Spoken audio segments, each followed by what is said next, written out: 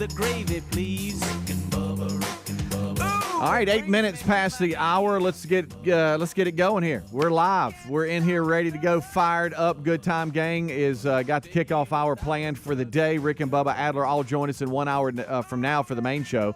Alapuka, he's fired up. Look at him in there. He's your intern today. He's the early one, too, so he'll have the kickoff hour duties where he's pulling show prep and screening phone calls as well. Super P going to join him in an hour from now. They're your interns today getting a degree in common sense.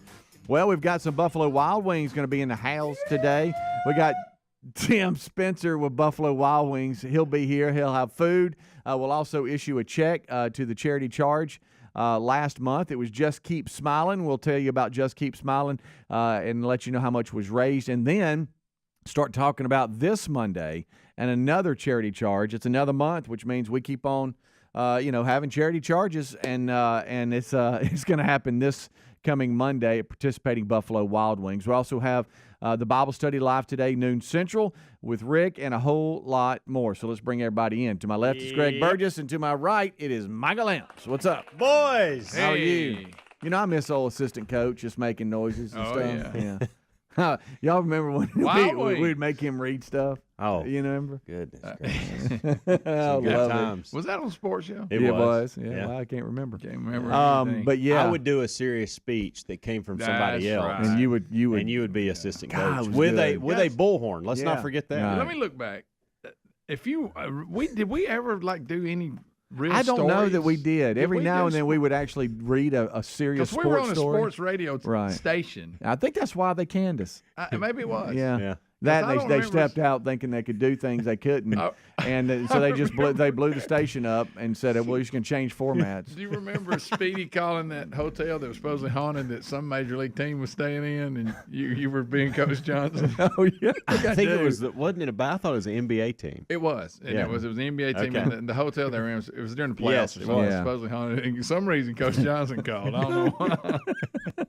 and we would just call people too. Let's not. We would. Coach Dye. The Pat Dye thing was one of the. I got to tell you, I didn't think he'd answer. He's picked it up. I know.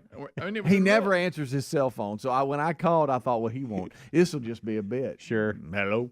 I'm like, oh, hey, Coach. And he had we're just live. made some controversial statement or something everybody was beating him up about. Right. I don't think he even knew he was on. But I told him he was. You did. I clearly said, Coach, you're live. Now, my favorite part is when we would have the basketball segment and Coach Sanderson, Wimp, would basically dog us the whole time. Y'all don't know crap about basketball. Yeah. And he was right. And then let's not forget how we broke down by jersey numbers every day leading up to college football season starting. Yeah, that was. God. We had Coco read. Gosh, and dog him the whole time. For some reason, Helmsy hated him. That is not true. Remember that? They would argue. So y'all just add to it right out the gate. I always liked him. Love that kid. So yeah, that was the sports czars. And for those of you in the local flagship market of Birmingham, Alabama, that got that show. And we got taken off there while Speedy was on vacation. Yeah, y'all called me. I had to call him. Hey man. Yeah, I was down at one of the little Panama City World Series tournaments, and y'all called me.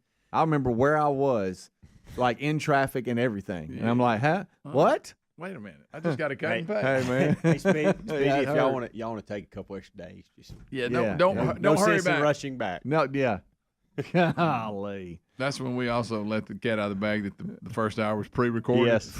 Because it was our last day, and we go, by the way, we're going to let you know. This is 4 o'clock in the morning right now. We're not live. Is it Scott Griffin was doing the... Yeah, he couldn't believe it. He's like, what? He's like, y'all have been cutting that first hour the entire time? Yeah, well... He's like, I had no idea. All right, just radio terms here. You have mornings, middays, afternoons, and all this kind of stuff. Well, that was in the midday time frame, which was is kind of like a 10 a.m. to 2 p.m. time frame. And so... that 10 a.m. hour is when the show ends at 10, local live, Central Time. So that 10 to 11 o'clock hour, we're doing post-main show, big show responsibilities. Golden ticket seats were in there. Had to wrap them up, had to do production. So it's not like we could end the Rick and Bubba show and then go right into that. So we had to have an hour of a buffer of some kind. So we came up with the idea with those with the station of hey, y'all got to record that first hour and then pick it up live at 11 a.m. Central. So that's what Greg's talking about. If you don't know the story, we'd come in at 4 and we'd record that, and then they would play it back. Yeah. And we tried to be generic. We couldn't take phone calls. Right. And we couldn't talk about stories that were timely as far as – because there may be an update between the time you woke up and the time this was going to air. Right. And then so finally, to y'all's point, when they said, all right, it's over, y'all said, all right, then we're not live right now. It's 4 In a.m. our defense. And now Scott was like, what? In our defense, we'd have probably got fired anyway, but they changed the format. They did. They did away with the entire stuff. Yeah, there was a bigger thing there too with Feinbaum leaving, because that was all during they were trying to get him, and it didn't happen, and so they changed the idea from sports talk to just another format, and so we didn't fit that. Easy listening, or I don't know what it is now. You got boy, I wish we hosted that. Yeah. Easy listening. Easy listening, that'd be a good one. We'd have to get in this voice right here. Yeah, I love you, big Groovy Greg. I'm Groovy Greg. We got some jazz. So anyway, so there you go. Yeah, how about I do miss that. That was fun. I mean, the pay was great too. Now, if you wanted to hear about, but we had fun too. Though. We got to hang out a lot more. If you wanted to hear about sports, it was probably the wrong show. It was the wrong considering thing. it was on a sports channel. I will say this: right. My favorite story that we got to cover during that was the Manti Te'o thing. That's a fact. Because we couldn't believe it when we were sitting there as it was unfolding. We had just went off air for that day show, and Helms is on his computer. He goes, y'all are not going to believe what I'm looking at. And boy, it just took, and plus it gave us a whole week's worth of material. Oh, did it? Yeah. We had a little, you remember the stinger we had? Yeah. We would, and don't forget, that's where Sound Off came from, really. Yes. Yeah. And then we would will it stick. You remember, we would just have different headlines, and we didn't know, all right, we're going to talk about it or we're going to move on. What about when Speedy went and edited all the celebrity drops? I think there's some, are there any still in there? I don't know. Let me see here. It was Bank 10. We couldn't afford to get real ones, so we had our own generic ones. I think this is Landry. This is Tom Landry. But you're listening to the Sport Czar. He did a bunch of them. Misty May, I remember. Was I was riding home, and y'all called me on the phone. It was hey, how you like this one? Oh, yeah. Yeah, hey, this Jeff Gordon. We got this. Oh, I forgot about that. Hey, this is Jeff Gordon, and you're listening to the Sports Side. Speedy, I couldn't tell. Dying. Hey, it's Richard Simmons, and I'm squeezing my country buns with the Sports Side. Speedy, I couldn't hardly tell it was you. I mean, you know. That's called low budget. Was it ever? I know we've done this before, but I'm sorry. We had to go back now. I know. That's just funny. I know. It was. The SEC baseball tournament, when you went to the inside the camp, that was one of the funniest things I've ever been a part of. And that's when, and it's helped a little bit. Now, you going back to being a head coach, D1 level, you'll probably start to get embarrassed of us again. But at first, we embarrassed the fool out of him. Oh, yeah. You know, he came out wanting to do it right. Yeah. I did. Bubba, Rick and Bubba. Helix Sleep does it again with an innovative kids mattress made to flip. Why? Well, the firmer side is great for younger kids when they need more spinal support to aid proper development of their growing bodies. You simply flip it over when they're a little older, around 8 to 12 years old, when they want the softer side for sleep. Handcrafted and assembled right here in the USA, Helix is offering 20% off all mattress orders, including the kids mattress. Go to helixsleep.com/Bubba. helixsleep.com/Bubba. Our friends at Field of Greens just got one of the best testimonials. Listen to this. I've been taking Field of Greens, and this is my second time my doctor has danced into the room praising my blood results. Credit where credit's due. Thank you, Field of Greens. Field of Greens can't promise your doc will dance into the room, but they can promise your doctor will notice your improved health or your money back. Let's get you started with 15% off. Go to fieldofgreens.com, use the promo code BUBBA for 15% off, or go to rickandbubba.com under the sponsors. These days, every new potential hire can feel like a high-stakes wager for your small business. You want to be 100% certain that you have access to the best qualified candidates available. That's why we say you have to check out LinkedIn Jobs. LinkedIn Jobs helps find the right people for your team faster and for free. Yes, you can post for free. Post your job for free at linkedin.com/Bubba, linkedin.com/Bubba. That's linkedin.com/Bubba to post your job for free. Also find a link at rickandbubba.com under the sponsors. Terms and conditions apply. The Dell Technologies Black Friday and July event has arrived with limited quantity deals on top tech to power power any passion. Save on select XPS PCs and more powered by the latest Intel Core processors. Plus, get savings on select monitors and accessories, free shipping, and monthly payment options with Dell Preferred Account. Save today by calling 877-ASK-DELL. That's 877-ASK-DELL. Offered to U.S. residents by WebBank, who determines qualifications for and terms of credit. All right, folks, you've heard us talking about what Relief Factor can do for your pain for several years now. If you struggle with occasional aches and pains due to aging, exercise, everyday living, consider this. Relief Factor is 100% drug-free. It's made up of ingredients that simply help your own body deal with its natural inflammatory response. And we kid you not, Relief Factor is for real. And the majority of people who ordered the 3-week quick start for just $19.95 go on to order more. Try it at ReliefFactor.com or RickandBubba.com under the sponsors. Our friends at TheraBreath have some good news if you have bad breath. Try TheraBreath Fresh Breath Oral Rinse. TheraBreath is dentist formulated by Dr. Katz himself. TheraBreath doesn't mask bad breath like those burning alcohol mouthwashes that can actually irritate sensitive mouths. It's alcohol-free and free of gluten with no added dyes or colors. Find TheraBreath in all your favorite retail and drug stores. Look for the bright orange cap or online at TheraBreath.com. You can find a direct link at rickandbubba.com under the sponsors. TheraBreath, confidence in every capful. Oh, look, honey, the ants are back. Wow. We leave one itsy-bitsy speck of food out, and they appear out of nowhere. Yeah, it's pretty hard to believe we used to try to get rid of these guys. Now they're just part of the family. To be honest, I liked our family the way it was before they came. I guess it's time to call Cooks. You don't have to live with pests. Get proven protection from Cook's Pest Control. Call or go online for a free quote. Cook's Pest Control. Looking for peace of mind when it comes to your car's performance? Look no further than our friends at CarShield. With plans for every budget, CarShield offers protection plans that cover more parts than ever before. Whether your car has 5,000 miles or 150,000 miles, plus they offer plans that come with roadside assistance 24/7, courtesy towing, and rental car options. Call CarShield today at 800-465-6550 to save 20% on your plan.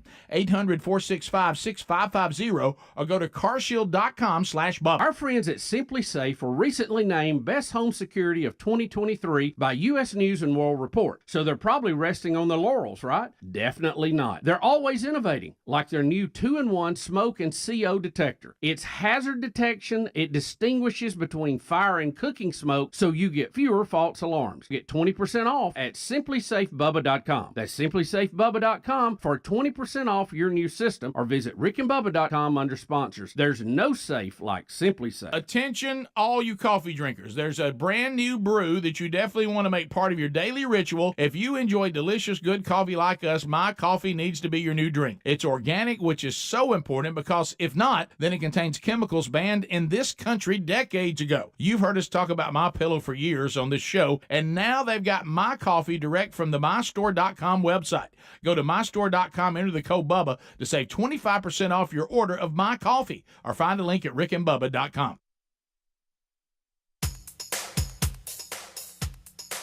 Rick and Bubba. Pass the gravy, please. Rick and Bubba. Ooh, it brings me to my knees. Rick and Bubba. I can't start another. Rick and Bubba. Day with All right, we're rolling back 21 minutes past the hour. Thank you so much for tuning in to the kickoff hour. We were just talking about the memory of the Sports Czars show. Speaking of sports, the National League won the All-Star game, the MLB All-Star game last night for the first time since 2012. Wow, they what a beat the drought. American League. It was in Seattle, of course, at T-Mobile Park.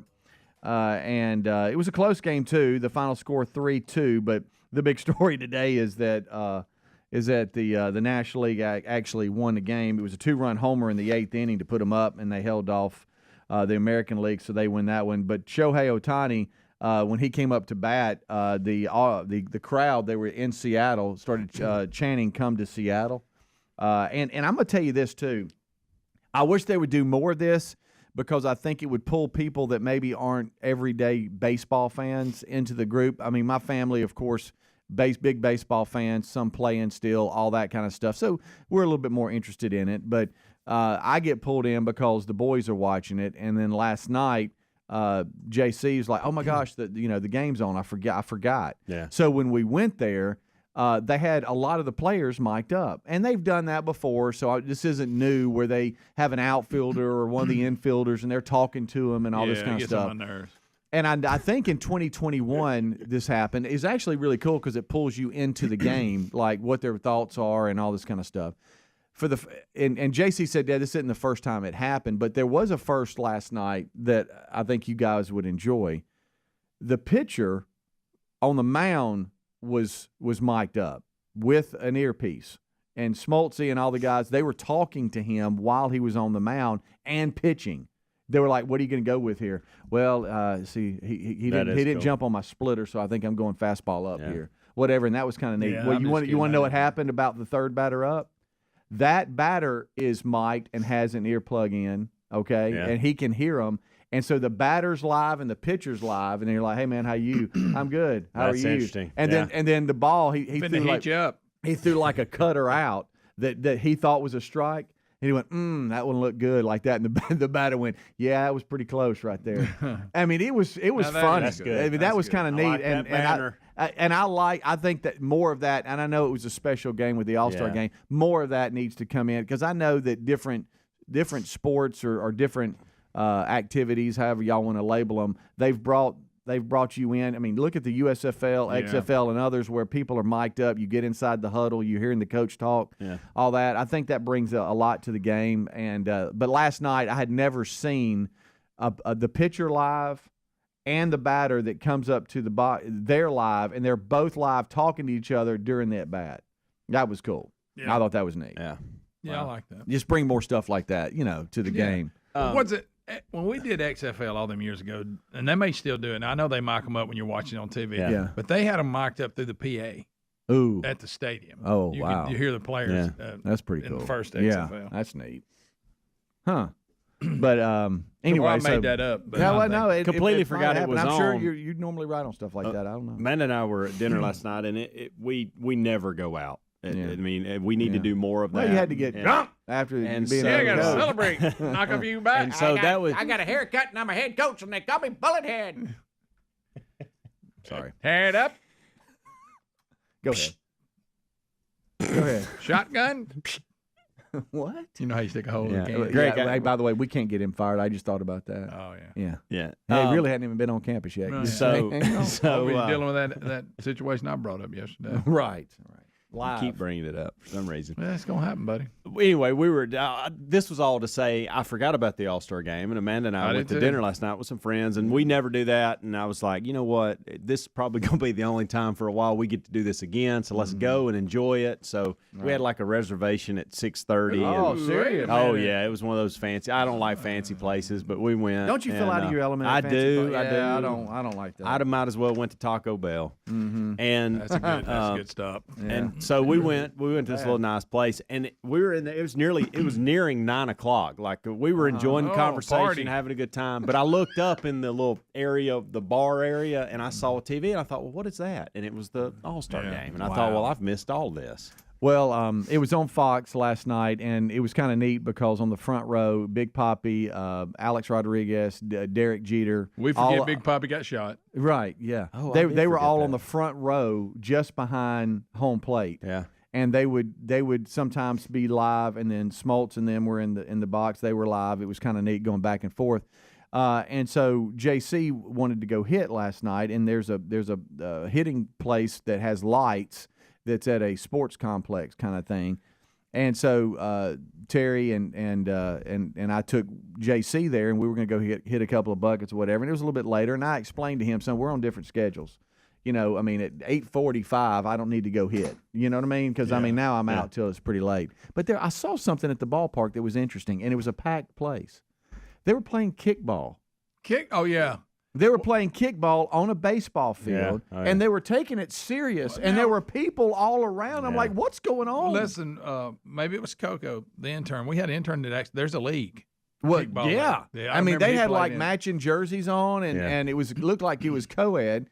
But they were taking it serious, and you could tell like one team was waiting, and I just I was telling Terry as we walked out there, and it was a little late, and because 9 o'clock, I'm probably in bed or I'm close to it, depending on the day. So we got a late night and it was kickball. post 9, and we were turning the lights off and leaving.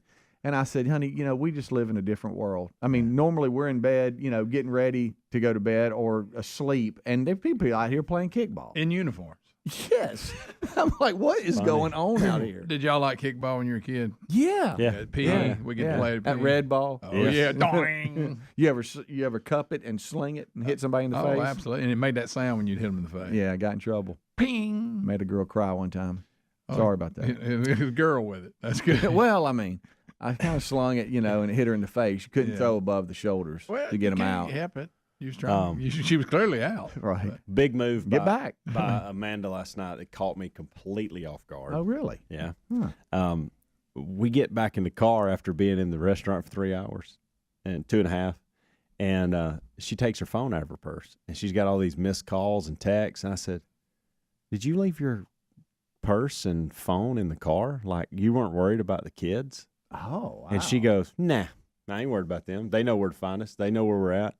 And I was like, "This How is about awesome." that? And I had told one of the friends that we were with, I said, because I walked up texting, and I was like, "I'm putting this down and focusing on y'all, whatever." Mm-hmm. We went 2.5 hours and never looked at our phone, and it was the greatest thing ever. I wish I'd done that in the championship game that year. I knew he was going to bring that up. I know. But And that was Amanda, pregame. it's one thing for me to do it. For Amanda to do that and just go, "Hey, the kids, y'all are fine. Yeah. Deal with it." Did y'all Uber home or? Nah. Oh, okay. Rick and Bubba.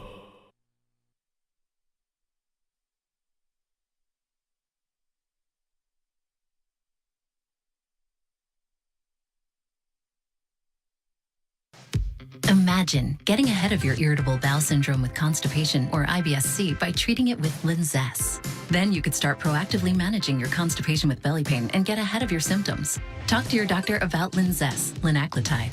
Linzess is a prescription medicine that treats IBS-C in adults. It's not a laxative. It's a once-daily pill that helps you get ahead of your symptoms. It's proven to help you have more frequent and complete bowel movements and helps relieve overall abdominal symptoms, belly pain, discomfort, and bloating. These symptoms were studied in combination, not individually. Do not give Linzess to children less than 2. It may harm them. Do not take Linzess if you have a bowel blockage. Get immediate help if you develop unusual or severe stomach pain, especially with bloody or black stools. The most common side effect is diarrhea, sometimes severe. If it's severe, stop taking Linzess and call your doctor right away. Other side effects include gas, stomach area pain, and swelling. Imagine, what could relief from IBS-C mean for you? Talk to your doctor and say yes to Linzess. Learn more at linzess.com or call 1-800-LINZESS. Oh, look, honey, the ants are back. Wow. We leave one itsy bitsy speck of food out and they appear out of nowhere. Yeah, it's pretty hard to believe we used to try to get rid of these guys. Now they're just part of the family. To be honest, I liked our family the way it was before they came. I guess it's time to call Cooks. You don't have to live with pests. Get proven protection from Cook's Pest Control. Call or go online for a free quote. Cook's Pest Control. Our friends at TheraBreath have some good news if you have bad breath. Try TheraBreath Fresh Breath Oral Rinse. TheraBreath is dentist formulated by Dr. Katz himself. TheraBreath doesn't mask bad breath like those burning alcohol mouthwashes that can actually irritate sensitive mouths. It's alcohol-free and free of gluten with no added dyes or colors. Find TheraBreath in all your favorite retail and drug stores. Look for the bright orange cap or online at TheraBreath.com. You can find a direct link at rickandbubba.com under the sponsors. TheraBreath, confidence in every capful. You think there's no time to cook this summer? Think again and think HelloFresh. HelloFresh delivers everything you need to whip up delicious meals right to your door, complete with pre-portioned ingredients and foolproof step-by-step instructions. They take care of the meal planning so you can spend more time having fun and less time stressing about dinner. With 40 options to choose from every week, you'll always find recipes that suit your lifestyle and your schedule, including fast and fresh recipes ready in just 15 minutes or less. And summer entertaining is a cinch with mouth-watering selections from HelloFresh Market, like a crowd-pleasing backyard bratwurst bar or tangy key lime pies.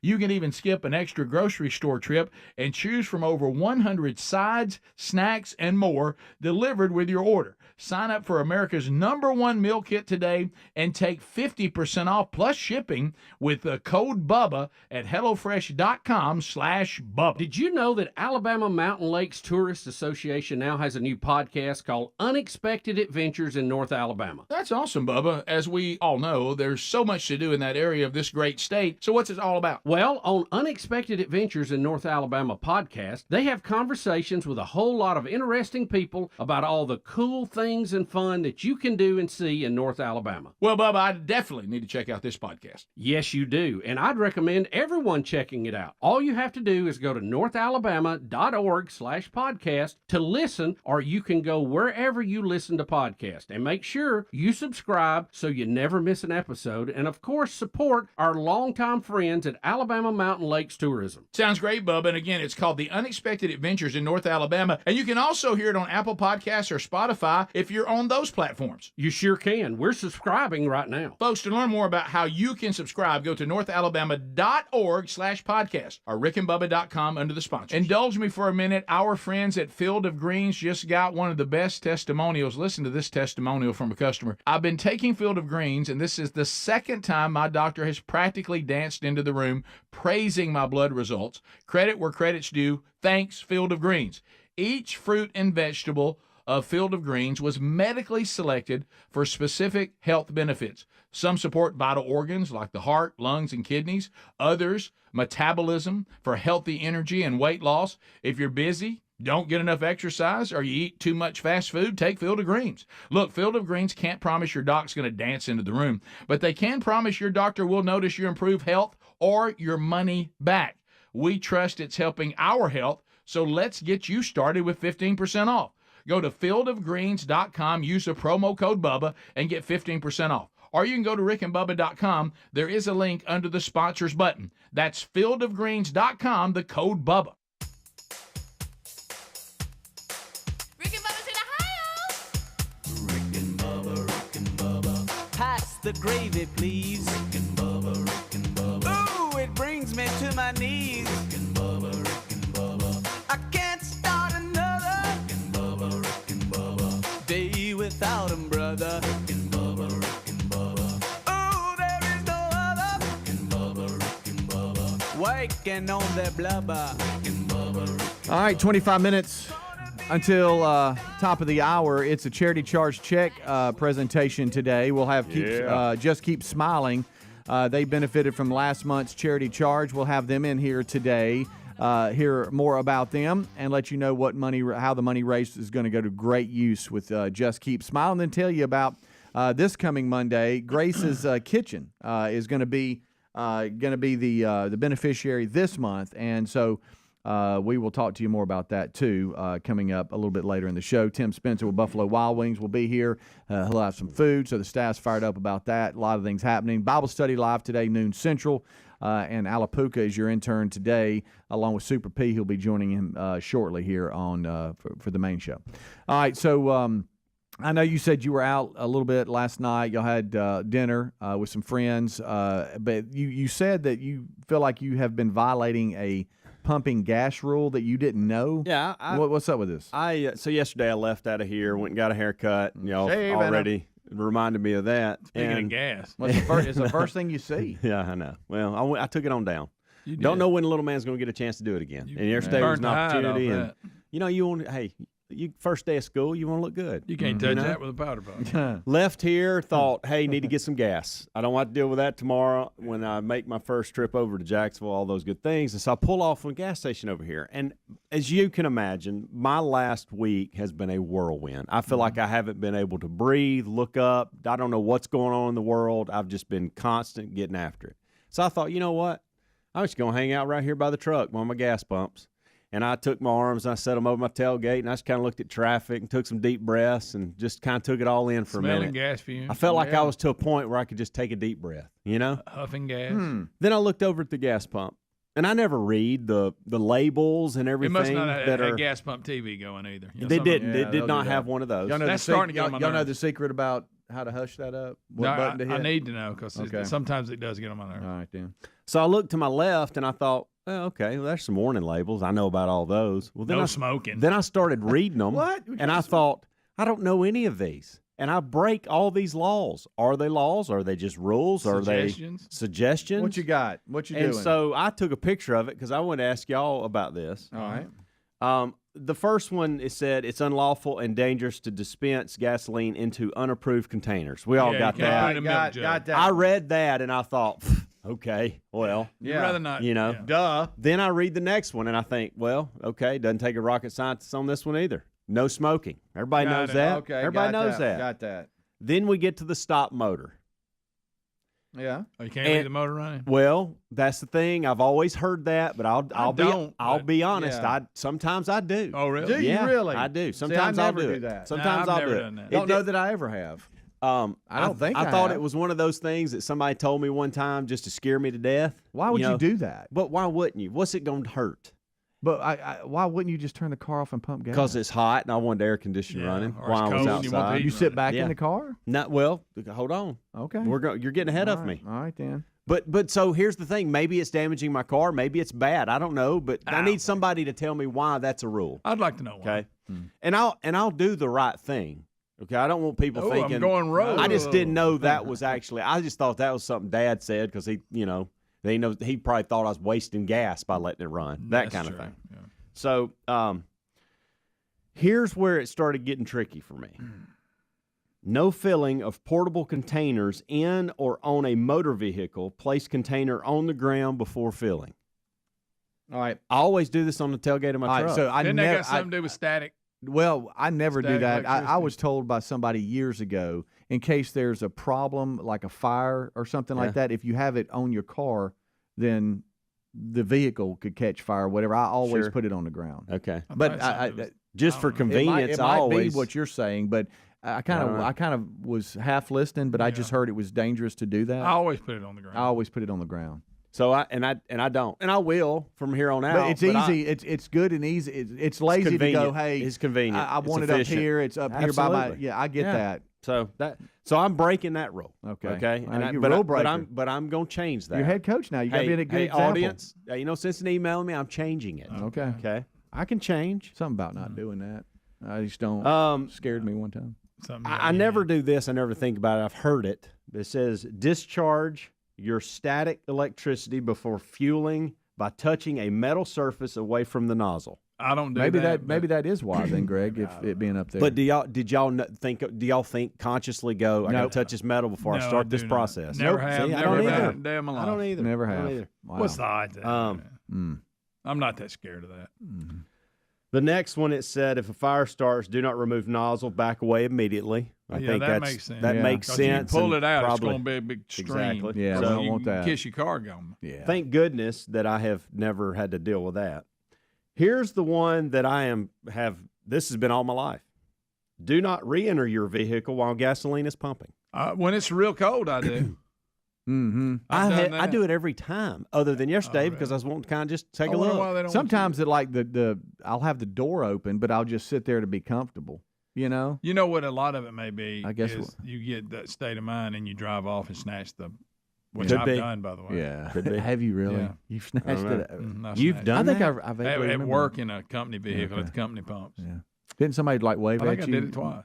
and say you were dragging a hose or something? I had that in my mind. Maybe. You know the other one? Do you have more? Yeah, I got two Oh, more. okay. I was about to say something about cell phone. It's not even on here.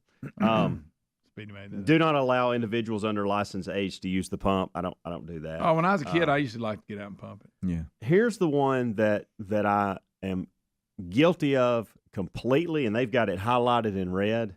Oh. Do not leave a fueling vehicle unattended. Yeah, I'm that guy every time I pump gas. I remember I've done it, but then I remember I didn't. I saw, and I guess what if it doesn't click and it overflows and it just keeps pouring out? I've never had that happen to me, thank goodness. But I will get it started and go to the restroom or get me something in the store all the time. Especially if I'm on my way to work and I'm not making as good a time as I want to. Yeah, I'll that go is get the my one coffee. I'm guilty of. I'll run in there and get my coffee while it's pumping. Mm-hmm. Nobody's ever said I'll anything run in to and me. pee or something. Speedy, your cell phone, this was the last thing it said. I've heard that Did you one. lose yours running that time you crapped in your pants? You remember when you jumped? No, bet I you actually probably- parked. I wasn't getting gas that day. Okay. But did you leave the car running when you ran inside? No. I can't remember. I blacked out. No. I bet. This I just had to says- get out of there and get in. Understood. Final warning: turn off cell phones and other electronic devices. Turn off. What's What do you my mean cell turn phone? off? What's my cell phone gonna do? It That's can what it cause says. fire. So I'm supposed to turn it off? Well, nobody does. Well, that's what I say I'm saying. turn it off, put it to sleep. Has maybe, anybody leave it in the ever had car. a gas issue like this I by their thi- cell phone? Is this one of those things like they tell us in the planes? You know, turn your cell phones off. Like this is going to affect the I plane. think, I don't know, but you're right. I have heard. I don't do it. Here, but I've listen. heard that. Change is coming for me when it comes to gas pumps. Okay, I want people to know that. I'm gonna take it serious. But I have been breaking these rules my entire life. The one for me is walking inside. I got to get better on that because I'll do that. Yeah. I'll do that. And I will leave. And I don't know. I'm sure there's a big reason why you don't leave your car running, but I do that sometimes. Is that too. why some of the gas stations have taken away the clamp? Yes. You know, Oh, where you really? have to stand there. Yep. And then sometimes you can get the cap to your car Yeah, and then stick it like in there. stick it in there. on that And then little we had somebody come by one time that had invented a way you can a Lock it. device you could lock it down on. But Yeah, I think that goes back to I'm not standing there and it clicks off, and I just the times I did it, I told you, your mind's somewhere away, and you just climb the truck and take off. Mm-hmm. You know, because you've clicked it and walked away from it, and you take off and yank the pump. I'll tell you this. It's a bad feeling. I did it. Sure did. It's a bad feeling when you pull up to that one pump and you try to do that and it's not there, and you're like, I picked the one pump that don't have the clamp that goes down on it. Yeah. Kind of makes me mad for that. It does. Me too. It's there for a reason. Yeah. Leave it on there. Yeah, exactly. All right. Well, I'm glad you paid attention to the signs, Coach. I learned a few things. Yeah, a little bit. I'm changing. This boy's changing. Change is coming. That's all gonna leave that car running while he pumps. Of course he is. Am I hurting the car by doing I don't know that? why I don't you would. think I'm so. trying to figure out why you would even do that. I told you why. But I don't. Hot out there, Speedy. Off the air conditioner running. Well, you're not supposed to be back in the car. That's I one of the know. I'm rules. breaking all kinds of rules. Rick and Bubba, Rick and Bubba. If you're hiring, it can feel like you're trying to find a needle in a haystack. You can hope the right person comes along, or you can just use ZipRecruiter. And now you can try it for free at ZipRecruiter.com/free. In fact, ZipRecruiter has helped a lot of business owners find their needle in a haystack, like Marco, president of operations at Telly Tires and Auto Centers. Because Telly Tires has grown a lot in the last few years, Marco needed to hire everyone from a receptionist to a store manager to a head mechanic. ZipRecruiter helps me find all the right people, even the most difficult jobs to fill. ZipRecruiter helps me keep my business running. Take it from Marco and millions of other businesses who've used ZipRecruiter. ZipRecruiter can help you find the needle in the haystack. See why 4 out of 5 employers who post a job on ZipRecruiter get a quality candidate within the first day. And right now, you can try ZipRecruiter for free. That's right, free. At ZipRecruiter.com/free. That's ZipRecruiter.com/FREE. ZipRecruiter.com/free. ZipRecruiter, the smartest way to hire. Delivery's at the door. Can someone please unlock? It's been an eventful afternoon with a spike in bookings at Claudia's. 100? That's a lot of tails. Indeed can help her hire great people fast. I need Indeed. Indeed you do. Our hiring platform instantly connects you with quality candidates, and you can schedule and conduct virtual interviews right from the Indeed dashboard. Visit Indeed.com/credit and get $75 towards your first sponsored job. Terms and conditions apply. The $5 cravings box is back at Taco Bell, and it's the real thing. We're talking a Chalupa Supreme, a cheesy, beefy 5-layer burrito, a crunchy taco, cinnamon twist, and a medium drink, all for just $5. That's a lot of food for not a lot of dollars. In other words, a wise business deal, like greeting clients with a firm handshake and a delicious 3-course meal. That's only $5. Order your $5 cravings box on the Taco Bell app today. At limited participating U.S. Taco Bell locations for a limited time only while supplies last. Contact local store for price and participation which vary. Drinks exclude freezes. Price excludes tax. Prescriptions require an online consultation with a healthcare provider who will determine if appropriate. Restrictions apply. See website for details and important safety information. Subscription required. Price varies based on product and subscription plan. Hey guys, did you know there's a generic form of Viagra that works just the same, but is 95% cheaper? And you can get it online? Just go to 4hims.com/joy. Through Hims, you'll get a free medical consultation, discreet shipping if prescribed, a 100% online process, and trusted generic alternatives to the name brands at up to 95% off. That's right, get generic for Viagra, the same active ingredient as brand name Viagra, but for 95% less. It's the same medication, still prescribed by a licensed medical provider, but with zero copay, no expensive appointments, and no awkward face-to-face conversations. To start your free online visit, you need to go to this exclusive address, forhims.com/joy. That's forhims.com/joy for your free online visit. forhims.com/JOY. Have you tried the innovative Helix sleep mattress yet? Well, nothing beats a great night's sleep, the kind you get with Helix. So we love them, and Helix has over 12,000 five-star reviews with customized mattresses that fit your sleep needs because they know everyone is unique. They even have big and tall mattresses and mattresses for the kids. But how do you know which mattress is right for you? Well, Helix has you covered. Just take the Helix sleep quiz and find the perfect mattress in under 2 minutes. Place your order, and your mattress will be delivered right to the door free of charge. And the best part, Helix knows there's no better way to try a mattress than by sleeping on it in your own home. That's why they offer a 100-night trial for you and a 10 to 15-year warranty. Right now, Helix is offering 20% off all mattress orders at helixsleep.com/Bubba. Best offer yet, by the way, and it won't last long. So if you've been waiting to try a Helix mattress, here it is. Now's the time. Head to helixsleep.com/Bubba for 20% off your mattress order. Are you looking for peace of mind when it comes to your car's performance? Well, then look no further than our friends at CarShield. We know that auto repairs can be a headache, especially when they come out of nowhere. That's why we have CarShield. You don't have to worry about the rising cost of car repairs. Plus, you can lock in your price and it will never go up. Even if your car is over 3 years old, it's still prone to expensive costs. With plans for every budget, CarShield offers protection plans that cover more parts than ever before. Whether your car has 5,000 miles or 150,000 miles, plus they offer plans that come with roadside assistance 24/7, courtesy towing, and rental car options to get you back on the road quickly.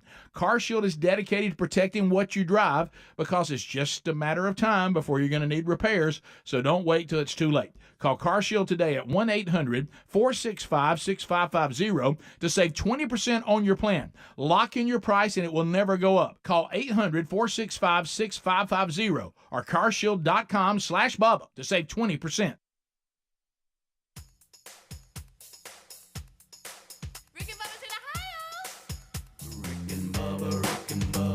Pass the gravy, please. Ooh, it brings me to my knees. All right, we're rolling back 10 minutes till top of the hour. Kickoff hour live. Main show starts right after top of the hour. Rick, Bubba here. Adler joins us shortly. Alapuka, your intern. Super P will be joining him as the Good Time Gang. This portion of the show brought to you by HelloFresh.com/Bubba. Look, nothing worse, because we all live it. Hey, what's for dinner? What are we doing? Well, everybody's been busy. Yep. You know what I mean? It's like, what are we doing? And it's just unnecessary drama in your life, and that's where HelloFresh.com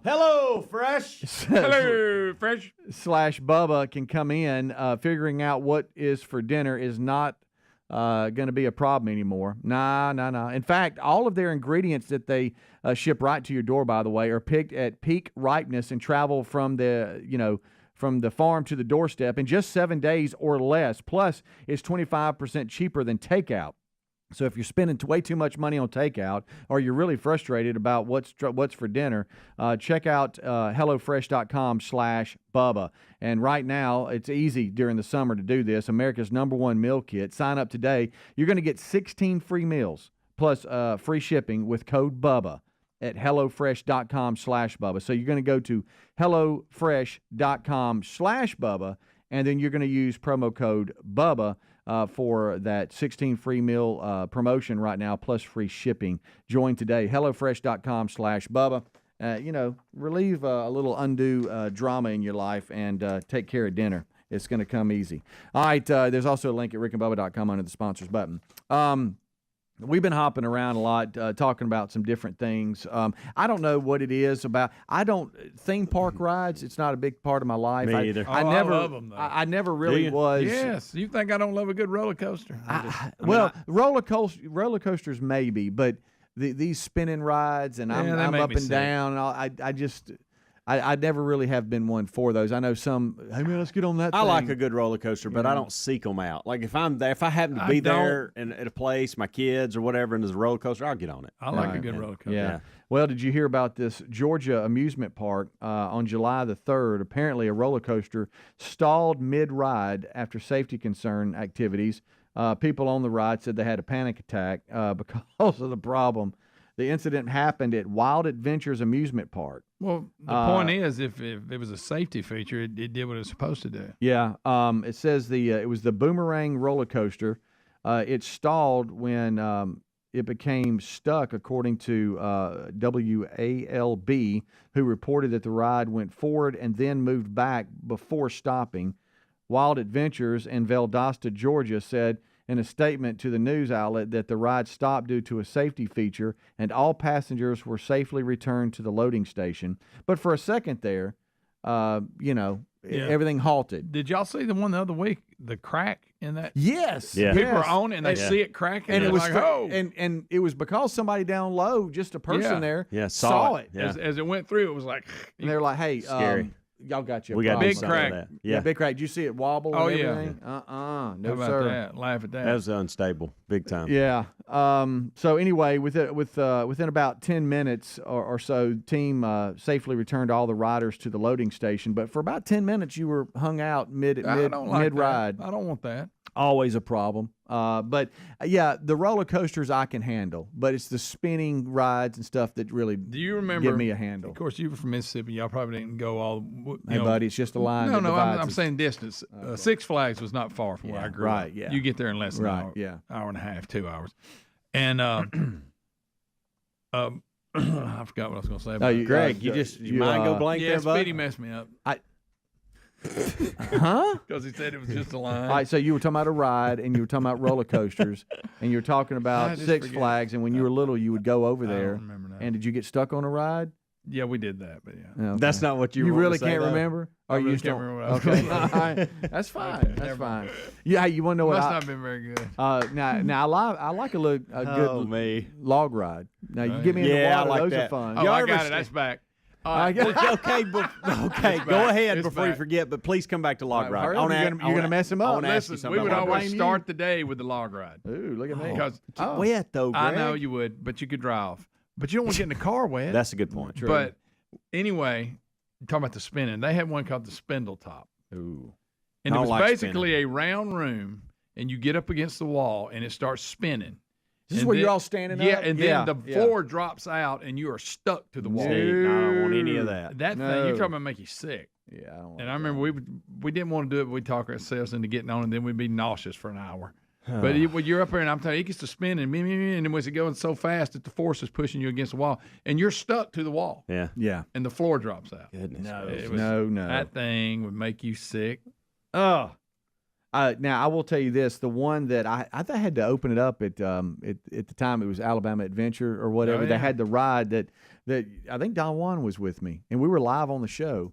You would go up on the platform. It's like a tower, and you would go all the way to the top, and all of a sudden it would just drop you, and you would just go flying down. It would stop I like right stuff before. like that. Yeah, that was pretty cool. You could see, forever way up there. You're like, wow, we're way up there, and all of a sudden, boom. Yeah. You don't know when it's now, gonna drop. I'll tell you this: you get me on some reels or some YouTube, and I get lost in the related links Yeah. of people passing out on the rides. I know. And all of a sudden they wake up and they're like, "Ah!" and they're back down. and they're in somebody's videoing them somehow. I don't know how. I know. And then they come down like they remember everything. Like, no, you were out. You were so out. done. Hey, look. Hey, Yeah. ah! It's out. Back to the log ride. I forgot what I was going to say. No, I'm just That's funny. I I'm was kidding. hoping you'd do that. Do y'all do the thing where you stand on the bridge and let the water hit you? Oh, you talking about That's that? pretty good. No, Yeah. you get more wet You there do, than anything. but I always loved doing that when it got real Golly. hot. You know, I mean, it's it's 2 or 3 quite o'clock. a Yeah. big wave that comes. Yeah, it is. I'd always do that. The water rides, yeah, you get wet. Yeah. What is it? Splash Mountain? Is that or what was the something where one, you get it? You get in the circle thing and you go yes, flying what down. was that And that was called? always a chance. You may get wet, you may not. Yeah, depending on where you're at Yeah. when it goes up against the waterfall. Mm-hmm. I tell you one that Grizzly some of my Rip buddies Rap would get something. into when the county fair came, and I never would. It was the little rockets. They had 2 rockets, and they would just no, spin. I made a mistake. And got in that. I did it one time, and I wanted to scream halfway. Somebody stop this thing. Yeah, I did. You know? I got in that down at Panama City on the Miracle Strip. I like to. Oh, it was terrible. I wanted it to end. And some of my buddies, they could do it and come out, and they were fine. I was And I'm like, nauseous. man, how are you doing that? Those rides at the old that they set up and break down at the end of the day, there's some of them were rough. Yeah. We had a guy, like Rick's told on there, it wasn't very crowded, and we got up, and he just in the middle of it walked off and left it running. No way. Yeah, we didn't think it would ever end. I'll be honest with you, I was kind of scared. All right, so you know the ride, and I wish I knew the name of them, but you know the ride where you would sit in and you would kind of go, it's like all the seats, and you would barely miss each other. It's like you could sit here. And it's like you would slide. Scrambler. Is that what it was? You would slide from, and you would see your buddies, and you'd be like, hey! That was a fun one. Yeah, that was maybe my favorite carnival ride when they'd set up, because everybody. I just realized I love the kiddie area of the amusement park. I didn't like the spindle top. I mean, when no, the red thing. No, I don't want that. No, and the platform turn, like, no, don't want it. We went to Disney World when I was a kid, and we got in the teacups. And Rick and Dad got to spinning it so bad, my head got hung out. I couldn't get it back in. I thought I was going to die. Are you serious? Yeah. We're laughing. I was like, I couldn't get back in, and of course, they didn't let up. Yeah. My dad. Yeah. Yeah, right. Yeah. And Rick. Yeah. Hey, Dad. Hey, Rick, I understand. Yeah. You dad? Dad, I'm 10. He thought it was hilarious. Oh, my goodness. Hey, the county fair. Here it comes. The old county fair. Golly, I remember those days. Yeah, they used to let school out early so we could go to the county fair when I was in like the 4th grade. That's so good. All right, we'll take a break. We'll come back. But everybody's okay at that Georgia amusement park. It just, hung out midair. A little safety concern about the Valdosta. Now, but I will tell you this, for that 10 minutes, if I'm on the ride, I'm a little concerned. Hey, what's going on? We'll be right back. Rick and Bubba.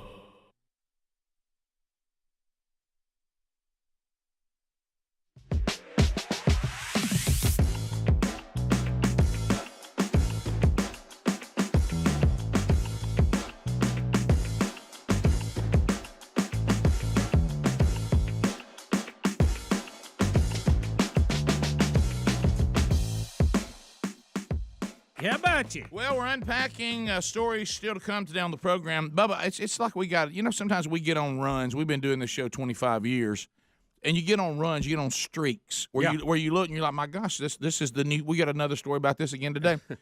This year and the end of last year, it appears the new thing in America is squatting is back.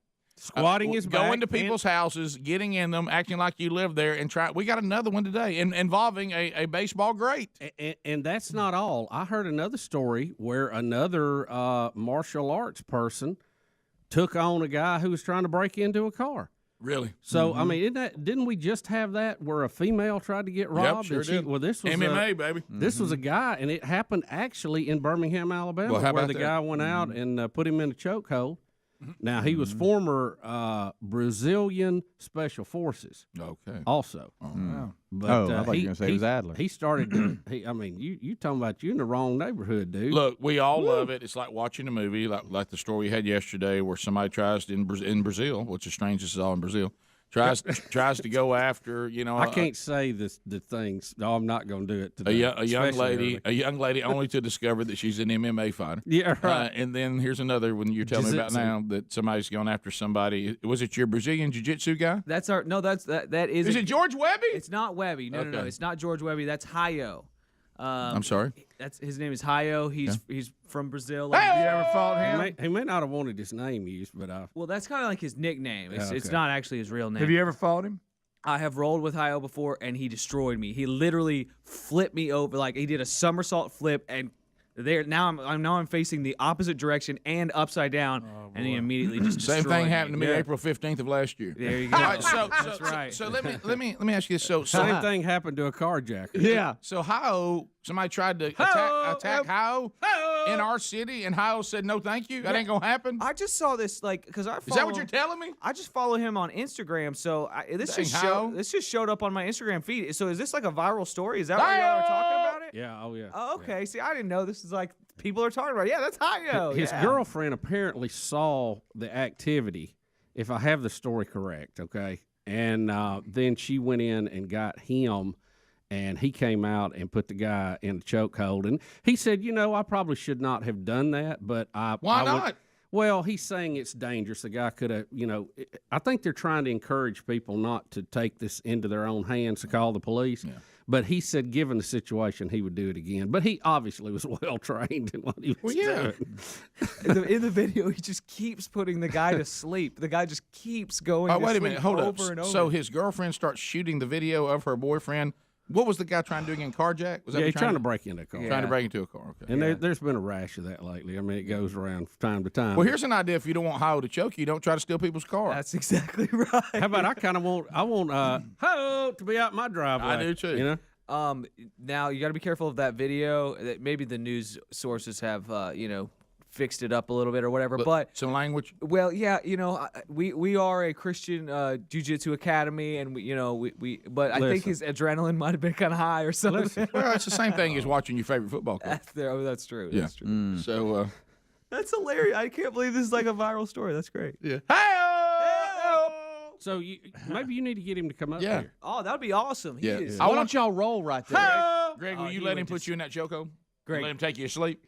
I've already had that done before. It's not pleasant. Yeah. Okay. He is. Do you think he would about consider my being size. would he consider being a new superhero and just combing the streets at night? He's made of wood. This guy, it's crazy. This guy. What about iron? Why are you saying wood? Well, I don't know. I should have said iron. He's made of iron. Wood's pretty. I mean, I've never heard anybody refer to somebody who's big and strong as being made of wood.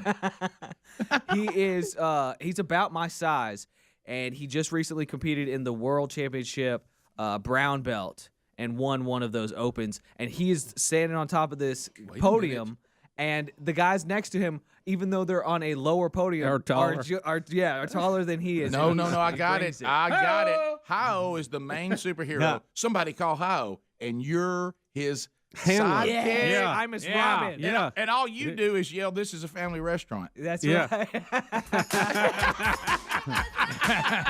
It's Hio and Wonder Boy. That would be good. Adler, I don't know if Somebody you know. call Hio. Yeah, Hio and Chris Eagle. Oh man. Hio and the Eagle. The Adler, Eagle I think- spots him, calls in Hio to clean it up. I think you're in the story.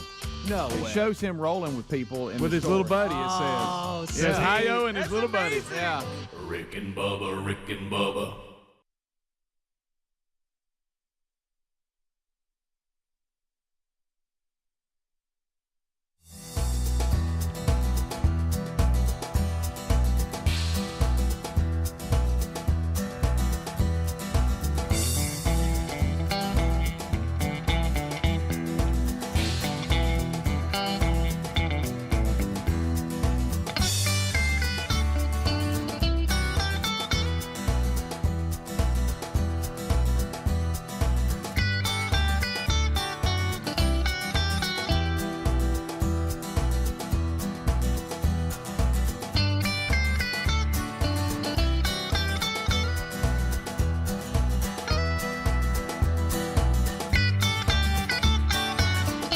Here we go. 6 minutes past the hour. Rick and Bubba's show, brand new hour starting right now. We thank you for being with us. We're unpacking another one today, folks. Thank you for being with us. There's a national anthem.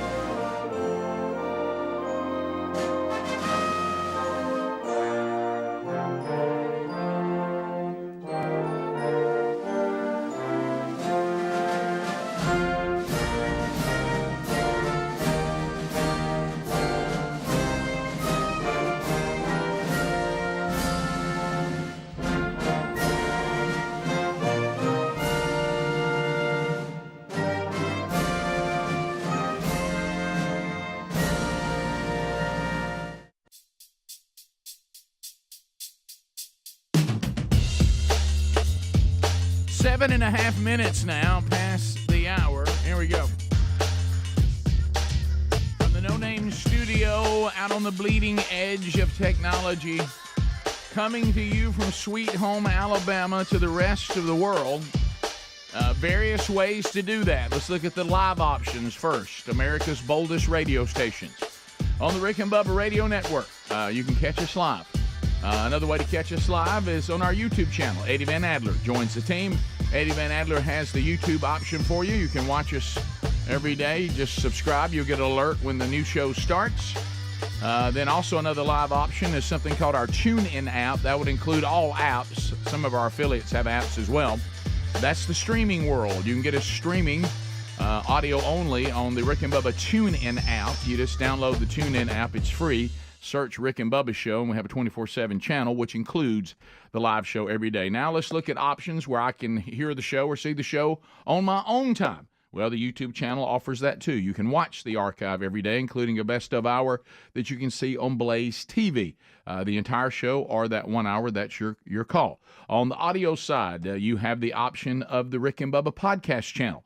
Rick and Bubba podcast channel has all the show for you, audio every single day on your own time, including also a best of hour that is audio only if you prefer that. Another option is that TuneIn app. You have the live show, but you also have full shows that are archived on that as well. So there's all the different ways, and there's other platforms that have different names, but they're still using those same things I just gave you.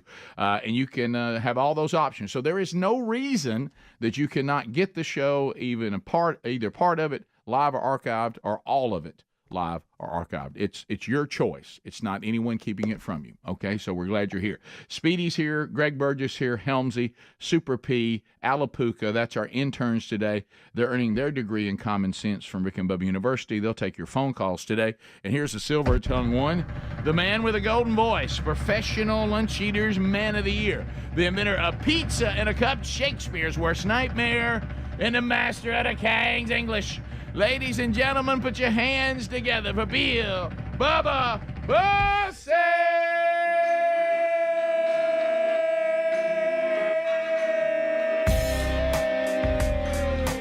Howdy, Bubba. How about it, Rick Burgess? Friends, neighbors, associates everywhere, welcome into the little party we call Rick and Bubba.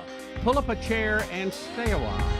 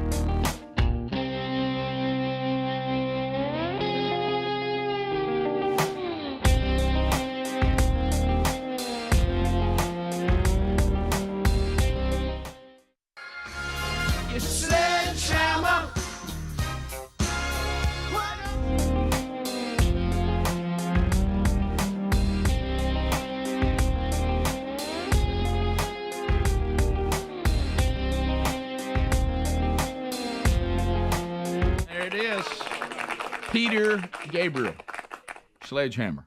Yeah, about it. Former lead singer of the group. Oh, he was in, what was he in before he went solo? I can't remember now. Genesis. Yep. Replaced by? Phil Collins. The drummer, Phil Collins. Who was the drummer in the original. He was. He moved to the front. That is correct. So there you go. Until we saw us tamper with the memories on Phil, which we won't get into. Oh, no. Well, I mean, that hurt. Everybody's going to age, right? Well, they are. Except for the Rolling Stones. Well, like I say, some people age more gracefully than others. And really, if you want to continue with your craft, and it's something I'm trying to hopefully guard against here, you don't want it to become sad. All right. And when people like what you're doing and they come to hear you or see you, they don't want to be sad. And that thing with Phil Collins made me sad. Yeah. I don't think that's our goal to just say, look, we're still here. We're sad, but we're here. Right. You know? Right. Yeah, that's so. Yeah, it was disturbing. I'll give you that. Let's try to keep doing it well, and not make people sad. Right. We have Don't be sad. We have a lot to unpack today. Nobody out on Instagram with a second job yesterday? Are we good? I mean, I think we're good. We don't have to get into any of that again today. So that It's like fourth job, but yeah. That has been so confusing. And remember, if you're sending your resumes in, send that to Greg at rickandbubba.com. Please do that. He's taking them on. Please do. That's good. So here's what we got on tap today. The Wednesday Bible study back later today, noon Central, 1 o'clock Eastern. We'll finish the Revelation chapter 14.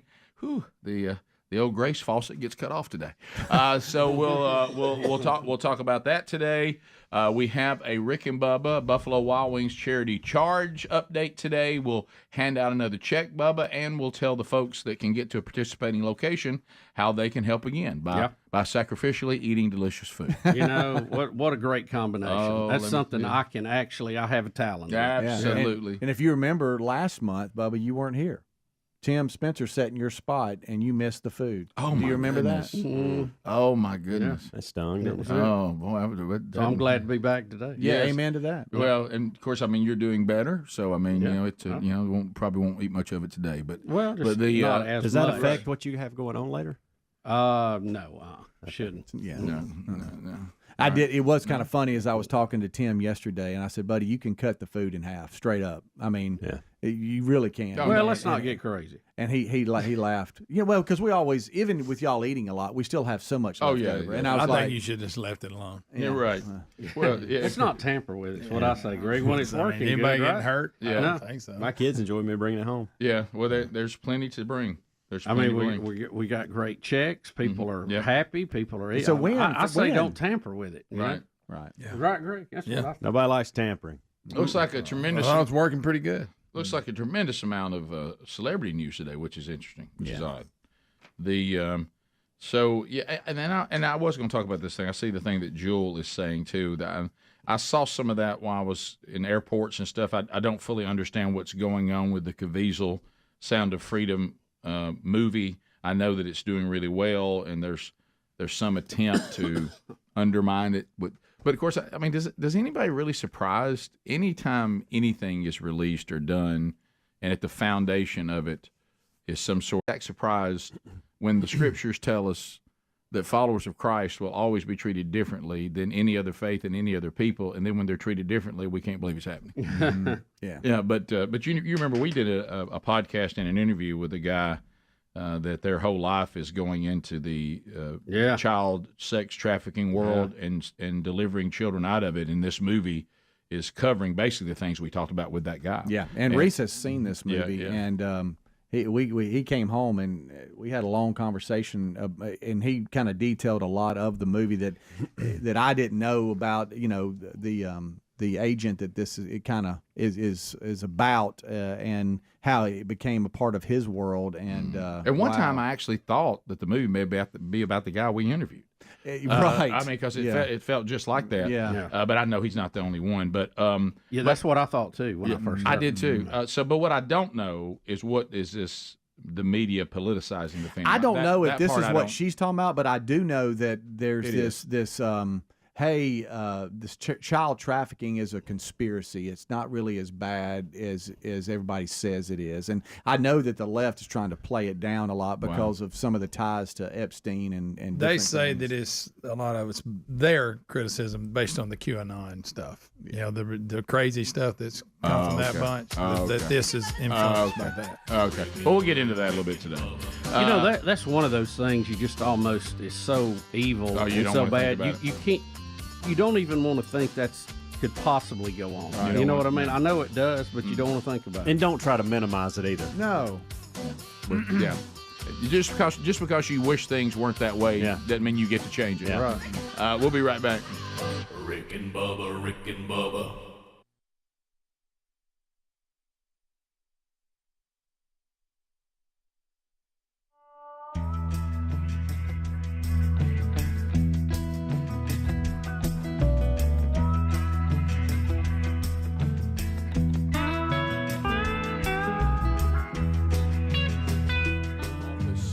said, hey, you see the story about Amazon CEO Jeff Bezos? And I said, no. And boy, it's an old story, and it's a story of old. Rick, the story actually began earlier this week when he and his wife put out a social media post together. Her name, Mackenzie Bezos, that they were going to be divorcing, that they were ending their 25-year marriage. Now, don't forget, that's 25 years married. Yeah, they have 3 kids, 3 boys and 1 daughter. The daughter is adopted from China. And it was kind of one of those things of, if we had to do it all over again, we would do it again, but we've just kind of grown apart, and, we're doing this and just kind of moving on with our life. And, it was a very benign type announcement. The thing that made it interesting was the fact that he's worth $140 billion, started Amazon. Let's say that again. $140 billion. So there was no mention of how the family assets were going to be distributed in that. And now we have a story coming out today, which we feel is probably the lightning rod for that other story. The National Enquirer is reporting that, and first off, they said this is the biggest investigation they have ever done in the history of the Enquirer. And I know that, Rick, that says a lot considering the number of aliens they've tracked to the White House. Well, if you think about it, though, in all fairness, we're living in a time, now some of them are way out there. Yeah. The National Enquirer. They have broke several stories. And say the Washington Post or the New York Times, there's no difference. I mean, they go out and the National Enquirer investigates things to the level of any, current modern left-leaning newspaper. Yeah. So. Or MSNBC. The thing about the Bezos is announcing their divorce, it was interesting to go back and see the pictures of how Jeff and Mackenzie had changed over the years. He actually met her when he was interviewing her for a job at another company before way before Amazon ever started, and they dated for 3 months and got engaged. She was a writer, novelist. Yeah. She writes books, and so now the story comes out today. The National Enquirer is reporting that Jeff Bezos has been having an 8-month affair with a 49-year-old TV anchor from L.A., and she's also a helicopter pilot, and that this is probably the reason that all this is going down. Now, she is also married. But they give you a pretty detailed list of what's going on and where they've been meeting and getaways and all that kind of stuff. So it's a pretty detailed story. The National Enquirer says they've been following them and they got the goods on them. Well, you have to say we want to be clear. This is being reported by the National Enquirer. We're only reporting what they're reporting. But you have, they're in pretty good shape here when you have a 25-year marriage that features 4 children, including 1 adopted from China. And when they announce themselves they're divorcing, and then Enquirer says, they may talk about growing apart all they want to. Here's why they're really divorcing, right. And it makes it pretty easy for anybody with just walking around sense to say, I probably believe a story that there's an affair more than I would believe the couple just grew apart with all the things I just mentioned. And certainly, when you have that kind of money, there can be all kinds of problems, and you certainly can drift apart. But most of the time, when marriages that have been together a very long time that feature multiple children, and people all of a sudden just decide we're not going to be together anymore, more times than not, there's another person in play. Not 100%, but I'd probably say 75 to 80% of the time. Well, when I saw there's exceptions, when I saw the first story, but rarely, I kind of figured that one of them, was moving in another direction, so to speak. We've all sat down with the man who says, I just need to talk to you about something, and he starts making up some story about how his marriage is going stale, he needs some help, and I just cut to the chase and say, who is she and how long have you been seeing her? Right? No, you're right. I mean, you're on to something. Yeah, so. Oh, me. So anyway, that'll be a big story today, and of course, many of us.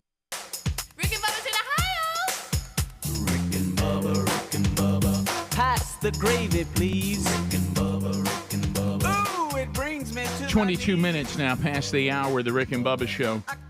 866-WE-BE-BIG is our number. Thank you for being with us again today. So, Bubba, I don't want to bring this up, but we have to because of the Major League Baseball All-Star Game. Kickoff hour, if you were listening, already informed you about that. The National League wins for the first time in 12 years. I mean, since 2012. I'm sorry, Yeah, more than 12 years. Right at 11 years. So anyway, since 2012.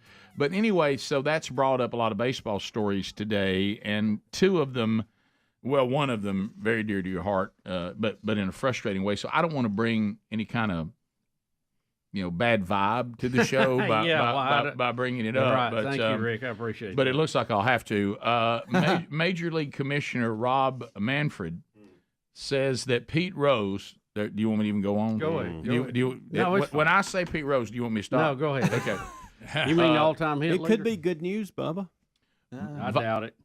Violated Rule 1 in baseball and no intention of altering his ban. Okay. He said what he has done in baseball is he's almost saying it's the unforgivable. Mm-hmm. Now, it's amazing what they choose to be unforgivable, what they don't, which I know is what you're going to say. Yeah, I know that. It really is amazing. And then here's the other one, which is not as dear to your heart, but still does prompt some discussion. Barry Bonds says he belongs in Cooperstown, and why is the Hall of Fame punishing him? You mean the home run leader? Yeah, I know that that one doesn't. That's two stir pretty big parts of the game: hits and home runs. So we've got the all-time right. Do I have this right? The guy who has the most hits, and then the guy who has the most home runs, and neither one are in. Do I have that right? You're correct. The way that sounds. When you say it like that, how does that sound to everybody? Yeah, it sounds a little weird. Right. Really. Yeah. So Look. which one of these two, Greg, are you more likely to defend? Pete Rose or Barry Bonds? Bonds. Because Bonds was a Hall of Famer before he ever took any PEDs. Right. Just based on what he did. You just stop there. Go, okay, once his head got big, we're not counting any of that. Okay. Yeah. Just go up to there. He's a Hall What of about Pete Rose was always a Hall of Fame player before he started gambling? Yeah, but the gambling thing, and then we had some other. How about this? I'll be honest with you. Pete's his own worst enemy. He has not helped himself at all. Have you ever? And I'm honored to be able to be, and we all can be. I mean, when people, look at you and say, "Hey, can you help me?" And you just they won't let you help them. You know what I mean? And you're just like, can't get out of their own way. I'm trying to help you, but you won't help me to help you. Yeah. The ones that I love is when they ask for advice, you give it, then they disregard it. Yeah, I mean, and I think Pete's probably in that category. I think Pete at this point, he's had kind of a hodgepodge plan and idea and strategy to get back in, and none of it has worked. I think he ought to just almost go the other way, say, I don't want to be in. I agree. I'm the all-time hit leader. Every time I would mention anything, I would mention I'm the all-time hit leader. Right. And just keep mentioning that and almost become your own franchise of self-promotion and just forget about baseball. Can I tell you, I love that idea. I love me having some kind of guy. It's almost killed me, the PR move. Yeah, I'm now Pete Rose. Yeah. I go on tour, and my tour is meet the man who has the most hits in Major League Baseball history. Sign autographs, get And pictures. he does. I think he's done all that. Yeah, he does. He's signed. I don't think there's anybody left that needs his autograph. I mean, boy, he'll be at a place. Yeah. How many He'll be people at a need- restaurant in a minute. Yeah. And then, And I would make an announcement, Rick. I don't want to be in that. Look, whatever. It's history. It's done. Nothing I can do about it. What are we doing today? And what baseball is telling us, Rick, what baseball is telling us, we understand that y'all love to have discussions about morality. We don't care about any of that because morality, they think, which we don't agree, is relative. What we care about is gambling because these people have the ability to affect the outcome of a game, and then they're gambling on something they can play a role in, and we consider that to be the ultimate foul in sport. Yeah. And what they would tell us is y'all talking about two different things. We're talking about how it impacts the sport, and this is a Hall of Fame of the sport. I don't necessarily agree with all this. I'm just telling you the way they say right. it. And they're saying when y'all start talking about people that have committed moral failures and we still put them in, that's not the topic we're talking about. Yeah. Y'all are talking about a different topic. Yeah. No. And I guess with Barry Bonds, they're saying cheater. You cheated But see, I've never really understood that because and do I just have this wrong? No, they embraced it. Right, that some of the steroid era people were playing an era that the league didn't even make that against the rules. It was actually, I think, against the law. Yeah, those anabolic steroids are illegal substances. Back to the thing about the moral stuff. Right. There's a lot of people that did things that broke the laws of their cities and their state and their country and still got in the Hall of Fame. According to that girl that claims she dated Pete, he broke a law there. He did. Remember that one? Yes, he did. I mean, but let me say this. That's why, and I'm going to go there. So if you say we're not against Pete Rose because of his moral failures, because others have had moral failures, we're against him because he broke the ultimate rule of our sport. Yeah, betting on the game. But in Barry Bonds' case and the others, they're saying they're punishing them because they broke laws that were not even against the rules in baseball. So, see, that's inconsistent. I don't. Again, does Barry that feel Bonds, inconsistent? The thing to me about Barry Bonds that is disturbing, excuse me, is we remember him playing as a Pirate, and we remember he was a good player, but how he looked, how skinny he was, how athletic he was. And then we remember what he looked like as a Giant when he was chasing and breaking the home run record. And he looked like a totally different person because of the steroids or whatever he took. And you just go, wow, that can't be good for you, you know? Yeah. Well, you know, Hank Aaron's argument, and it really doesn't apply, he's right to a point, was my body aged as I got older. So I couldn't hit as many late in my career. Right. They could, but just nutrition being better than it was when he played, they would have had advantage there. Now, does this more of an advantage? Probably, yeah. But you see what I'm saying? Yeah. The way we do things with nutrition and training and all now, I mean, compared to then, isn't the same. Sure. But, you know, his thing was I started declining physically. They kept getting better because they were taking steroids. Therefore, their record shouldn't be acknowledged. Have you ever thought about how good Babe Ruth could have been if he was healthy? Yeah, look at him. Bubba, Rick and Bubba.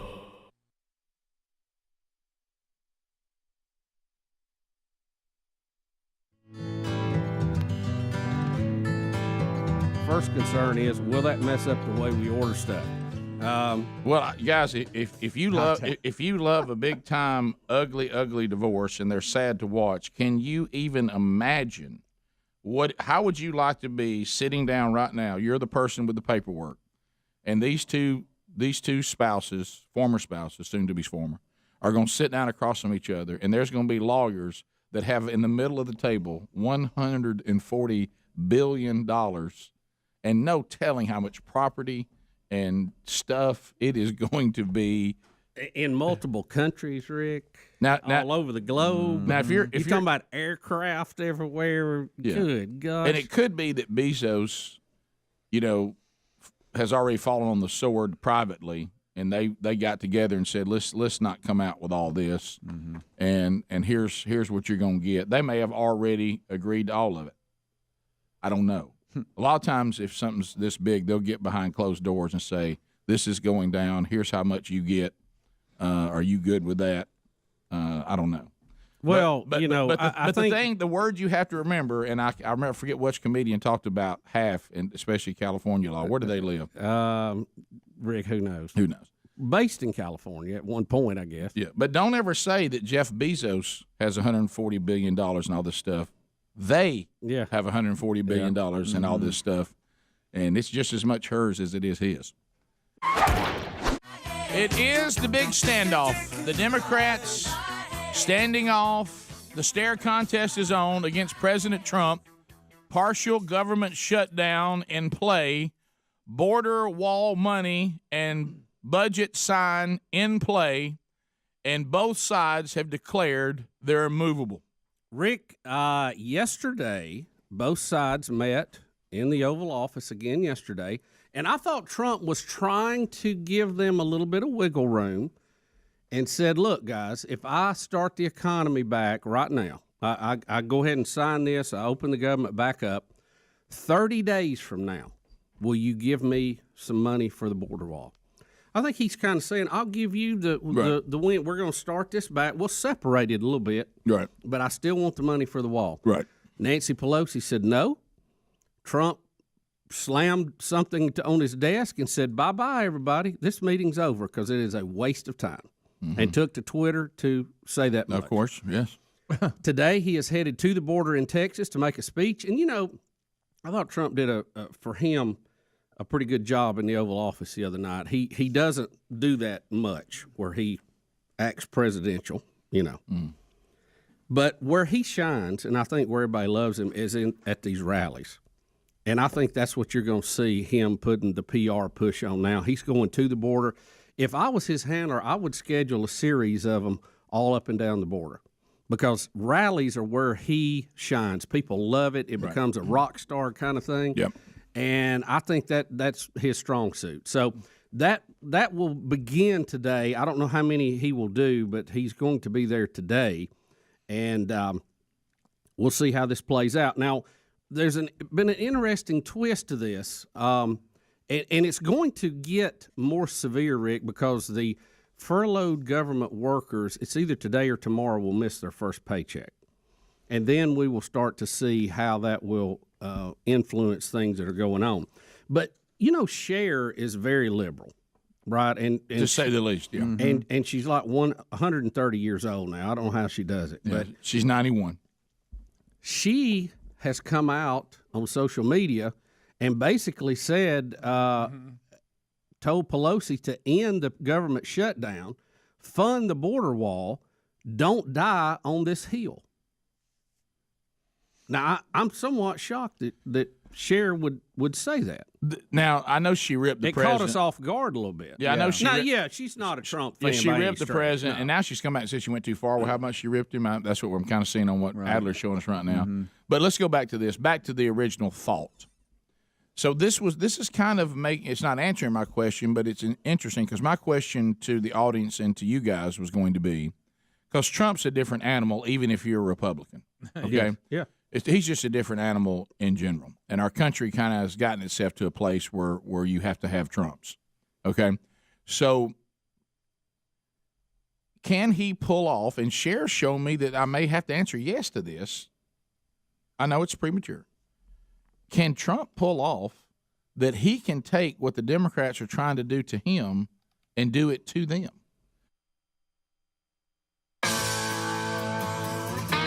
35 minutes past the hour, the Rick and Bubba Show. 866-WE-BE-BIG is the number. We thank you for being with us on this edition of the Rick and Bubba Show. Carshield.com/Bubba, teaming up with the members of our program, all of you out there, the Rick and Bubba family, and all of us here on the Rick and Bubba Show. And what does CarShield accomplish? Well, peace of mind is one of them. When you're dealing with your vehicle, is there anything that's a bigger hassle, really anything that's a bigger hassle than your automobile not to be available? I was actually yesterday talking to a friend of mine, and I walked up and I said, hey, you got yourself a new truck. And he was like, no, unfortunately, that's not my truck. That's a buddy's truck that's let me borrow it because my air conditioner just shut down in the middle of summer in Alabama. And I said, and he goes, and you know what? Appreciate this gesture. What a kind thing. He goes, but think about all the things that were in my car. Now they're not where they're supposed to be, and now this is not my car, and now I'm uncomfortable about when he needs it back, and so so it turns your world upside down. By the way, when your automobile's not running, but if that automobile no longer has warranty. Guess who's going to write that check, Calvin? Oh, boy. Hey, Calvin, guess who's going to write that check? Right over here. Yeah, and you shaking hands. I'm telling you. But if you go ahead and get a protection plan from carshield.com/Bubba, and it's a covered repair, you were wise. And then, of course, they pay the ASE certified mechanic of your choice directly. So go to carshield.com/Bubba. 24/7 roadside assistance is available. Boy, I always need that.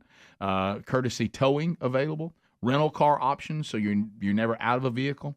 All of that prepares you for the unexpected. So get a protection plan now by going to rickandbubba.com under the sponsors or carshield.com/Bubba. All right, Bubba, do you want to move on off Pete Rose, or you? Well, here's the thing. We were talking about it in the commissioner break. says, I'm sorry. I understand you don't want to put him in there as an official member and get him up there making a speech and all that. I got that, and I'm good with that. Are you? Okay. But I think the problem that from a history standpoint, the Hall of Fame actually will belong to the fans of baseball long term, more so than even some of the players who are in it. So, if I'm a fan of baseball and I want to go to the Hall of Fame and I make the effort to go to that trip, I want to know the whole history of it, good, bad, and otherwise. No history in anything is completely sanitized and a completely clean and good story. So, I want to be able to see the Pete Rose story there. I want to be able to see the Barry Bonds story. I don't know how you do that. I don't know if you put them in there and you explain that they did this and was banned from baseball for this or was suspected of doing that, or you have them in another area in the Baseball Hall of Fame, which I think they do, right? They do. Some people have told us. Well, if you go to the Hall of Fame, everything you're mentioning, you do see there. They're just not official members of the Hall of Fame. They haven't given a speech and they don't have a plaque. And that's outside really of that, isn't it? the story's told. Yeah. So is that good enough for you? Probably so. Yeah. Probably so. Yeah. When I first heard that, it was good enough for me. I was like, okay, well, then I Because get we to know did- the history Because of baseball. fans need to know that. Yeah, we discussed an asterisk wing. Now, Where let me say you know, this. we have a Rick, full you're talking wing about of. the PED I have wing? never Let me- been to Cooperstown, never. But people have called and told us. Yeah, they that. have. So Yeah, I that's don't- I'd love to go. I'd love to go see it. I would too. sometime. Willing to make a special trip there, or do you need to have to all of a sudden somebody remind you, Cooperstown's not far from here? That's where I've got to be. Yeah, I'm with you. Let's see. What state is it? Where's it? Ohio? It's Massachusetts, right? No. Springfield, Missouri. No, that's No, that's basketball. Now I'm New over in York, basketball. isn't it? Is it It's New New York? Naismith. Cooperstown, New York? Yeah, I think so. I don't know where Cooperstown Upstate New York. Yeah, I don't know where it is. Mississippi. You know, I never took one of the. ain't in Mississippi. I never took one of the youth teams to there, but I know. I got all kinds of Cooperstown, New York. acquaintances who've done that. and taken Yeah, their I'd kids like and to go friends, see it. yeah. I might make a special trip at some point. But Interesting. if I'm in New York, I think that would be a good add-on. Here's Sure. how it happens for me. There's a church in upstate New York that starts doing the man church strategy. Right. And they say, hey, will you come here and kick it off? And I'm like, I can't miss this opportunity. This is new soil. I got to go till some new soil. Right. And I book my plane and all this, and I get up there, and somebody says, now, if you want to come in a little early or stay a little later, maybe tomorrow morning we can take you over to Cooperstown. We're right by there. I said, yeah, I'm in. Yeah. That's how it'll happen. Right. Now, I'm not going to, somebody say, what you doing this weekend? And I say, I'm going to Cooperstown. Well, I don't see that. Well, I don't travel that much now. I mean, some of our scheduling doesn't really lean that way for me, but I'd like to see it. There's a lot of things when I sit down and go, there's some things I need to do I haven't done, and go to Cooperstown is one of them. I'd like to go to Canton. I'd like to go to Canton, Ohio, and see the NFL Hall of Fame. Again, same scenario. Yeah. But that could happen. So Helmsley, Maybe somebody help me with this. maybe we need to take a tour group and go see them both. Right. Let's do it. I mean, Who's A Rick and Bubba trip. Right. It's Deal. between Syracuse and Albany, New York. Okay. So how far is that from the city? I don't know. Just it can't be more than an Yeah. hour or two. It's not long. y'all know, Can somebody give me that number? about 6 hours. Yeah. That's a little further than I thought. Downtown New York. Rick, I tell you what is odd. The reason And why I I'm mentioned asking, I'm going to the city Labor Day weekend. Rick, you can't fit that Rick, in. no. Can you you're not imagine doing me that. bringing this up during the wedding? Hey, by the way, while we're here. While No. we're here. No, you're not going to do it. Anybody? after the wedding. Anybody want to go to after the wedding. Cooperstown? Oh, it's, you're going to be there. It's going to be a while. Rick, yeah, you're so Lower, far from there. according to Well, I'm this. not going. Okay, that's just what I was asking. Yeah. I'll say this: I've you got don't more mess with that. excited about going to some museums since I went to the Smithsonian Space and Rocket and saw all that because I was jazzed after that. I went, "This is really cool. I should have been here sooner." Can I tell you, I have a strange relationship with relationships with museums. For some reason, I come out of the gate hot. Yeah, I'm glad I'm here. I'm just going to be honest with you because I'm usually in some sort of duress. Yeah. On this trip, Yeah. and I see the museum as an oasis, and I think I start out excited about getting out of the sun, and then I'm going inside to air conditioning, and I think it'll be enough to carry me in about 30%. It's not 25%. I'm still fine at 25%. Yeah. About 30% in there, I'm done with it. Yeah. And I have 70% left, and I struggle through Once the you rest see of the it. mummies, you're good. You're right, yeah. The problem, a lot of things I would want to go to, and if I was traveling, I would be with my wife Betty.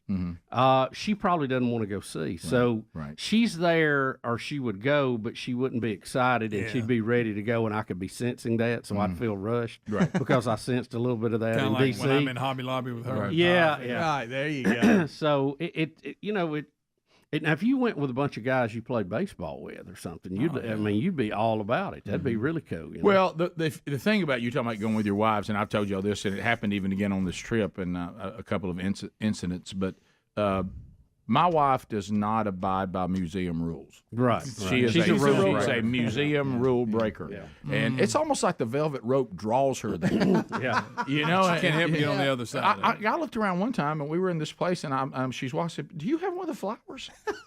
She goes, "Well, yeah, I picked one." I said, "I don't think you're supposed to pick one of those flowers." It's a sign that says don't do it. And she goes, "Why do you think that?" I said, "That velvet rope. Did you go around that or over it and get the flower?" "Well, I just stepped over and got one." I said, "I don't think you're supposed to have No. that. Won't you put that away?" How was your longevity with the Bible Museum? That keeps me going because here's how you keep me going is you got to show me things that blow my mind. Right. You know what I mean? And but I will admit even there it turned into after about 2 floors. It turned into well, there's another Bible. Yeah. Okay. I mean, well, there was other things than that. I'm sorry. You Rick, better. There was other things than that. Hey, how about this? You better have a lot of stories to go with them. I'm talking about. Well, there was a lot of artifacts. No, the artifacts are incredible. They are. There's no doubt. Some of them, the original people took them back. They did. But here's you the thing. Be careful where you're harvesting your artifacts. And then we're all affected by stupid Greg. Yeah. Stupid Greg. Why? Everywhere I go and somebody makes a bold statement about it, let me tell you what this is right here. This is the actual one. I'm like, Rick, tough to check that. Did the Ark hold it? I never went to the Ark. I thought you went to Sherry that. went with the kids. Okay. I've never been to the Ark. So I want to go see it. I've heard it's really I've done the neat. Creation Museum, which is part of the same ministry, but Is it not there? No, they're not right by each other. There's a little bit of distance between them, about a 45-minute ride. Yeah. But the Creation Museum. It held me mostly. Mostly. 75%, maybe. 60. Well, the Smithsonian I was being generous. Air and Space was awesome. Yeah, I'll just tell you that. I could have spent another half a day in there. Well, Rick, what about when we were kids? But I and we had a got- little blonde that was ready to go. Oh, I know. We got to go to the Natural Museum of History on a field trip. You remember? I think we were just stoked that we were going somewhere. Yes. Because I remember being really excited about it. Oh, yeah. But I think it's because we were getting to leave class that day. Yeah. Well, there was, And you we always could got stop by that. Baskin Robbins. Right. Yeah. Bet that was it. Yeah. Well, I remember they had a bunch of birds. Well, here's my Bunch of thing. Stuffed birds. Yes, they did, Greg. You're right. 2 things. I got to have a lot of visual.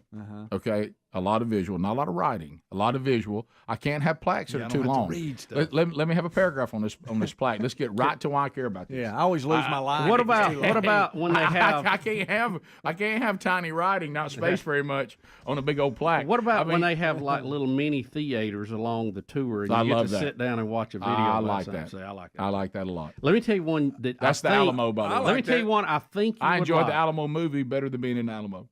Can I tell you one I think you would like that I really enjoy and I want to go back to is the Spy Museum in Washington, D.C. Okay. It is very interesting. And it goes back to spies that we had in the Revolutionary War Right, all the way right, up to Rick, Cold you'll War never days. survive that. Well, no, I think that sounds like 40% to me. I like. Hey, How about they have interviews with people who were undercover agents and they're still hiding their Still not identity? Am I watching that? Yes, in little sit-down areas. I like Still that. not got it. Okay. And they tell you what they did You're and how they giving did charity. it. Do I have a snack? Yes. There is a snack area. You saying short story films kind of? Yeah, Like, hey, yeah. Oh, Rick, that might Yeah. have you there. No. From see, room to that's how room, you get me. to you get a little add-on. Well, like Sherry said, she goes, "Are you just sitting in the theater watching about the Alamo? It's right here." And I said, "I'm actually digging this more." Yeah, it's comfortable. Well, you see a movie about some of the stuff, and then it's actually there. You know, you walk right out. She and goes, you "Rick, see if it." you'll just go through that door, you're in the Alamo." Remember, we all went to that. Yeah, but I got to read a lot and all that. There's a lot of reading in there. Remember, we went to the one in Is Decatur, that Bowie's original knife? the Cook's Pest Control. Yeah, it was Yeah, That was the good. Cook's We Museum. went on the Cook's Museum. Remember that one? That was good. Well, that's a few years ago. It was. Well, we had. You know what? That was that our last? Was that our last staff trip that we had for That fun? was fun. Remember? Was what? now? Rick played the music. We too were loud all there. in your truck having a good time. Oh, yeah. I think it's our last big road trip. Didn't you get car sick? Who was it? Somebody I got a little turned around a little bit. Little man got dizzy. got sit by the window. Rick and Bubba, Rick and Bubba.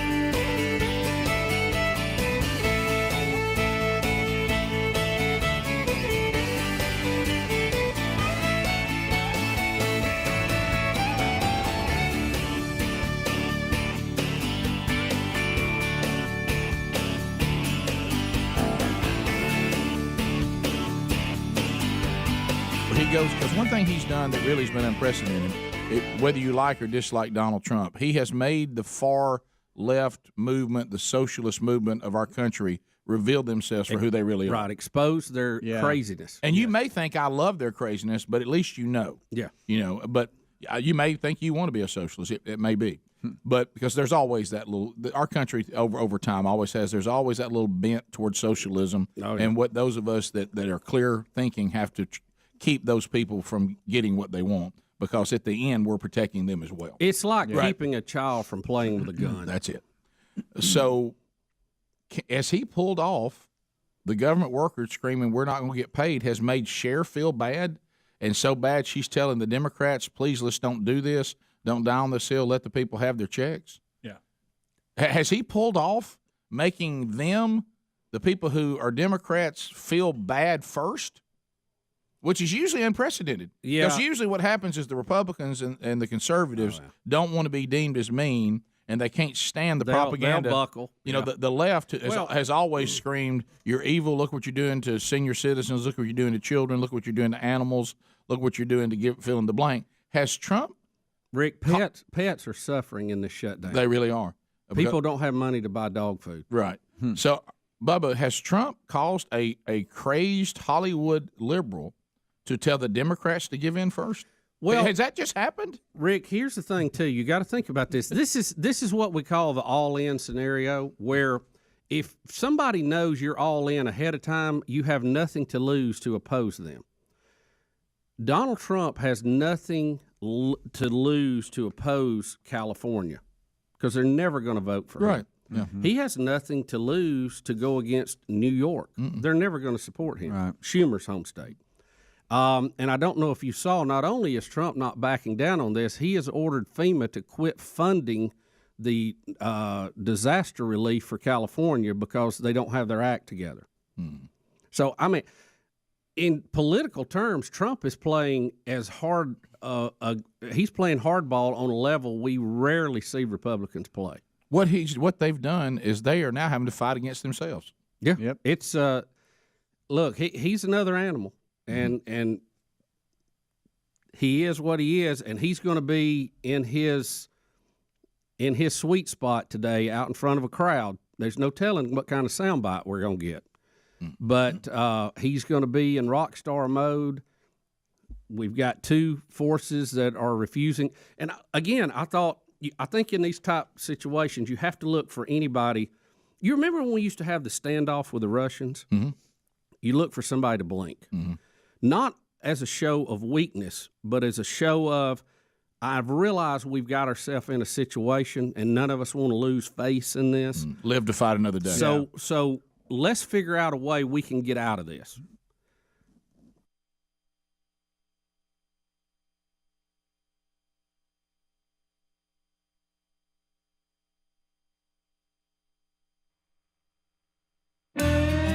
Minutes to the top of the hour. Intern Super P, one of my nephews, he's interning here with us. We all, Bubba and I returned from vacation, and some of the guys had some vacation days during the Best Of shows, and I walked in. It's his first day to be with us since vacation. And we walk in, and Bubba, there's a conversation going on that Intern Super P got a concussion during the break involving some sort of lake activity. Yes, sir. No, you're not on some TikTok challenge here. No, I was wondering if you jumped out of the boat. Hey, I've guys, seen that video. Hey, that's serious business. Hey, y'all. Killing people. Killing them left and right. Killing them left and right. I know somebody that did that and they put him in the hospital. I mean, it's dangerous. Guys, you can't go jumping out of a boat that's going wide open. When you hit that water, and when I first walked in, because I'd heard about this ridiculous TikTok stupidity, and unfortunately has cost people their lives, but when I heard you standing on the Rick and Bubba logo as we were all gathering before the show started, I heard concussion. I thought, I hope Super P has not done this. No. Okay, no, all right. So what happened? Moral of the story is just me kind of being stupid. There you go. A lot of times it ends that way with her. So many stories. That's the moral of the story. Yeah, and so we were getting ready to go out on the boat, and we were still in the dock. Now, we say they. Who are we talking about? It was my girlfriend, her friends, and their boyfriends and all that. We went to the lake for the weekend. Hey, young folks, we getting on the water. Got a little group out there. Yes, sir. All of us just in love and on the water. Couples Day. All Oh right. yeah, and it was. And so we're out there and we're setting stuff up for the boat, and we're still in the dock, and they have the roof and everything over, and there was a metal hook about I'd say maybe 40, 50 pounds hanging up, and it's normally there, I think, to if that machine doesn't help raise the boats, if they need to hook it Manually or do something up, yeah. And I'm taller than most everybody there, and so I hit it twice. So the first time I'm walking on the boat, and boom, smack the head. All right, accident. Cool. I'll look out for it and everything. And of course, Why I'm don't here. you get them to bump it up a little? Yeah. Why don't you go, hey, Yeah. crank that thing Pull up it a little bit. Put a yellow string on it. And now the second time, of course, that's why I'm here getting my degree in common sense, because I lack that sometimes in some areas, which it showed the second time and smacked it again. Ooh, and that's so on you. that was the one. Yeah, that was my fault. That was totally me. That was a ding dong moment. Huh? Yeah, and so I sat down for a little while and I was joking. I was like, "Oh, I have concussion," and everybody's like, "Ah, ha, ha," whatever. And so felt a little bad there, and then it kind of went away for a second, and so we were like, all right, let's go get on the inner tubes and all that stuff, and because I thought I was That's like, good for it. Yeah, didn't really think about that too much because it went away for a second, and so then we got done and we're hanging around a little bit, and then that's when all the symptoms started coming in.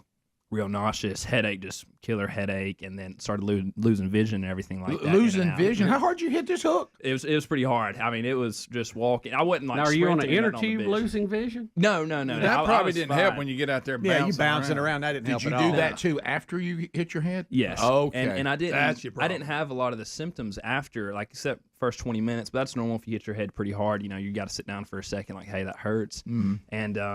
And then that night, it was really bad. The vision, I had to sit in the bathroom, lights off for a while, in and out and stuff. Yeah. Wow. And so the following days, still showing symptoms, not as bad as the initial night following the incident.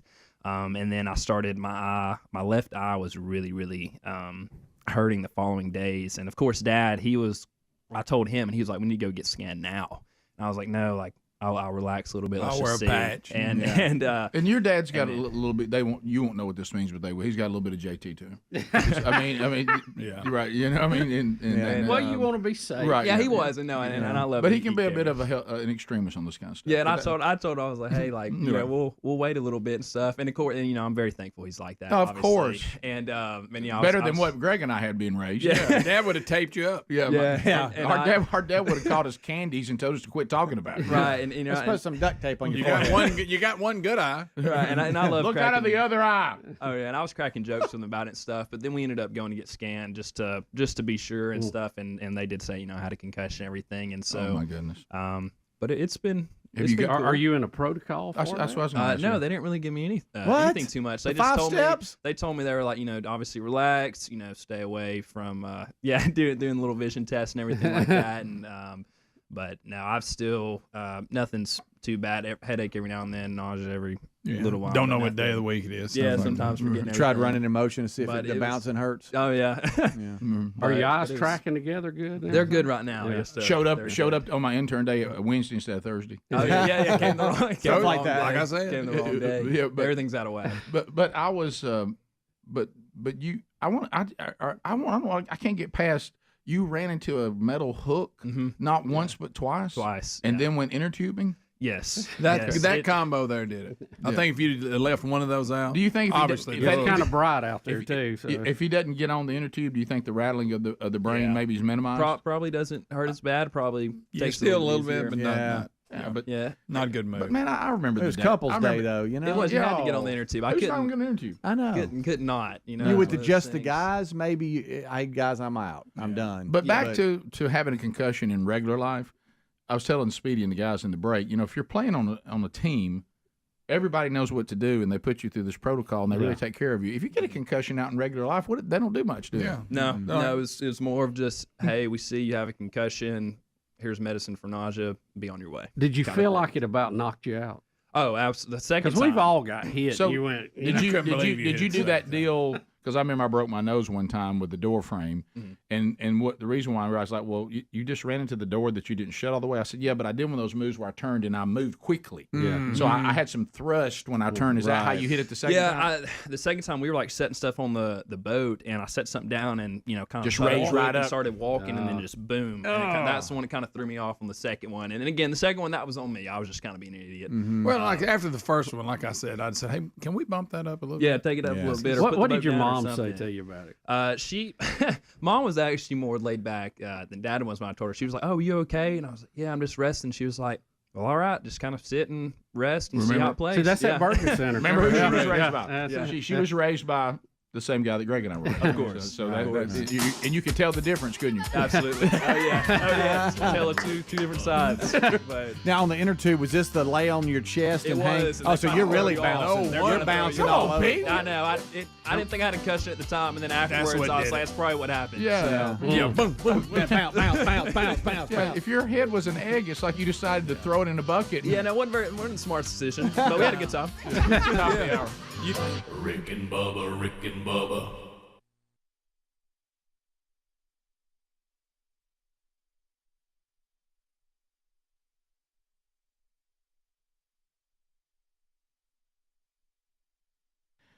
Well, we are aging here on the program, and I know it's painful. And of course, if you're like Greg and me, and we just talked about my sister, and you have aging parents. All of this is a new time of life, and let's talk about something that affects millions of Americans. And my dad has this situation, and everybody on the show thinks I do. Hearing loss. When you see mom and dad, Mother's Day just passed, Father's Day just passed. They are aging, and adults out there over the age of 65 all start losing their hearing to some degree. It can be extremely frustrating. And one of the things we notice is they kind of isolate themselves when they get to where they can't hear well, and they stop engaging in conversation. But there's a company out there that's dedicated to make a difference, and I just gave Dad some of these. These are the MD hearing aids, and it really has made a difference. The hearing aids are discreet, they're affordable, and I know that's the first thing a lot of you are thinking. I know these things cost an arm and a leg. Not the MD hearing aids. They're very affordable. You shouldn't have to go broke in order to be able to hear. And that's what the company was founded on. The rechargeable hearing aids cost a fraction of what typical hearing aids cost. Their new Neo model cost over 90% less than the clinic hearing aids. On top of that, they recently cut their price in half. Do I have your attention yet? Don't suffer in silence anymore, and don't let your parents suffer in silence. Take control of either your hearing health or your family's hearing health, and join thousands of others choosing MD hearing aids. Now, if you want MD Hearing's smallest hearing aid ever, go to mdhearing.com. I'm going to say that again because I always get emails after this. mdhearing.com, and use the promo code RickBubba to get their buy one, get one at $149.99 each when you buy a pair. Plus, get a free extra charging case just for you for watching and listening to the show. So go to mdhearing.com, use our promo code. The promo code actually is Bubba. I'm sorry, I said Rick Bubba. Use our promo code Bubba. That's mdhearing.com. Our promo code is Bubba. That's mdhearing.com. The promo code is Bubba. I thought Trump offered that door when he said, I'll start the government back 30 days later, you give me this. Y'all decide after looking at the facts it's a good idea. Then we all win. And they wanted nothing to do with it. It's my hair. Well, I received it as a Dirty Santa gift. It is a Donald Trump chia pet, and we have planted it. It is growing. His hair is coming in a little bit. We'll continue to update you on that. But this is another classic Trump moment. Trump dealing with the press. Did this happen yesterday? It was yesterday. Was it right before the meeting with Pelosi and him, or after? Yeah, he was from the Oval Office, and he was talking to the pool reporters and just taking questions is all he's doing. He's taking questions and all that kind of stuff. And the ABC reporter John Carl, I believe is his name. He started asking him questions, but they don't ask questions because they're not being reporters. They use this time to grandstand and give their opinion is what they're doing. And he had his turn and asked Trump about signing other bills and that would get people back to work. What else? So why not sign the other bills, though, so some of these workers can get paid, the government You think I should do that? No, do you think I should do that, John? I mean, it's not for me to I say. watch your one-sided reporting. Do you think I should do that? Hey, John. No, seriously, John, do you think I should just sign? Well, the argument is... Tell me. Sign these bills that have nothing to do with John, border do you security. think I should just sign? I'm saying that if you sign that, these workers can start getting paid. The government can So start... you would do that if you were in my position? You'd do that? I'm not in your position. I'm asking you if that's something you... I'm asking you, would you do that if you were in my position? Because if you would do that, you should never be in this position. Because you'd never get anything done. Goodbye, everybody. Thank you very much. Love that. Listen. For whatever look, everybody wanted a bulldozer, and you're getting it right now. Right. Well, you're getting the highest level bulldozer you can have in that office. We'll see how all this ends, but it has that sense, and I certainly don't pretend to know what these conversations were like because none of us were alive. But and we've used this analogy before, but it's almost like the Trump era is somebody who was a lot of Americans who were sick and tired of the same old from the Republicans and the Democrats. This is not just a Democrat thing. The Republican Party has let down people who supported the Republican Party over and over again about things that they want done and what that party claims to stand for. And then you put people in there and they compromise the very things you thought were the platform of the party that you decided to affiliate with. How many times have we seen that? Not only at that level, but at local level, state level, oh my gosh. regulatory things. People get in there and they become the very thing they said they didn't want to be. Right, and people they're so jaded about their elections and all this, and they finally say, well, let's go grab someone from outside, out in the private sector, a businessman that his whole line of work is making deals and putting things together and all. There is a link under the sponsors button. That's fieldofgreens.com, the code Bubba.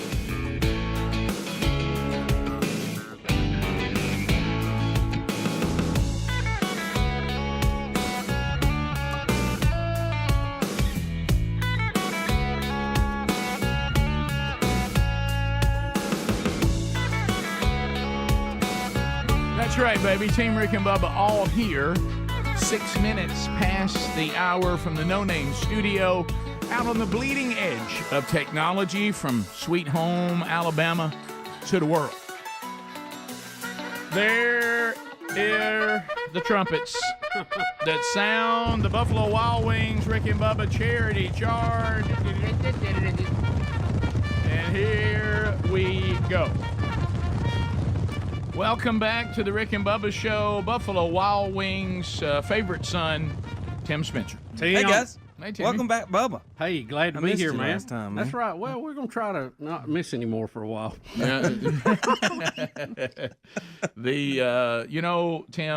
when Bubba left and you sat in that chair, how did it feel? Ooh, me. No, I did not fill the role. No, I found it interesting though. You said for some reason after sitting there, you went in there ate more Buffalo Wild Wings you've ever eaten. I did. before. It was incredible. Yeah. It was like the first time. Right? Yeah. I beat Greg there. Yeah, that's well, hard to do. Well, let me tell you something. Guess what? We didn't beat him today. No, he loses track of time, where he is, everything. Oh, I'll tell you, it's almost like he ran into a metal hook. Yeah, that's true. I'm gonna tell you what. When you were gone, it's almost like I think Greg felt like he was supposed to pick up slack. Right. Yeah. And Ari was given some license. It was odd. Right. He went off. He went worse that day. Speedy hit me up yesterday with telling me to cut the order in half. Yeah, Bubba nearly. Did you hear what we I said knew this better. morning? We said, look, don't tamper with. Right. It's just working. I just cut don't want, I don't it want, by a third. I don't want food to go I to couldn't waste. do it. Yeah. Well, look, you're feeding small communities. Everybody going out here with extra. Exactly. The kids got to eat. So let's talk a little bit. How's everything with Buffalo Wild Wings? Things are good. Things are real good, actually. It's a good summer. Mm-hmm. We're expanding still. I hate you guys left Vestavia. Alabama. I bet y'all took a hit there, didn't you?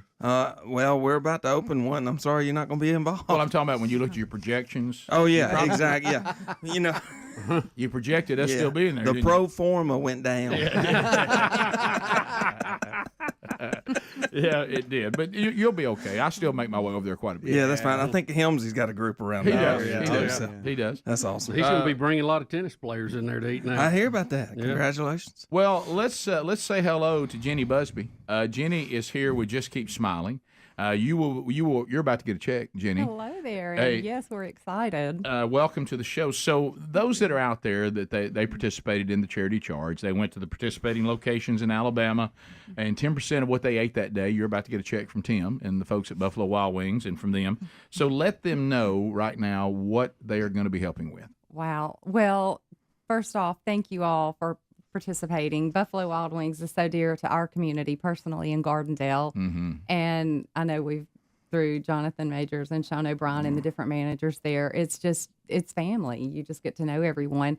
But opening it up as this was throughout the 10 locations in Birmingham, we have just so many of our board members, and it's just was promoted, and so many people we heard back from that catered into their offices or, brought some of their team members from work to eat. And we heard back from so many people, and it's so generous of Buffalo Wild Wings. And that's not a hard sell. No, that's right. Bubba says it all the time. We all win. That's right. It's a win. I'm going to keep eating and you keep smiling. Yeah, that's right. That's good. So a little bit of sauce on the lip, but I mean, other than that. Yeah, right. So Just Keep Smiling. It's one of these wonderful, wonderful organizations that we wish you were not necessary, but you are. And so you've been around for 18 years, and tell the audience what you guys do. So, yes, 18 years ago, there were 3 ladies that actually from Gardendale, they all had endured pain having a child, either born with a debilitating disease, diagnosed later in life, or taken instantly in an accident. And Just Keep Smiling, they wanted to bring purpose to the pain that they had endured. They wanted to show that other people care and understand. They wanted to show that even in the darkest times, Christ is walking with these families. Mm-hmm. So that's really our goal, is to be the hands and feet of Christ, to be able to show the parents some type of relief. We want the parents to be in the hospital with the child. We want them to be able to not enjoy the time, but to be there in the moments that are so critical and not have to worry about just additional anxieties of bills accumulating and not going paid. Right. So our mission is to be the hands and feet of Christ. We pay house payments, car payments, utilities, so that when this season of their life passes, they don't find themselves in a bundle of debt that has accumulated. Yeah. There's nothing quite like going through the grief of, the earthly death of a child, and you turn around and there's financial ruin, waiting on you. With it. Right. And the fact that you said they can spend time, this precious time, with the child, or the grief of the child's passing, and you guys are taking care of the day-to-day stuff for them, which is really, really cool. We certainly do. And people have to take time away from work a lot of times, and there's only so many vacation days you have, and so there's always some financial stress that goes with that too, beyond medical bills. Yes, and studies show that after this season of life, so many times families, the parents have marital problems, and resulting from the child's issues, but also from the financial accumulation. Yeah. Mm-hmm. So yes, so it just we just want to let them know we care. We don't push our agenda on them. We are a Christian organization, and that's what we strive to do. They don't have to know who paid it. We just want to serve them and love on them. So, Tim, what's the good news today? $5,000. That is wow. Man, we couldn't. We're blessed to be able to do it, and the team we have behind us that supports this internally. Mm-hmm. People get on board with this that every Monday of the month that we do it. Yeah. They know a little bit about the charities. They can talk back and forth with the guests that come in, and it's just turned into a good thing. And I'm glad these numbers are showing that. Yeah. So you went to these locations and you ate food. I'm talking to the audience now, and just that commitment to make sure you were there and part of that. There's going to be families everywhere that are going through what I think if we were all honest, it's in a fallen creation. It's one of the things that I think brings the most dread. Please don't let that happen to me. It's one of the things that every parent's like that has to be, if not the worst, one of the worst things any family could endure. And knowing that you're playing a role of taking some stress off of them that they don't need during all that, and just by simply going out and participating in that, and the fact that you guys get out there and make it happen, just you are building treasures in heaven. There's no doubt about that. So if you want to find out more about Just Keep Smiling, we have their website in show notes today, justkeepsmiling.org, and all the information is there. And then coming up on Greg's birthday, July 17th, the day that the real Greg Burgess bounced into the world. We need a charity. The planet changed forever. The planet changed forever. Yep. So coming up on Monday, we'll have another charity charge.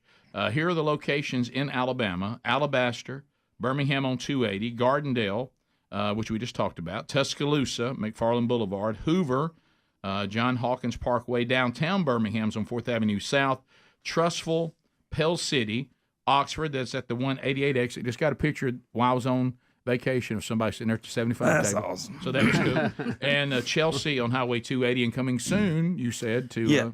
We've got that takeout concept, the Buffalo Wild Wings Go concept, that we're going to first open our first location in Vestavia. Should have it open before football season by the end of August. That's cool. But so we can talk about it next month. The ones we just mentioned are all in play for Monday. That's right. And they'll benefit Grace's Kitchen. They started in 2009. Once again, this is a Christian organization. They're the hands and feet of Jesus as well, and they feed people who are in need, people who are struggling, don't have enough to eat through their ministry, and they partner with other local ministries. They feed about 200 to 300 people a week. So they're served through local ministries. I'm very familiar with Brother Brian Mission. That's a great one.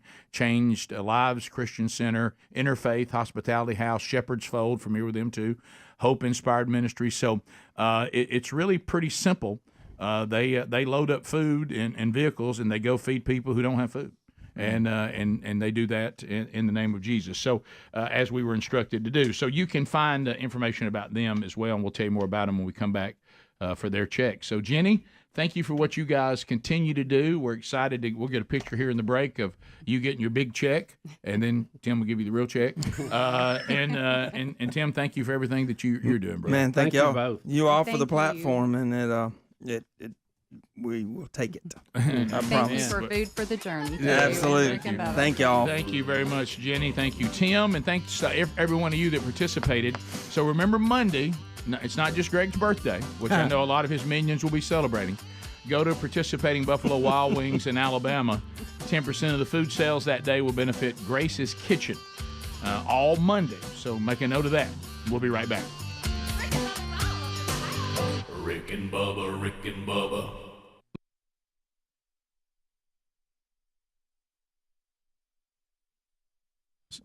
And it must be similar because there's things about him that you go, oh boy, and it's hard to stomach.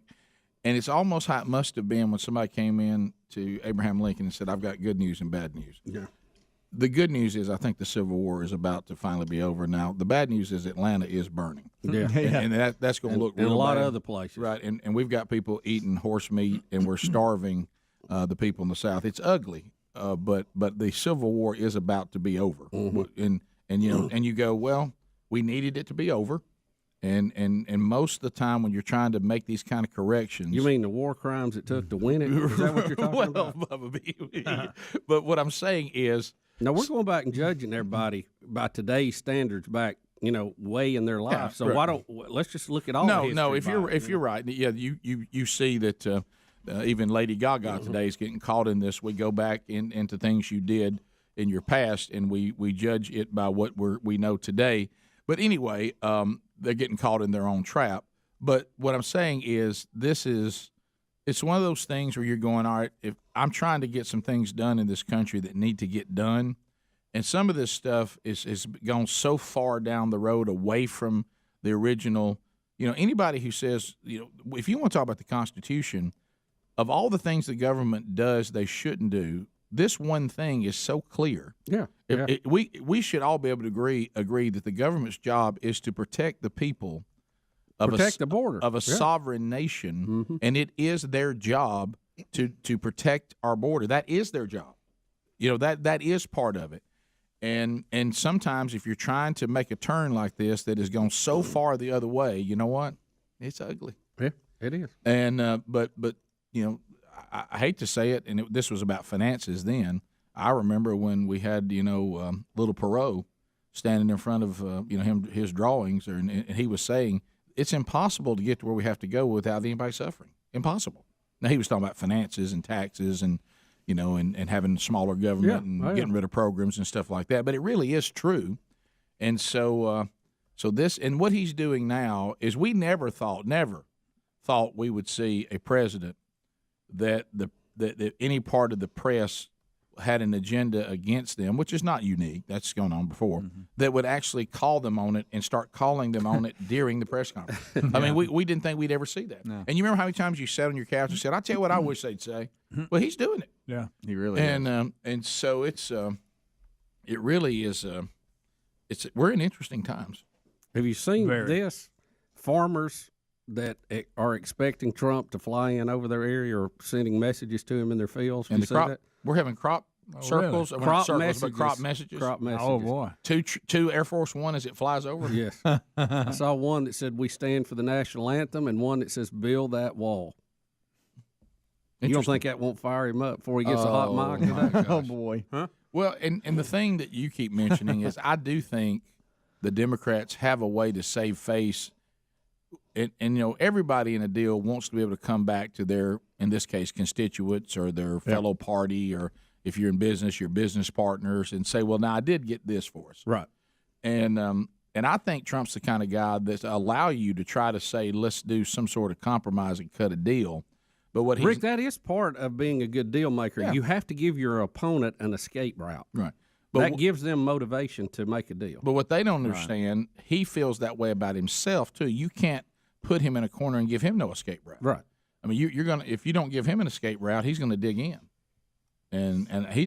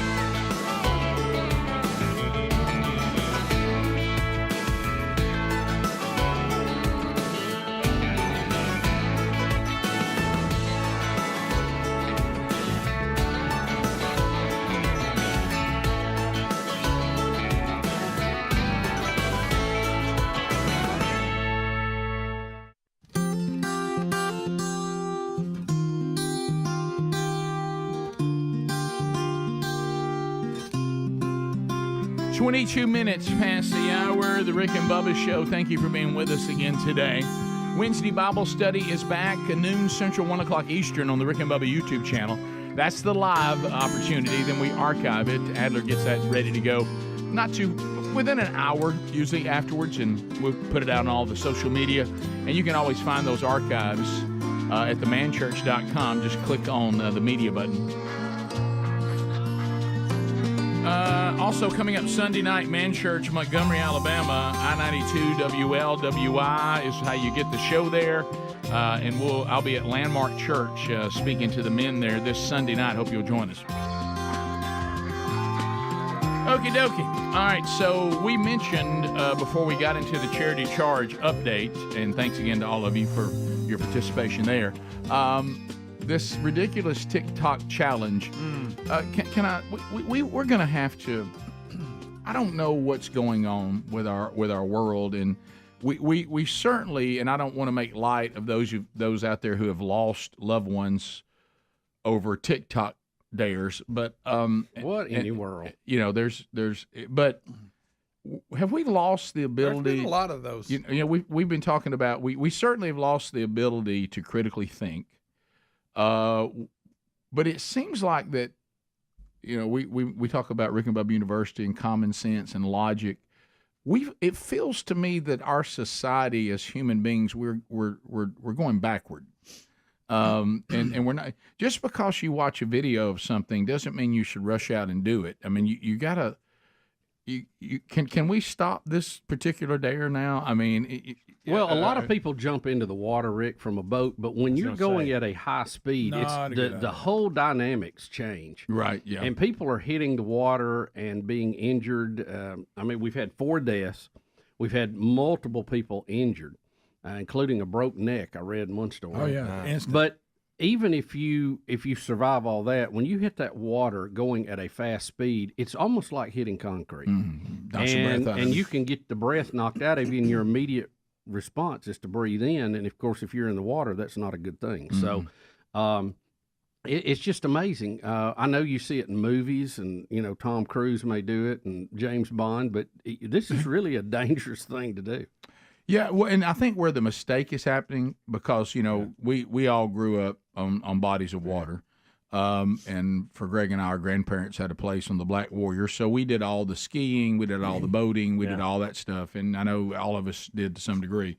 And Helmsy, you lived near one your whole life. But I think where people are making the mistake is no two boats are the same. Yeah. Just because somebody can jump out of Pawpaw's fishing boat. Yeah. You know, doesn't mean you can jump out of the ski. 60 horse jump out of the steer on it. Yeah, that you should jump out of the ski Natique that's going, you know, wide open. You got to think that it's a different experience. I don't know the physics on it, but I'm sure that the more the speed, the worse it is. The speed versus the force you deal with when you hit the water has to be incredible. And the angle you hit it at. Yeah, all that. Well, I remember even water skiing. Which does anybody water ski anymore? No, I mean, the people do, but it's not near like. We were all about. When we grew up, it was water skiing, and I remember, you know, doing because on 2 skis you could avoid it pretty good, but when you were on you were doing the slalom, and that blade came out of the water, and you were doing you were hitting your angle on the boat coming out wide, so you get on that glass top smooth water, and you'd lose it. And you go across the top of that water. That water was hard, and it would knock the wind out of you. But we had a big life jacket on. But it would not hit your face. It would knock the wind out of you. In a minute. And so imagine just jumping off a boat right on top of the water like that. If it's going fast, I mean, if it's going slow, it's not that big a deal. But if it's going fast, that's not good. Yeah. So this TikTok trend, I did a quick. We got some emails and a text or two saying that that the Alabama officials are walking back, that there hadn't been any deaths, and that there was a misreporting in it, and they're walking back the fact that people have died, even though it's extremely dangerous. So I don't know what's going on, because what in the world? I saw this reported for 3 days, and now I'm seeing. I mean, now they're walking it back. How did this get started? That 4 people died in Alabama. Apparently, there was someone interviewed or gave. I thought it was a rescue person. That said that hey, we're going out there and people are breaking their necks doing this. Yeah, and that's what I read. But then today, you got NBC, Fox, a number of national publications saying that Alabama officials are now walking back the claim that 4 locals have died doing the TikTok stunt or whatever. You know, that's kind of a hard hurdle to walk back. I mean, how do you pass the somebody died barrier and then go back? You know, that's, you can't that's go. crazy. Well, I see how you've mistaken that. Well, and I don't know that it's bad reporting if a guy said, "Hey, that's what we're responding to, and this is what's happening." This made national news, right? I mean, I saw it in the. It's weird. It's very confusing. So this is not, people are not getting hurt nationally. It's all about Alabama. The story about the 4 deaths were in Alabama. Yeah. It even had in the headline of one of these. Right. National. Many people reported that. That is so weird. Yeah, well, the same Alabama lake, law different lakes. What's the I think supposedly was quoting a Childersburg, so that would be Lay Lake, I guess. Yeah. Well, that's the reason why we shouldn't elect our coroners. Evidently, there have been 2 deaths in the state from people who have fatally jumped fatally injured after jumping from boats, but that was in 2020 and 21. They can't link it to this current social media trend. Okay, well, never mind then. It's so weird. Y'all go ahead. No, it is bizarre. Keep jumping off the back of boats. Yeah. I'm Right. kidding. We're incorrect. I'm But sorry. the Alabama law enforcement agency they clarified that this Childersburg Rescue Squad member that stated 4 people died in Alabama in the past 6 months is incorrect. You know what? what? So I don't know. Never mind. That's a big miss, by the way. It's still dangerous. Yeah, and you that's a still huge shouldn't miss. do Yeah, it. I wouldn't do it, but Okay, let's next. let's scratch that. Okay, well, you can get hurt, but not as bad as we thought. Well, but no, Okay. but to Adler's to Adler's point, there have been 2 deaths from people Right. jumping, but in 2020 and 2021. It's not Guys, a good when idea. they were talking, and I read the article shouldn't part of it do it. anyway.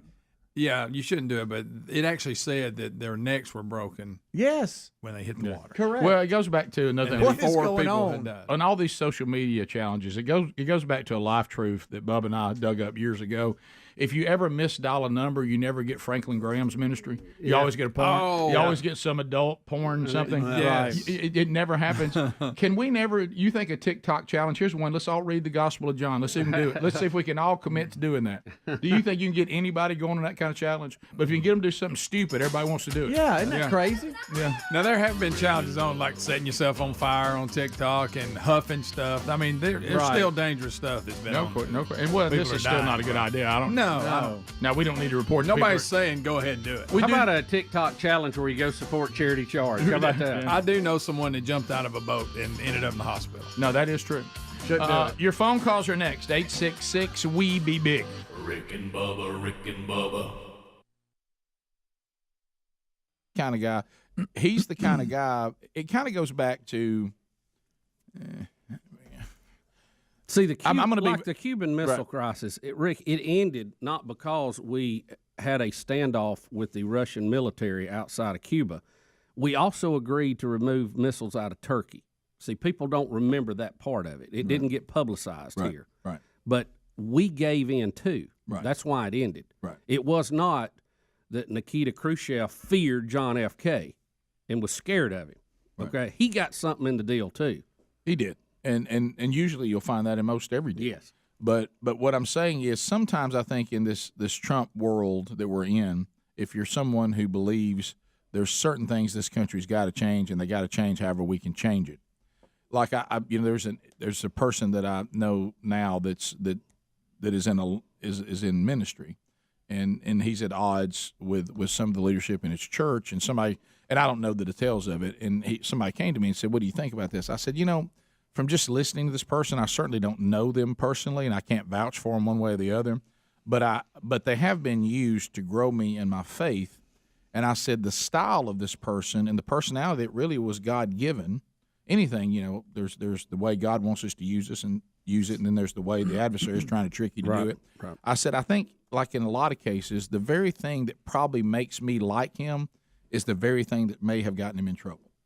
Because when you have this kind of stuff, it's like you're handling explosives. Two-edged sword. You got to be real careful, how you use it. And right now, I think they've underestimated how dug in this president can be, because he's not the way he's set up. He's really not bothered by being called unreasonable and mean by certain people, especially if it's people who oppose him. It doesn't mean anything to him.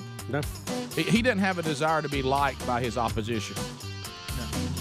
We'll be back. More Rick and Bubba coming up next. Rick and Bubba, Rick and Bubba.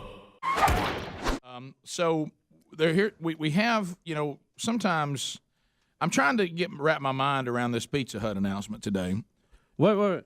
Is there some announcement at Pizza Hut I've missed? Yeah. I missed this that one is not. down. This one is not going to apply to you because you're Baptist. Okay. But don't you wish that was still down the road and we'd go hit that buffet? Yeah.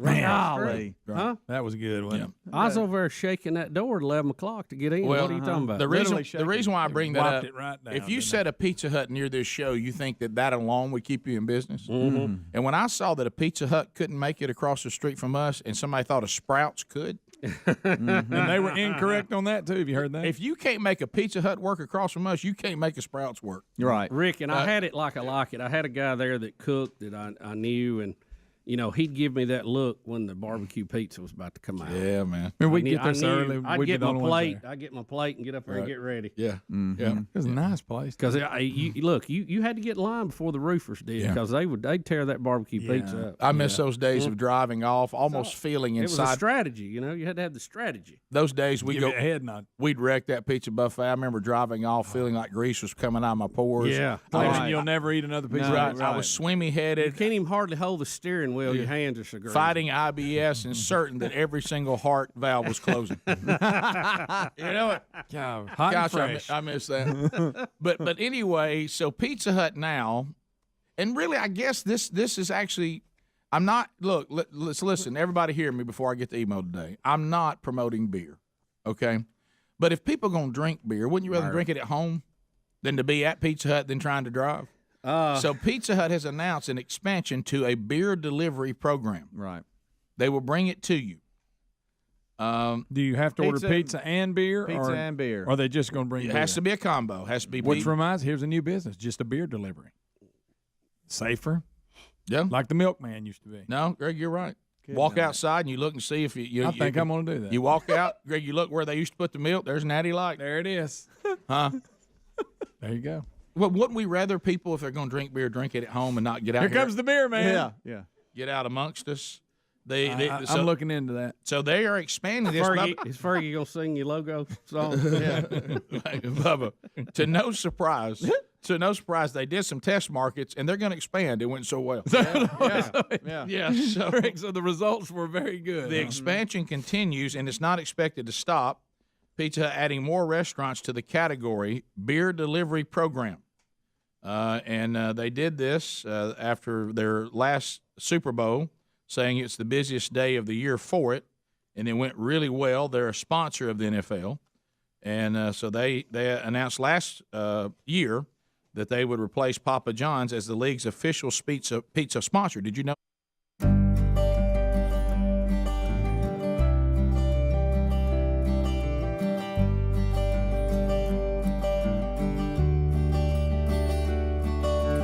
And here we go. 35 minutes past the hour. Super P, Alapuca ready. All 10 lines are available at 866 We Be Big. America, what is on your mind? What is on your mind? You can reach us right now. Lines are available. As you are dialing up, 30 seconds a pop, the old buzzer will grab you and your time on the program will be done. No meaningless shout-outs, no shameless plugs, no baby predictions. None of that during the troll, just comments, questions, information. Your opportunity to join us is now. While you're doing that, I will point you to it has been a huge hit with members of the show and members of our audience, fieldofgreens.com. Just got my latest order in. Have been back on it this week and already feeling great again. Loving this product, loving the results. It's pretty simple. You can even make a commitment that you're going to go out there in your daily diet and you're going to eat the things that your body desperately needs. It's just difficult to do. So supplement that with fieldofgreens.com. It gets you everything, the right serving of vegetables, fruits that your body craves. Why is that important? Well, just like anything, you give the wrong fuel, something doesn't operate right. The body needs fuel, but it doesn't need just any calories. It needs the right calories. So, Field of Greens provides that, and all these things make the vital organs work the way they're supposed to: our heart, our lung, our kidneys. Also, you'll have your immune system, which now more than ever. We've been talking about that. You'll get healthy energy, not that stuff that kind of gives you the jumps and stuff like that. So, fieldofgreens.com. I love this product. It's made a huge change in my life. Use the code Bubba. You'll get 15% off. Also find the link there at rickandbubba.com under the sponsors. And if I can answer any of your questions, I'm always happy to do so. All right, so let's go to the phones here at 866 We Be Big. Bubba, you're not going to believe this. We're starting with a Jordan. Really? I mean, not again. Do you think we got fake Jordans in there? Like we talked about. All right, Jordan, fire it in there. All right, let's get started. All right, let's go to Jordan in Florida. Jordan, welcome to Rick and Bubba. 30 seconds. Go ahead. Hey, monkey grab. Thanks for the call. What's on your mind? Hey, you guys were talking about skiing earlier, and I just wanted to let you guys know we made it home from that Blue Angels weekend, man. Every boat within a 90-mile radius was out there, man. And I just wanted to talk about when you got more sense than money, man. We had a yacht, smoke, a day right in front of us. And I just waved, go everywhere. He cut out on it. The phone got real bad, Jordan. I think you would have got a timeout if your phone was better. More money. Was he trying to say more money than sense? Yes, I think Somebody so. did something with the boat. I don't know, but I've Right seen in front of pictures. them. I know my sister and brother-in-law went. They live in Pensacola to the Blue Angels. They showed pictures of the beach, y'all. The people that were out there. Oh yeah. I went to you it. couldn't see the sand. I went one to it one year. It is a tremendous experience. Yeah, I mean, they cool. do such a wonderful Yeah, job. saw a lot of pictures out there from people that were there. John out of Alabama, Mountain Brook, 104.7 WZZK. John, 30 seconds. Go ahead. Yeah, I was just going to thank Greg for making me spit my drink out in public when y'all were talking about Sue Wynn, I think, when he said that explains the noise. Y'all remember that? What were we talking? What Talking kind of about the goat? Talking about the goat? It was right at the end of a show. Yes. Yeah. I do remember that. Yeah, you're right. There's Yeah, just been thanks. so much said. Yeah, there's been so many. It was things. what's her name making a noise about her Right. friend. Yeah, you're right. That was Okay. it. Rapino, yeah. Purple hair. Yeah, you're right. Yeah. So they made guys spit his drink out right in public. Thanks, Greg. That's our goal, though. Yeah. That or wet your pants. Yep. Chris. Even better. Chris, welcome to Rick and Bubba. Go ahead. Hey, Rick. Did you ever hear the term "being wheat" while you were in France? I can't understand Did you anything eat you're any saying. wheat while you were in France? I can't understand. That's good, Bubba. Is that what he said? I thought he said, did You you heard the term something. wee? What? So we're Being wheat. So if you ordered I'm sorry. order. I'm sorry. I really wish we'd play a game and try to understand. That's what we're doing at the moment. We're trying to. It's like charades. I can name it's like it. cell phone charades. I can name it in 4 notes. Name that tune. I would love to answer that question. I just couldn't understand it. I'm so sorry. I think Bubba was right. Something about the weed. Yeah. In France. How's the wheat in France? You know what? I'm about to blow your mind. I actually took a picture of some wheat. There was good bread. We went by a big old huge field of wheat. Ooh. And it was golden, and Golden ring. I kind of want to How step do you up. say wheat in French? Do you? We wheat. You can't just put "we" in front of everything. 866 We Be Big is our number if you want to join us. There's lines available for you right now. Keelan out of Auburn, Alabama, I-92. Keelan, go ahead. Yes, sir. How you guys doing today? We're fantastic, buddy. How you doing? I'm doing all right, headed into work. So I got a quick question. I remember early 2000s, I watched y'all on the TV, and there was one time where you guys went to a haunted house with Don Juan and Speedy, and I just remember Don Juan being very scared, and they looking at a mannequin. Yep. And all of a sudden, they thought, I don't know if it moved or what, but I just remember Speedy just straight cold cocking that mannequin and busting its face. Yeah. Tongue moved. Yeah, that did happen. Hey, Speedy cannot go back to that county as of today. No, Rick, there it is. It was a big deal. I mean, look at this thing. It was like an icon. I mean, Right. Yeah, and you thought didn't know it was porcelain. kind of like a chandelier. Well, Speedy, you did not know it was made of porcelain. I did not. Is that correct? Did not. I heard you porcelain. just They're very say. expensive. I did not. By the way. Now you got to understand, we're walking through this place, and this is in the corner of a dark room. So when you go around the corner, you see the silhouette of something, and trying to make something happen. and we're using night cameras, and there it is. Oh, There it is. The fact this wig came. Yeah, for some reason I'm wearing an Eddie George. Does this have audio? Trying to make something my happen. gracious. I don't know if it has audio or not, but I'll turn it up.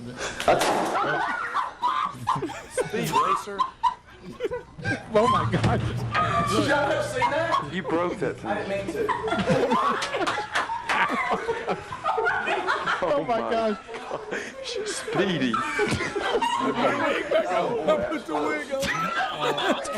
That face, I've had that face before. I didn't mean to face. I've never seen that until right now. That's fun. Oh my gracious! He thought it was like a mannequin that wouldn't, Guys, and it it was late. It's porcelain. 12:30 at night. And it was something they'd had in that house for. The people who owned it didn't find it. And That's don't- funny. no, I was don't 3 hours forget, away from the studio. It was He was trying to 12:30. make something happen for the show, because nothing was happening. That's funny. Well, you did make it happen. I mean, people talk about it forever. Yeah, you did. And being in trouble and uncomfortable, that's all over now. So now you just got a great bit. So the people there that you're talking about the city council members that were behind the camera that were walking us through there? So uncomfortable. Oh, so guys, we got like that. We got in trouble like going to the principal's office. They made us like sit down. Oh, I bet. So let me get this right. Talk to us. So they were actually there. Like you didn't have to go tell them. They actually witnessed it. During this whole thing of going out to these places, there were some places that were privately owned. We just needed permission from the landowner. And then there were some historical places that we had to have permission from the city. And this one we had to have permission from the city to go in. And so they like, so they was like, we need to be here with you. Cold standing there. Did y'all not see that? He starts going, it moved. Yeah. What happened? And then half the staff runs off and leaves me. Oh, did they all leave me in the room? You think I would have ran off? Yeah, you got to clear the area after that. Yeah. Did you hear Christopher Columbus, Speed Racer? Yeah. Well, it's what was leading up to it. You can't hear for Don Juan squealing. Listen. Go back try to to hear Christopher I like how you Columbus. put the See, wig look. Listen. Speed Racer. Hey, but Rick, if you go back a little bit sooner than that, you'll that see was Matt Damon. that I noticed the tongue moved, Rick. No, Yeah, he claimed that. Yeah, I Don't know. forget he claimed the I know he tongue claimed moved. See, look. Watch it move. It doesn't move. Watch this. Wow, look at that nice porcelain mannequin. All night long. 2003. It's really been bad. All right, here, so we're just D. see we. And you tried to scare him. If it does anything, I got it. Go. Touch it. Speed Racer. So bad. So What bad. happened? So bad. So that was premeditated. You That was couldn't believe premeditated. it. So bad. No, I just saw the tongue Because move. you So it was just a said- reaction. It was a reaction. He said, He was trying to scare Because Rick, you he's did. trying to Thank you. scare That's what Don I'm Juan. saying. This was whole premeditated because he told him he was about to do it. No, I tell you what. Really late. 12:30, 3 hours away. Show started at 6. Listen, let me tell you That'd be edited. No, Greg, what I love is Hours away. what I love is he did the thing which I used to be the master of, is acting like you're a hero. I took care of it. Y'all didn't see that? Y'all didn't see that? I didn't see the tongue move on that video. No, I didn't either. Rewind it. So anyway, we'll come back 15 minutes to the top of the I don't know who hour. that Guatemalan was that they showed right there. He talking about you. Your hair was dark and long and a dark mustache. What? Me, for what? Greg just referred to me as a Guatemalan. At the front view, you can really see. There we go. Hey! What's Santos doing? Rick and Bubba, Rick and Bubba.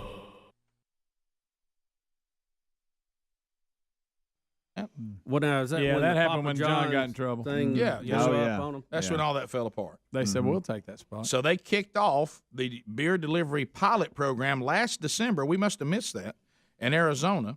And then after that, they added it to California. And now by the middle of January, they're now going to include about 300 restaurants in Florida, Iowa, Nebraska, North Carolina, Ohio, and more Pizza Hut restaurants in California and Arizona.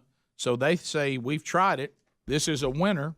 And if you want pizza and beer, we'll bring both. I wonder what the So market instead of the is. 2-liter soft drinks, you just get that a 40, when they get a started 40. doing that, that was Yeah. the time that we didn't do Beer. that. Right. We went Beer. to that. Yeah. Greg, I think what you ought to do is do the next. Get out there ahead of the curve. Yes. You ought to deliver beer by drones. And people just come out in the front yard Too and heavy? they lay it. Oh, Bigger man. drone. You Bigger kidding drone. me? Bigger drone. Yeah. That's Look, good. we You'd can be- over-engineer it, man. I have Over-engineer it. questions. Is there a limit on how much? I wonder. Doesn't say. Is it cold? Wonder. Just yeah. Greg, did we talk about this? I know there's an invention now. Not that I'm promoting drinking, but I know it's of some interest to you. Can we be? I'm Can we just be being very, a businessman, Bob. Yeah. Can we be very clear? Supply and For demand. now, the third time in this conversation, we're not promoting. No, No, we're just no, we're it's just- I'm discussing thinking about from the a business business and the angle. technical Right. aspects of this. Isn't there a thing now you can put a bottle in and it makes it cold like in 10 seconds or Oh, I something? don't know. What the? Well, you can get regular ice and a little water and some rock salt and get it in 8 minutes. Oh, look, you can lay it on some ice and spin it. Well, this was some Y'all kind of seem to something know an like awful lot about a topic we Yeah. claim to know nothing Well, about. I do a lot of research for this. Here's a couple things we got to talk about here on the program. Freddie Kitchens. Yeah. was just named head coach of the Cleveland Browns. Is that right? That is correct. I mean, not offensive coordinator, head coach. Correct. I mean, he's Freddie. He's been an Freddie assistant Kitchens coach for many, many years. from Gadsden, Alabama. From Gadsden, Alabama. Freddie Kitchens. Etowah High School. Etowah High, played the big number 9 for the Tide. Yes. Okay, one of the few times that someone of weight was quarterback. We got that in Kentucky once. And, of course, Freddie wasn't that big when he was quarterback, but he was heavy, he was thick.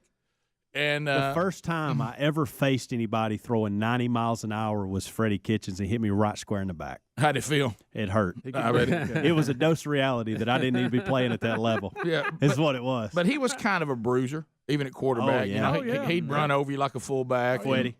And you had to hit him good to get him down. I mean, you didn't just run in there and get a little bounce off the back. You know, he'd bounce them DBs off of him. It's like his last name was indicative to his favorite place. Yeah. Kitchens. Sure. Yes. And of course, like a lot of us now, Freddie. You know, he's a man of weight. Yeah, he is. It just makes me feel good when kind of people who are a little bit chubby do good. yeah. You know, and I like to see fat people do good. We all stick together. Yeah. You know, he's like a brother. You know, he's one of ours. I gave you a chance to take the line. You didn't do it. So I want to but I now we must have Freddie Kitchens on the show. Well, Rick, we had a relationship with Freddie. The show started in Gadsden, Alabama. We used to see him from time to time. Right. So we had kind of a passive relationship with Freddie and some common friends, and he showed up at a remote once or twice we were at. So, but I'm happy for him. I'm tickled to death. I'm proud of him, and I'd like to visit with him again. So, Speedy, but we've lost all of our numbers. Yeah. Yeah.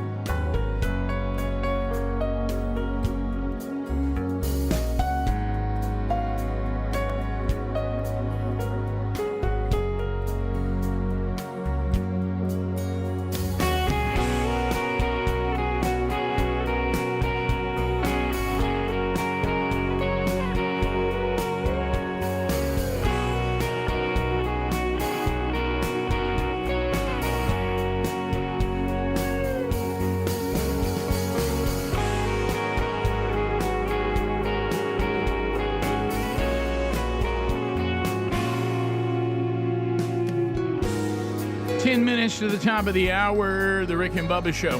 Thanks for being with us today. All right, so we're wrapped up the phone trail, got other things to cover. So the 2024 election obviously becoming big news. And watching this president lose all control of his cognitive skills kind of makes us want to rush on and get there. One of the big discussions is who will represent the GOP. I think we got what's going to happen. I mean, I know there's a little bit of energy happening on the Democratic side. They got to find some way to make sure that Biden can't run again. Then they'll end up going to either Kennedy, but I think it's more likely to go to Newsom. Don't you, out of California? Yeah, I think that is how it will end up. How they get there, I don't know, but I think that is the plan. They can't run Biden again. I mean, and they know that. We all know that. It's a fake world to pretend otherwise. But Ron DeSantis, one of the discussions, and we've even had it here, what about the Trump-DeSantis ticket? Now, we know Trump's not going to be vice president because he's already served as president. Right. He would be the presidential candidate. And DeSantis was asked about that. So we have the audio of that right here. Here we go. A lot of our readers ask me this. Would you ever agree to be Donald Trump's running mate? Yes or no? I don't think so. I'm not a number two guy. I think I'm a leader. Governor of Florida, I've been able to accomplish a lot. I think I probably could do more staying there than being VP, which doesn't really have any authority. Okay, so he's saying if it came down to that, he believes he can do more good for the country by just staying governor of Florida. Yeah. I don't know if I would have said it exactly like that, Right. because if he wants to be president, he's going to have a vice president as a running mate, and then you got to convince somebody to do a job that he just said has no authority. You are correct. So you are correct. But looking to the future. But isn't that what most vice presidents do anyway? They're just sitting there hoping they can be a president one day. Well, guys, I don't know though. Look at what Kamala's doing. She's in charge of the border, fentanyl. She's doing such a good job. Speaking tour is unbelievable. I mean, Wordsmith. she's got a lot of responsibility. I think we've had some that were more active than others and played a more important role than others based on their skill set going into the office. But I tell you, I find it hard to argue with you guys about Kamala, how she's in charge of AI and stuff. Listen, She's doing great. She's in charge of everything that apparently is never getting done. Yeah. But Rick, and she has a few comments here about transportation. She's helping us to understand that. Okay, great. And I again want to thank the Secretary for your work. This issue of transportation is fundamentally about just making sure that people have the ability to get where they need to go. It's that basic. Yeah. Well, yeah. thank you. That's a So great thank point. you for explaining transportation to us. Yeah, thank you. And this was in comments about the mess that we had in transportation over the 4th of July. And she was trying to clarify that for everybody. Thank you. By letting us know what transportation is. Most people, and Greg, basically now, not advanced, but basically. Basically, that's it. Most people, when they have a political run, the big money is on the other side of it. Oh yeah, look at that. That's Obama. your book deals and your speaking tour. I'm afraid that the speaking money may not be available to Kamala. I don't know if she's going to get a lot of that. Okay, there'll be some. Not high There'll be demand. some, but she'll get asked the first few, to your point, because she was vice president. Yeah. But once everybody starts doing this, so how did it go? Yeah. Is it worth that? Is it worth that fee? Yeah. How would you And like? it's going to be a hefty fee. Yeah. Will she be in demand 3 years after she leaves office? No, I don't think so. Incorrect. No. But anyway, back to the DeSantis thing. So based on what he said, all of us that start saying, let's get Trump to run with DeSantis, then when Trump does his final 4, if he can win it, then we got DeSantis for 8 more. DeSantis just told us that idea he's not interested in. He said he's not, but Rick, I don't But that know. can change. I don't know too many candidates at this part have ever said, "Yeah, that would be a nice landing place for me," that ended up being a VP. So, well, that's true. It still could happen. Yeah, you look, with politics, you never know. Now, help me with this Tommy Tuberville thing. I know everybody's mad at Tommy because he's blocking these military, what are they called? The promotions. Promotions. Yeah. And he's blocking it. I can't even remember why now. Well, it's because of the policy change in the armed services, where they're going to pay for people to go have abortions. Right. That was their money. And his argument, and I think this is valid, is that right now the federal government is not supposed to be paying for that. Right. And he's saying that policy violates the standing law, and that issue should be resolved in Congress, not at the head of the military level. And he's blocking these promotions until that is resolved.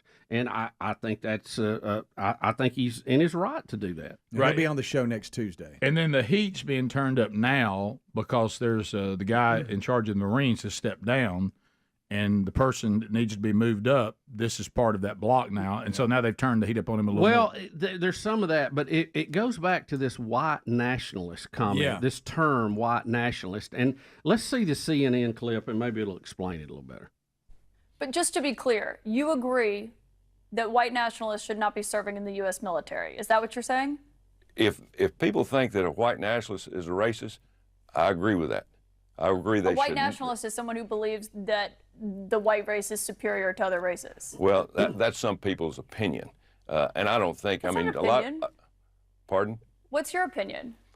My opinion of a white nationalist, if somebody wants to call him white nationalist, to me is an American. It's an American. Now, if that white nationalist is a racist, I'm totally against anything that they want to do, because I am 110% against racism. But I want somebody that's in our military, that's strong, that believes in this country, that's an American, that will fight along anybody, whether it's a man or woman, black or white, red, it doesn't make any difference. And so I'm totally against identity politics. I think it's ruining this country. And I think that Democrats ought to be ashamed for how they're doing this, because it's dividing this country and it's making this country weaker every day. So the term white nationalist by the left is defined as someone who's a racist. Now, I don't know why you couldn't just say racist. I don't know why the nationalist part has to be on there. I think it's pretty obvious that group would be considered racist. Initially, and I kind of fall where the senator did on this, I did not understand that was a racist term. I did. Well, his point was, I think it's an American, but now you're telling me that his beliefs are racist. Well, I'm against him. Right. Yeah, but he's made I don't it think clear. Tommy knows that the term white nationalist means those that think the white race is superior to all. That's a term that's associated with that. I don't think. It sounds like Maybe he didn't. It sounds like Tommy didn't know that. Yeah, and I didn't either when I first heard it. But now we've heard this, so they're trying to tie back. Well, you said that you support white nationalists, and he was saying we're all Americans. And again, they're just kind of splitting terms. Tommy's not supporting racism. Oh no, I know that, but the term white nationalist, I have always known is like the Aryan nation. Yeah. They believe that whites are superior, and they're called white nationalists. I've always known that, but it looked like the senator did not. I do not think the senator. And I didn't either. I didn't know. Right. I didn't tie it to that. They're basically Aryan, right? Brotherhood. Yeah. But it sounds like he didn't know that. Right. And I'm not saying that Tommy Tuberville is okay with racism, because he's not. No, he's not. But he got caught up in the term, right? And they're trying to make probably needed to know a little more about the term. Molehill. Yeah. And the liberals, they have all these terms. You got to be, because words are everything. Oh, them, sure. So. And I think the delay might have gotten him too, because there's always a little bit of that when they're doing like a teleconferenced in interview and things. So I don't know. I don't think they're trying to paint it as something else. Oh no, I totally agree with that. Like you guys are saying. No, I totally agree with that. It's what they're trying to claim he is incorrect. Yeah, it wouldn't fall in line with everything he's done. It wouldn't fall in line with him being a football coach. He thought he thought he was being asked about white people who are patriotic. Yes, that is correct. That's exactly. But that wasn't what he was being asked. Stop the hour. Rick and Bubba.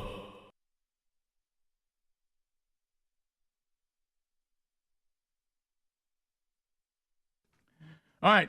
Great news. We just talked about it there in the last segment. These days, every new potential hire can. That is the fact that Blaze Media is going to be teaming up with Family Leader, and they're going to host the first presidential forum. I mean, it's coming up this Friday for the 2024 primaries. Now, here's the best part. The forum's going to be monitored by Tucker Carlson. It's going to be his first public event, by the way, since he left Fox. So that's big.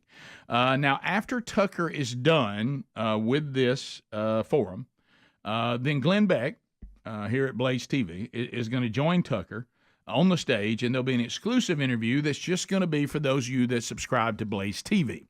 So let me be clear: if you're not a subscriber to Blaze TV, you're not going to see this conversation. You're out. You don't want to miss that. So subscribe to Blaze TV today by heading over to BlazeMediaSummit.com, BlazeMediaSummit.com, and then use the code SUMMIT and get $30 off. Now remember, while the presidential summit is free to watch, only Blaze TV subscribers get to tune in to Glenn's exclusive interview with Tucker.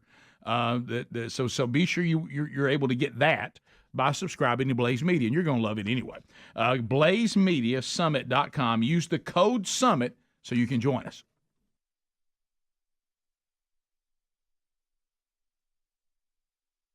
I don't even think there were cell phones back I want then. to play this from you. This is from the Browns. From me? Or for me? Did I say from? You did. Okay. You said earlier it was going to be a bad speak I day. think that's only 3 for me. That's pretty good so far. You got to keep up with a lot of stuff. I don't feel myself today. It's something like I'm. So getting you're doing sick. it now. Say you don't feel like yourself. Because if you're not feeling yourself today, that means some days you do. I didn't say feeling myself. We don't need to know that. You did. That's 4. I would just stop, play the video. Like myself. Right. That's feeling myself. That's not what you said. Yeah, I see what you're saying. Yourself? I see what you're saying. Yeah. Feeling like's the word there. Yeah. You need that in there. And I just announced before the kickoff hour, today's a big misspeak day. Yeah. Hadn't had a lot of sleep last couple of nights, not feeling like myself. Gracious. Just listen Rick, to Freddie. he's not sleeping please, about 3 hours a night. It's not good Please for you. listen to Freddie Kitchens and watch. I just love his delivery. Freddie Kitchens. Just give me this. It's like one of us are now coaching the Cleveland Browns. You're talking about my Cleveland Browns. Yeah. Be very, very specific. Has it always been your goal to be a head coach? Is that what you want to do? Definitely, no doubt. I'm serious when I tell you, I don't advertise for jobs. I don't have to, and I won't ever. I heard the other day somebody say something about I wasn't ready to be a head coach. I mean, who the hell's ready to be a head coach? It's just, do you have a resume that you check off the list and everything? I'm not worried about it, head coach, coordinator. I don't care. I'm just trying to do the job that I'm doing right now, today, and then do a good job tomorrow, and then the next day, and see where I'm at the end of the year. I really, truly don't put any thought into beyond this week. Now see what I like about that. Yeah. We have a lot of coach speak out there. Oh yeah. That is as pure Etowah County as you can Yes. get. Yeah, Right there. I mean, that it's is straight. That is right from the Gadsden Mall, right there. It's one thing to be from Gadsden. It's one thing to have never lost it. Right. And he could be standing right now. Yeah. At the gas station out there across from the Coosa River, and he'd look the same, he'd talk the same, he'd have the same attitude. Yes. And to me, there's people that claim to be people of our community, but he's perfect. He's a person of weight, got a little rosacea on his cheeks. His blood pressure is obviously high, and he's got a little bit of redness right here on his cheeks. And just like we do, and he's you see him later on when he retires and he gets completely white and gray hair that he'll be playing Santa. No question. He is the classic our part of the world. He had major heart surgery in 2013. Yeah. Had an incident during practice. It was with the Cardinals, and he had a defect in his aorta. But anyway, he seems to be back and rolling. I didn't realize this speech. I was looking. He actually coached at Mississippi State 2 years. I didn't know that. Oh, yeah. Did you know that? 2004, 2005. I did. Well, that's just you not paying attention. He was a tight ends coach, and then he was a running backs coach. He was an assistant coach even before the Browns with somebody. Who was he with? He was with for 10 years, Cardinals for 10 years. Mm-hmm. I've emailed them, the Browns, just to see if we could do a little cold email there, cold call here. Well, all that's fine, but look, we know the Etowah County way in this. We need somebody that knows Freddie just to send us his cell phone. Freddie has not forgotten where he came from. He'll take our call, I think. Yeah, he's still talking with Earl and Larry and Wayne, just like he always did. So Larry, Earl, Wayne, any of y'all who fit that category that still talk to Freddie up in Gadsden. I'm sorry. Just tell us how we can get in touch with him. Hey, I just called the Cleveland Browns and they picked up. Well, yeah. Should I ask for Freddie? Yeah, I'm sure he'll just. You want to call back? Yes. Tell him we're friends and we're calling in. Do you want to call on air? Why don't you just call and see if you can get him? But I want to do it on air. I kind of wanted y'all to do it. It's one of the favorite But things.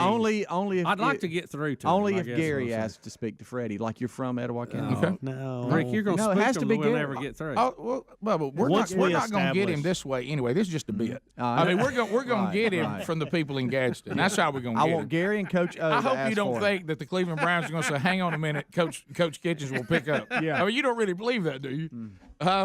Maybe. We'll see. Do you want me to call her off air and see if she'll go live, and then we'll talk to her next? I don't think that works either. I think we come and say we're live on the air, and we're calling. I like the idea. And we're from there, and if she says, hey, I don't want to talk, we hang up. What if she says, hold on, and like he picks up?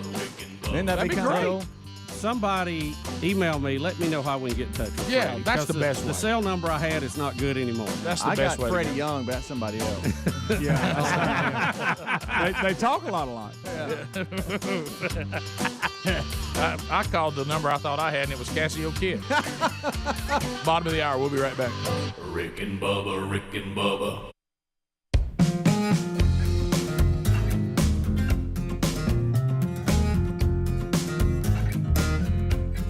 Six minutes now past the hour.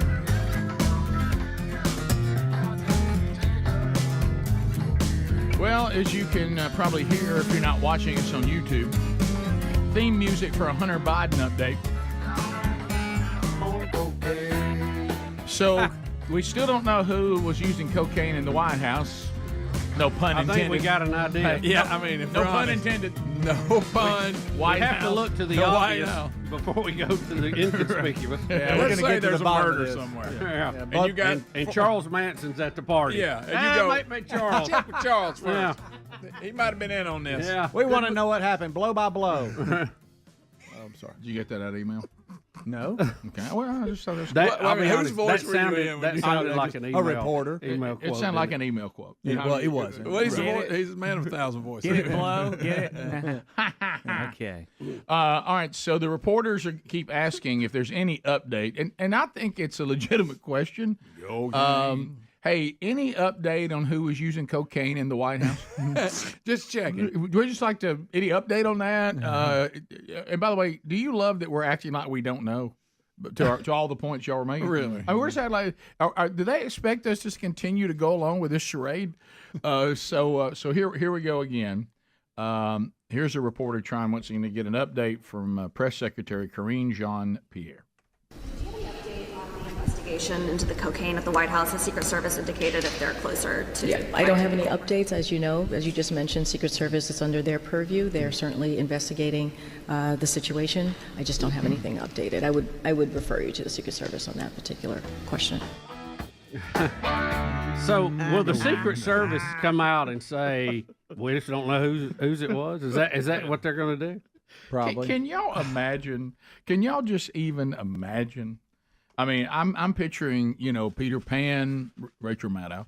Yeah. I'm picturing The View. If it was Trump. If we had the Trump family and his kids were there and somebody found cocaine and, somebody's just snorting right across the Lincoln bedroom. I mean, can you imagine what would be going on right now? And now we're just kind of like, the press is like, y'all got any update on who's doing cocaine in the White House?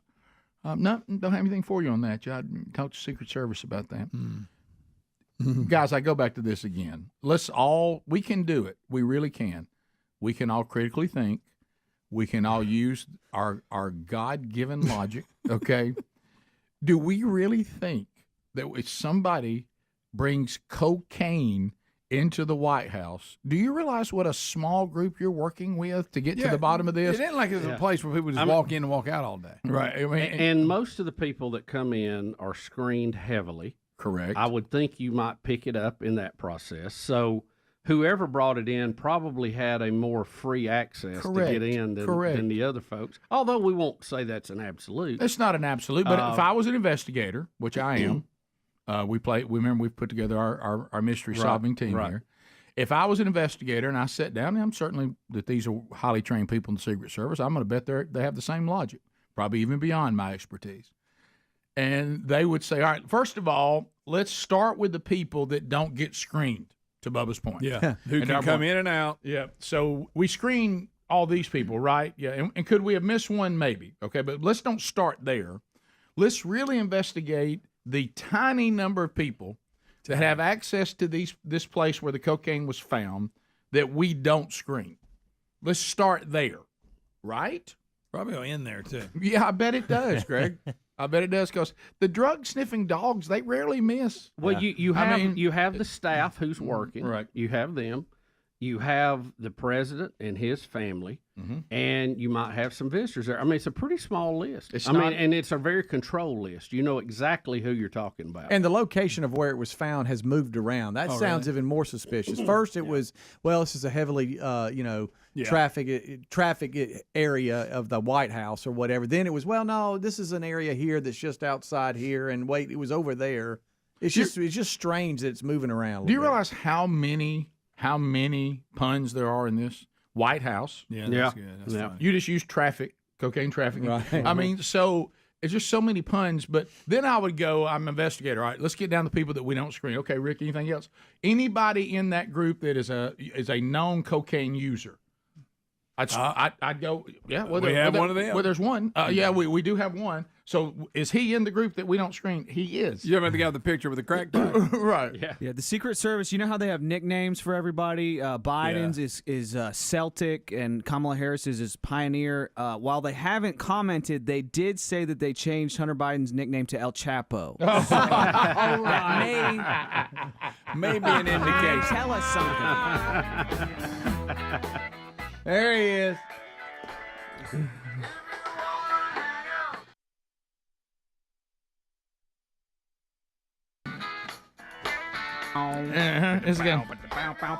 Did y'all hear Eric Clapton when he performs that song live? A lot of times,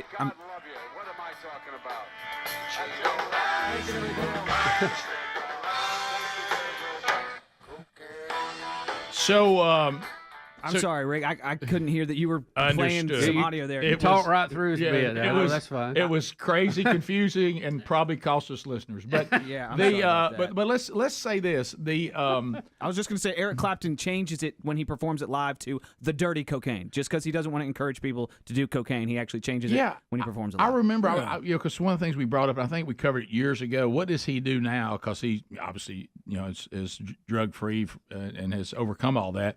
So he still plays it, but he mocks the cocaine throughout the song. Cocaine, and then the dirty cocaine to trying to clarify. I don't think this is a Just good sing thing. the song. We get it.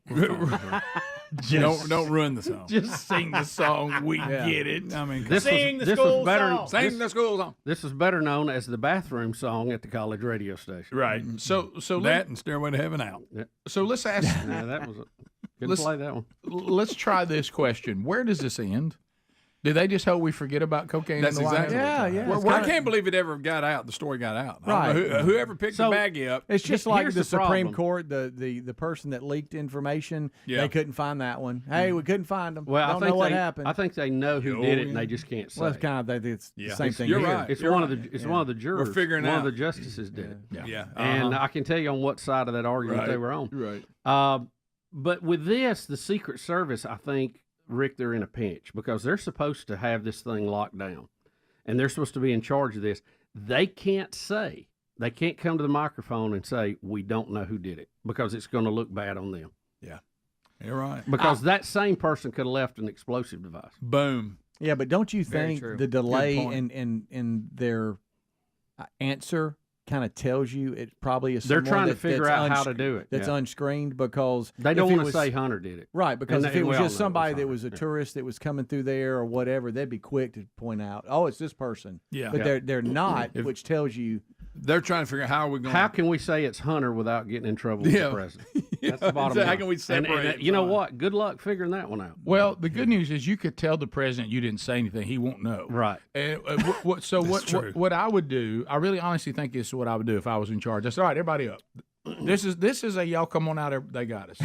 So now let's minimize. No, you have to understand the left. There's nothing the left is going to say that will affect one vote of those that are going to already vote for him. Not one. So what you do is you almost make it heroic. You come out and you say, hey, look, we know Hunter's had a lot of problems. And this is the sad truth about drug addiction. And he has fought and fought and fought. We've never hid from you. This Biden family's been through a lot of difficulty, with the death of children. And the drug addiction of Hunter, brought on by all the duress this family's been under. And added to by the pressure of the right that will not let the laptop story go away. Just when he was doing well, the right and their never-ending attack on him, he crumbled under the pressure. He fell off the wagon. He brought cocaine and was using it. We've dealt with it. He's going to go back into rehab and get some help. He gave it up. He decided not to use it and set it down. And this I hope it gives encouragement to people who struggle with drug addiction all over our country. That this is an example of how horrible it is and how we need to have a tender place in our heart for those who struggle. And you know what? He's not alone. This family understands the plight of families who are dealing with this all over this country. Unlike the other party, they know what it's like to struggle. And this is just another point of how difficult drug addiction can be. And we ask for the nation to pray and to have some compassion. Well, they might not say pray. We ask for the nation to have compassion because that's the ultimate goal. And caring. And tenderhearted and loving and not judgmental of the Biden family. You're right. That's their only. They're just getting way all out. that ready. It's a tightrope, but that's their only way out. Yeah. And then you leave it out there, So and then everybody that says that's not good enough, you demonize. I just won't let it go. How cruel of them not to be tender about this. Yep. Now, of course, if it was Republican, we'd be railing them on it. But yeah. we're hoping we'd have an impeachment hearing. We're hoping you'll forget that. Yep. Phone calls are next. Rick and Bubba, Rick and Bubba.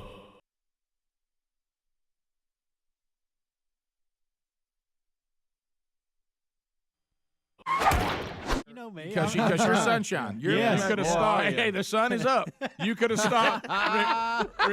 Rick, he could have stopped. Just not You were going in the end zone, Hams, and you fumbled it. Somebody stripped you about the 2-yard line. I'll tell you what, though. Give me his number. Let me give him one too. But like Hamsy, he knows this about himself, which is one of the things you love about Hams. But, sometimes the sun feels warm. Other times you got to get sunglasses on. It's too bright.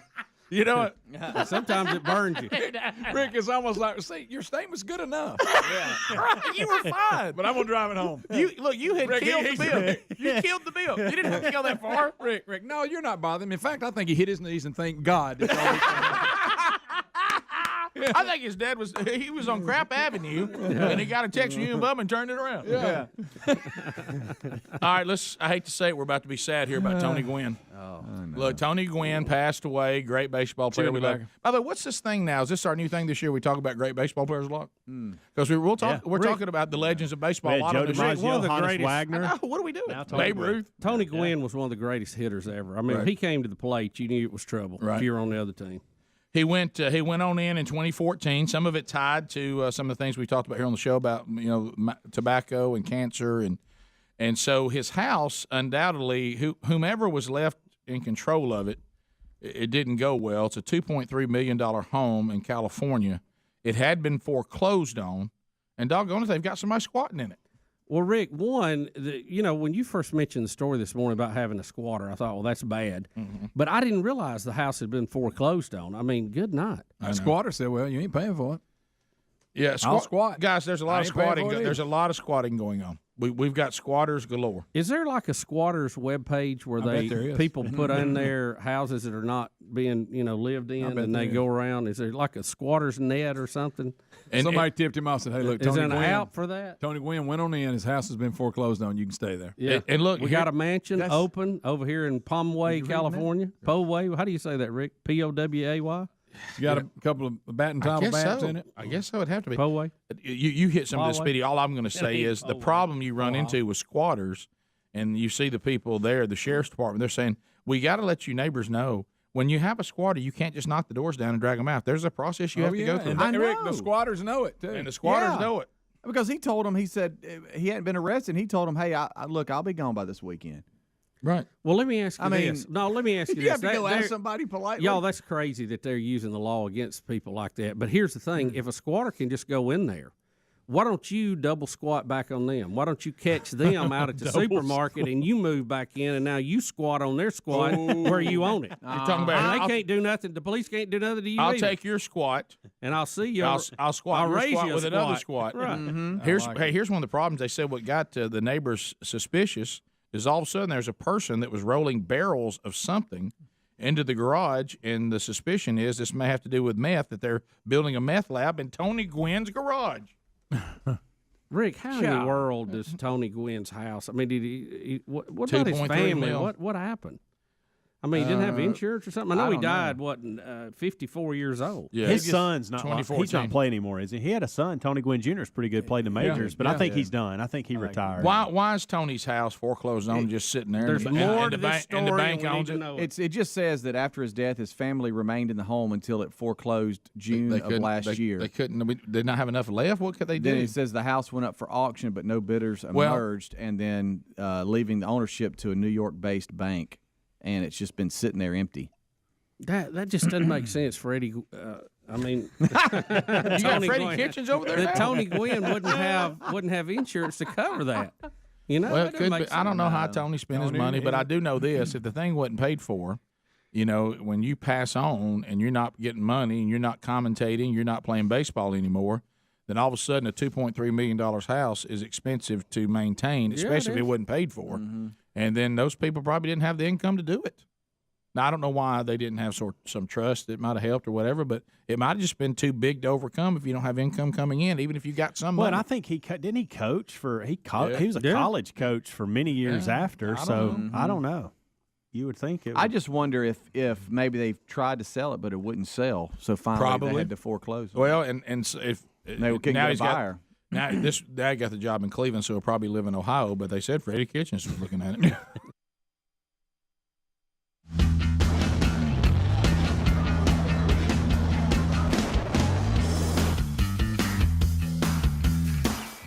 go. 22 minutes now past the hour. Rick and Bubba.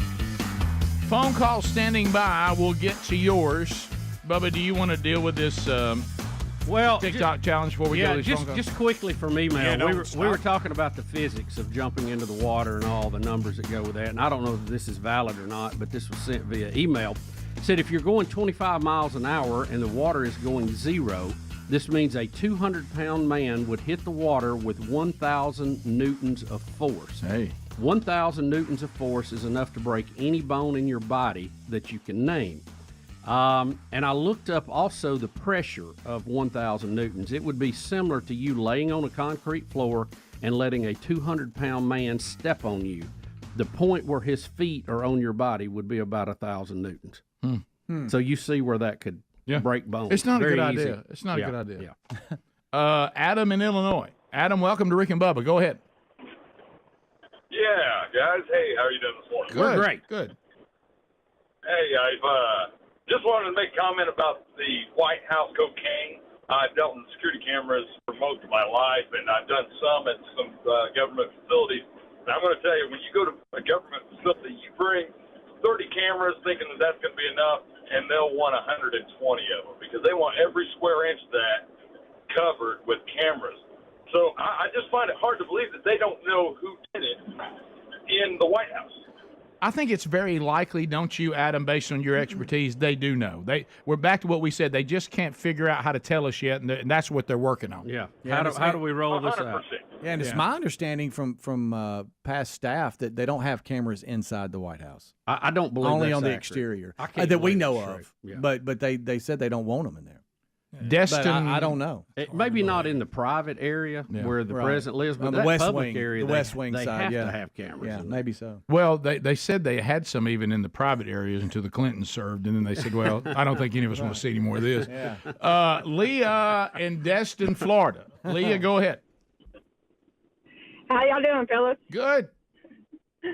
Okay, I just wanted to weigh in on the white nationalist and white supremacist conversation y'all were having earlier. I feel like the left has figured out that racist is not going as far anymore. Like we've kind of caught on to their little tactic, and so they want to use white nationalists, which means someone that might be proud of their nation, and they're conflating that with like white supremacists, as we all know, as someone who's more thinks their race is more superior than other races. So I feel like that's what they're doing, and I think he answered that question fine. I just wish he would have called out that journalist a little more for conflating the two terms. Yeah, I mean, I certainly love the senator and love the job he's doing. I like him as a person. He is not a racist. Like I say, if he loved white nationalists, coaching college football was not a good occupation to choose. He must have been miserable. Yeah, it must have been a miserable experience. But I've always known that white nationalists meant the Aryan nation and white supremacists because the word white is put there. Someone who just loves their country, it might be called a nationalist. And you've heard even people calling about Christian nationalism, meaning more concerned about the love of the country than the love of Christ and idolizing the country too much and combining the two. When you put white in front of that, I have always known what that meant, but I think innocently the senator just obviously didn't.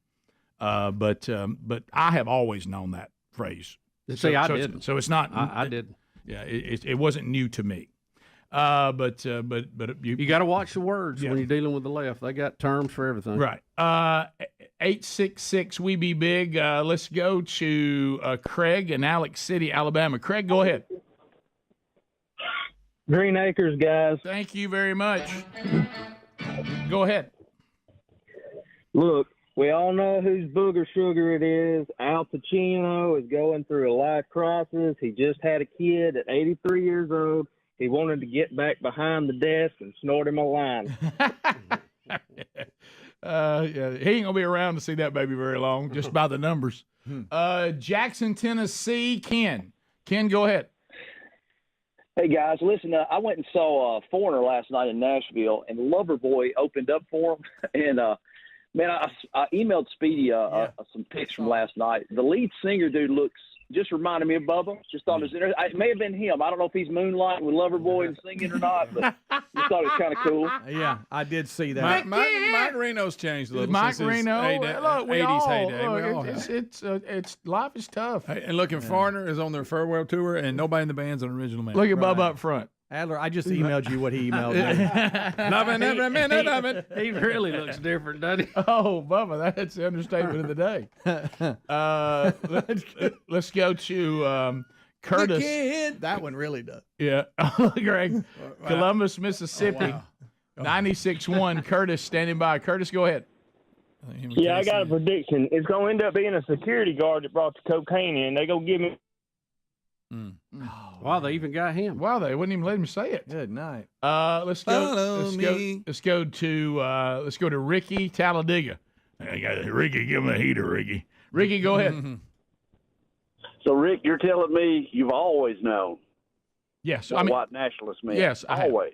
Yeah, I mean, always. as long as I was old enough to cognitively think. Yeah, left hand in my right. Yeah, you right. So you've always known. Tell us one more time. Ricky, what I'm trying not to do is, I know that you may be into this new thing where we all get in our little mob and we're parrots and we mock the same things. And then that just makes us just like the left, just another version of that. I'm sorry that phrase was not a phrase that would have surprised me on what the reporter was talking about. I'm sorry that I'm making sure that I'm not being pulled into this pretending that I can't even understand why they think that was. I mean, I'm also defending the senator thing. It's really called telling the truth.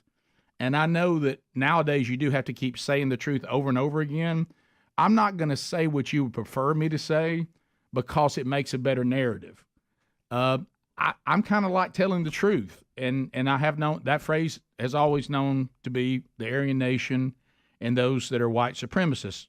I'm sorry that the senator didn't know that and Bubba didn't know that, or maybe you didn't know that. But I did, and the reason why I'm making that clear is because if we land there, that's not a term that has been known by at least some people as depicting white supremacy, then we're going to come off like a bunch of yes men that can't walk out a narrative and go, I don't believe he knew, nor do I believe he's a racist. But yeah, that is a term associated with white supremacy, and a lot of people know that. And if that bothers you, Ricky, that I keep making that point, I'm sorry. But when you have your show this afternoon, you can tell it however you want to. There you go. Bottom of the hour. Roll Tide. Rick and Bubba, Rick and Bubba. Bubba's going to call him and ask him. Right. Bubba, keep checking his Bubba, phone. don't text again. Please Don't. don't. What's the odds that both of y'all haven't texted me yet? Reckon they want anything? Yeah. Greg, I was Speedy, I was throw him a text. I was clear of my intentions. And I even put at the head of the text, I realize I'm a bip, but I'm... Does he even know what a bip is? Well, I said coming in hot. Okay, Because I didn't think he knew what bip means. Because I could just see him going to his wife saying, can you help me with this? You got any idea what BIP means? Rick said he's a BIP. What does that mean? All right, top of the hour. If you're leaving us, have a great day. Got more Rick and Bubba. We'll be back. Rick and Bubba, Rick and Bubba. And then I forget who said it. Says, well, do you think Lady Gaga's going to have any issues? I promise this happened just like 24 hours ago. Yeah, I know. And they said, didn't she do a song with R. Kelly? And the title of it was Do What You Want with My Body. And I said, well, I'm not familiar with that song, but yeah, I guess that would be an issue. Well, I come in today, and it's in show prep, that she's had to apologize. It was in 2013 when she did this song, and she says it was at a very dark time of her life. She regrets it, and she 1,000% stands behind the women, and she apologizes for, this being insensitive to their suffering and pain, and their voices should be heard. And what I'm hearing about the allegations against R. Kelly is absolutely horrifying and indefensible. And then she goes on to say she's had issues herself where she was assaulted, and she said she made the songs and video, as I said, at a dark time of her life. And she was trying to create something that was extremely defiant and provocative because she was angry and she had not processed the trauma that had occurred in her own life. So that's her take. She's acknowledging she did it, She apologized for doing it, said her motive for doing it was probably misunderstood and probably still was incorrect. Well, let me ask you this. Why did we have to have this series come out if these crimes occurred for him now suddenly to be? Because I know there was a time he was charged with something. I don't remember how it turned out. I remember that. Yeah, there were a couple of them. But this, all of a sudden we have this documentary, and now there's people coming out now, hey, quit playing his music. We're looking into charging him. To me, this is Bill Cosby all over again. Now, not as big a history. Or is it like these people, nobody's listening to us, so we agreed to do this series? Maybe somebody will. I don't know. Well, I remember he got in trouble about something about underage and all this. That actually happened. We talked about it on the show. We talked about it on the show when it happened, and then it kind of went away, and we assumed that, which I guess this documentary is alleging, he would pay people off. Maybe that's and then they would go away. But this has that ring, and I'm not saying. I think that any men who behave the way Bill Cosby apparently behaved, who I loved and had great respect for as an entertainer, and was highly disappointed and very let down to find this out. However, if he did the things he did, he should pay a price for them. And if R. Kelly apparently has done the things he did, he should pay a price for it. But what I'm saying, I think what's happening now is, all of you said it, it's almost like we're so numb to things that something will be brought up, and if somebody doesn't go ahead and drive it home, we're just like, well, and it looks like gets now left to the side. So he thought he had gotten past it, just like Bill Cosby thought he'd got past his. Suddenly, Bill Cosby, some comedian makes a comment on stage one night. Suddenly, everybody starts looking into it, and then his whole world changes. I think you're right. This documentary, people are seeing things that they didn't pay attention to when the stories came out, and now somebody, which that's what documentaries do. We've gathered all the information, and you're not going to be distracted by everything else in your life, and we're going to give you a presentation that's going to be direct and easy for you to follow. And once that's happened, people say, my gosh, this guy's more horrifying than I ever even thought. Why in the world is he still walking around? Yeah. And I think that's what happened, just like what happened, I mean, they're a little bit different, but you understand what I'm talking about, the similarities. Where something you did that was bad and you thought that you gotten away with it, people bring it up again and suddenly everybody's mad about it again. And rightfully so, but I'm just saying, to your point, why did we ever not get bad about it the first time? Yeah. I'm not saying he shouldn't have been charged with something. Right. So that's the update of all of you that are wondering about that duet. She's saying shouldn't have happened, shouldn't have done it, was a mistake, and I apologize if it seems insensitive to any of these victims. Yeah. Another thing, I'm getting an email a lot. I don't watch Deadliest Catch other than if I'm sitting there and the episode comes up, I go, I'm kind of in. I've watched it on and off over the years. Scan by and catch it. Yeah, like I haven't watched more than one episode or half episode in years. It's been a while since I have. It's one of those, if I happen to stop on it, it'll catch me. Same. But I don't seek it out. Same here, but they're saying that the 3 fishermen aboard the Deadliest Catch boat Mary B. 2, is that what that means when they have the Roman numerals there? Is that what that means? Okay. Bubba.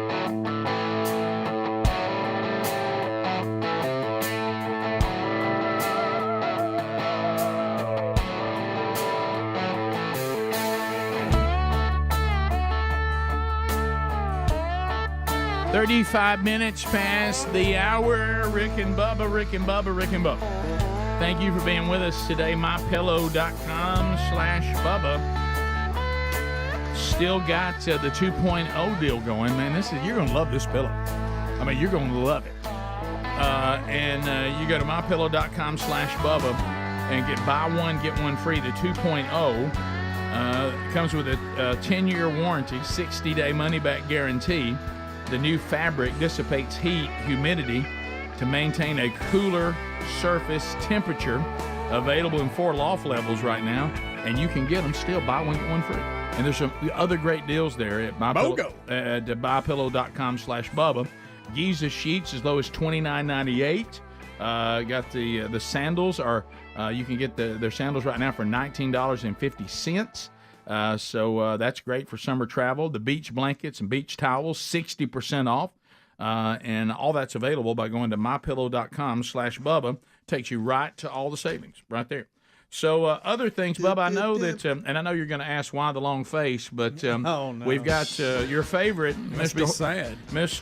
Horseface himself, John Kerry, of course, ready to once again, he wants to talk to us about he's the climate envoy. Is that his official title? That's it, yeah. Climate envoy. Yeah, he ought to be in charge of transportation, much as he flies around.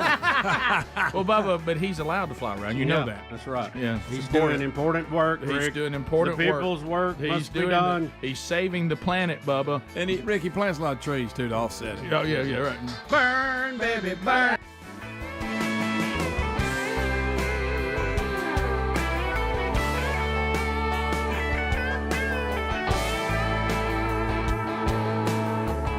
Kerry is going to be asked about his past opposition to cluster bombs. You know, cluster bombs, that's a new thing now. We're going to give the Ukrainians cluster bombs, right? Yeah, and that's some people don't like those. You know, we had Joe Biden, by the way, mention that they're running low on ammunition, which, was kind of a secret. Wasn't supposed to get out there, and he blurted that out. Right. Of course, tell everybody we don't have enough to defend ourselves. Anything, and Zelensky complaining about the European, what was it, the NATO deal? Yeah, NATO not letting them in. After getting billions of dollars in help, I'd be like, let's just leave this on the thankful tour right now. Yeah, I was about to say, Zelensky, here's what we need more of you. A little more thank you, a little less continuing to make demands and then getting mad if we don't give you everything all the time. Right. Seems like we pretty much kind of losing support for this endless supply of money as it is. Yeah, we're growing weary of you've become the child that keeps telling us, now my job, I'm almost there. Where I can pay my own bills, and then a year later, everybody's like, I thought we were almost there. So here's what I don't get though: if you want the Ukrainians to successfully, stand off the Russians, cluster bombs would help. I mean, and what is this new thing? Down with the Russians, not cluster bombs. Yeah. I mean, what do we want somebody to win this thing? I mean, what are we doing? It's Rick. Let's hear the quote, and then we'll talk about this modern concept of civilized war. Okay. This week, President Biden announced that the U.S. would send cluster bombs to Ukraine to help them in that conflict. Now, as a former Secretary of State, you'd express concern about the impact that those weapons can have on civilians and indiscriminate killing of women and children. Aren't you worried about their use in this conflict?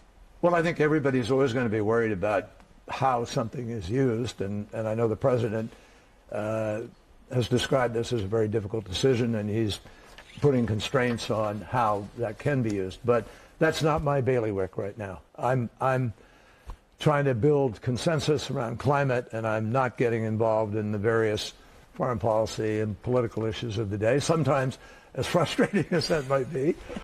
Well, it is frustrating because one time you told us you were against cluster bombs and you're working with an administration that's giving out cluster bombs, and that's why we'd like to ask you about it. Yeah, it's kind of hard to, Right. Are you now okay with cluster bombs? Yeah. How are you with the term bailiwick? I don't even, I don't know what a bailiwick is. Well, it's a bailiwick. It's a good move on his part. And matter of fact, Tuberville just said he didn't know what it meant. Right. This question is hilarious. I would have even been fine with him going, I don't really have a say in that anymore. It's what he's trying to say. Cluster. No, we're just asking. We know you didn't like cluster bombs. Now the guy you work for is doing cluster bombs. Are you okay with cluster bombs now? Idea climate. Climate, swift boat. And you know what I would have done? I would have said, okay, well, let me rephrase the question then. Do you believe that cluster bombs are bad for the climate? Yeah, that can be good for it. You got to put off some heat. And as she pointed out, are you concerned about it killing women and children? Well, it is if you drop it on women and children. Yeah. But now, if you want to clean out a trench where you got Russians dug in, it'll do that. All right. Here's one thing I always hear about this ongoing women and children thing, and I know what they mean by that, but I want to clarify. So if I'm just say Larry Wayne, and I'm not involved in the conflict, I work second down there at a place that so far have been bombed by the Russians. And a cluster bomb takes me out, so who cares? All right. Yeah. I mean, I understand you're saying, don't we mean civilians? Right. Civilians, but people who aren't carrying a weapon fighting. They use the term women and children. But she doubled down on women and children, which means Larry, who's working second, if a cluster bomb gets him eyes, who cares? Well, and Rick, think about this. Yeah. Think about what we're saying, too. A cluster bomb is one of these bombs that hit, and then the actual explosive spreads out from that. That goes rolling and bouncing into a bunch of little bombs and blows up. So we're fine if I drop one big bomb and I kill you, but if it's a little bomb rolling and bouncing, that's somehow bad. Right. Yeah. This idea of civilized war, I think, is a very dangerous. We've had this in our modern society. And that's what caused these wars to keep going on. You're right. If you're going to have a war, which you should avoid at all costs until you cannot avoid it anymore, go nuts. Use everything you got. And I mean everything, and get it over with. And make it so bad people go, well, we don't want to do that again. Yeah. You know, but we're fighting now like we were with the redcoats. I mean, we're in line and we're shooting our musket, and you know, you can't shoot the officers. You got to shoot the guys up front. If you're cheating, if you do that, war is ugly. I've never even understood the concept of rules of war. That's such a conflict in terms. War is all-out killing of somebody because you just have no other alternative. Well, and it's weird. It's so inconsistent. Like if we have a criminal that killed everybody because they were home, we're concerned about making him or her suffer. Yeah.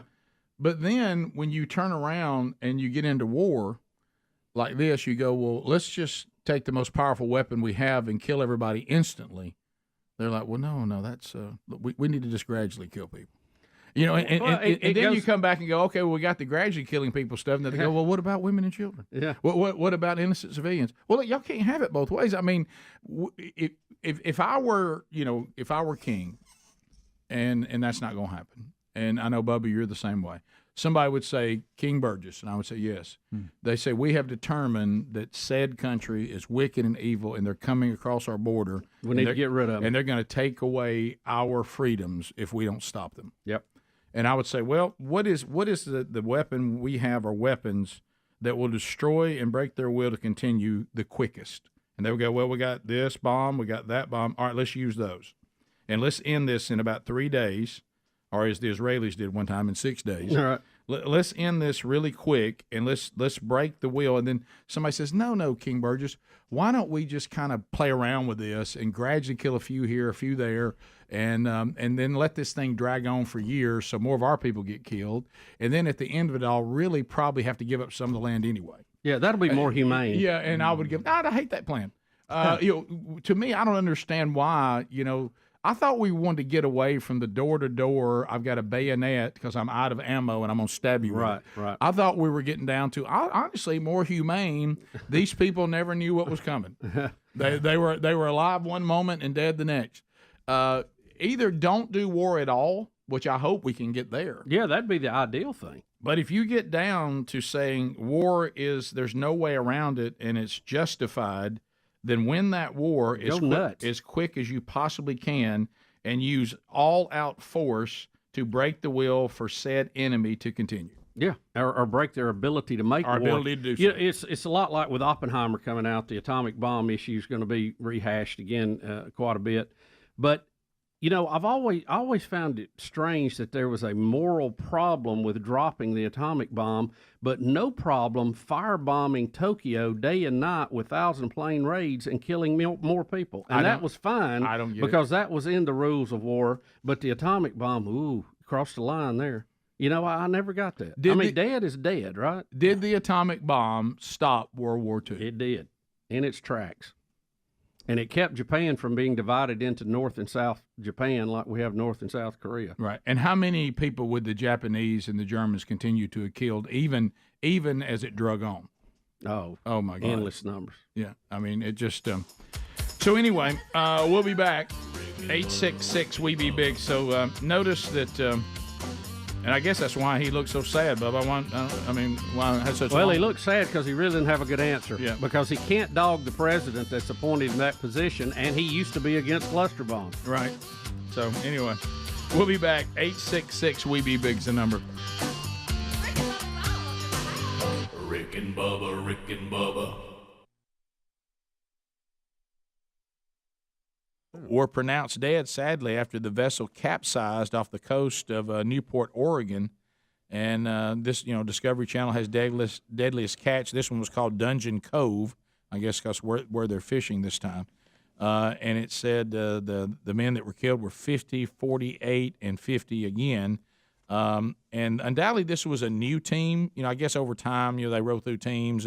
And there's some of the guys in here are saying that they felt like this particular team, that they didn't have the expertise to fish in waters this dangerous. Right. That they kind of warned, when you have a show going, you start wanting to have some new characters, some new teams, they felt, and I'm not blaming Discovery Channel, don't misunderstand me. It was probably their own choice to do it. Nobody made them do it. But there's the guys in here who have been fishing a long time that didn't feel like that they were ready for this.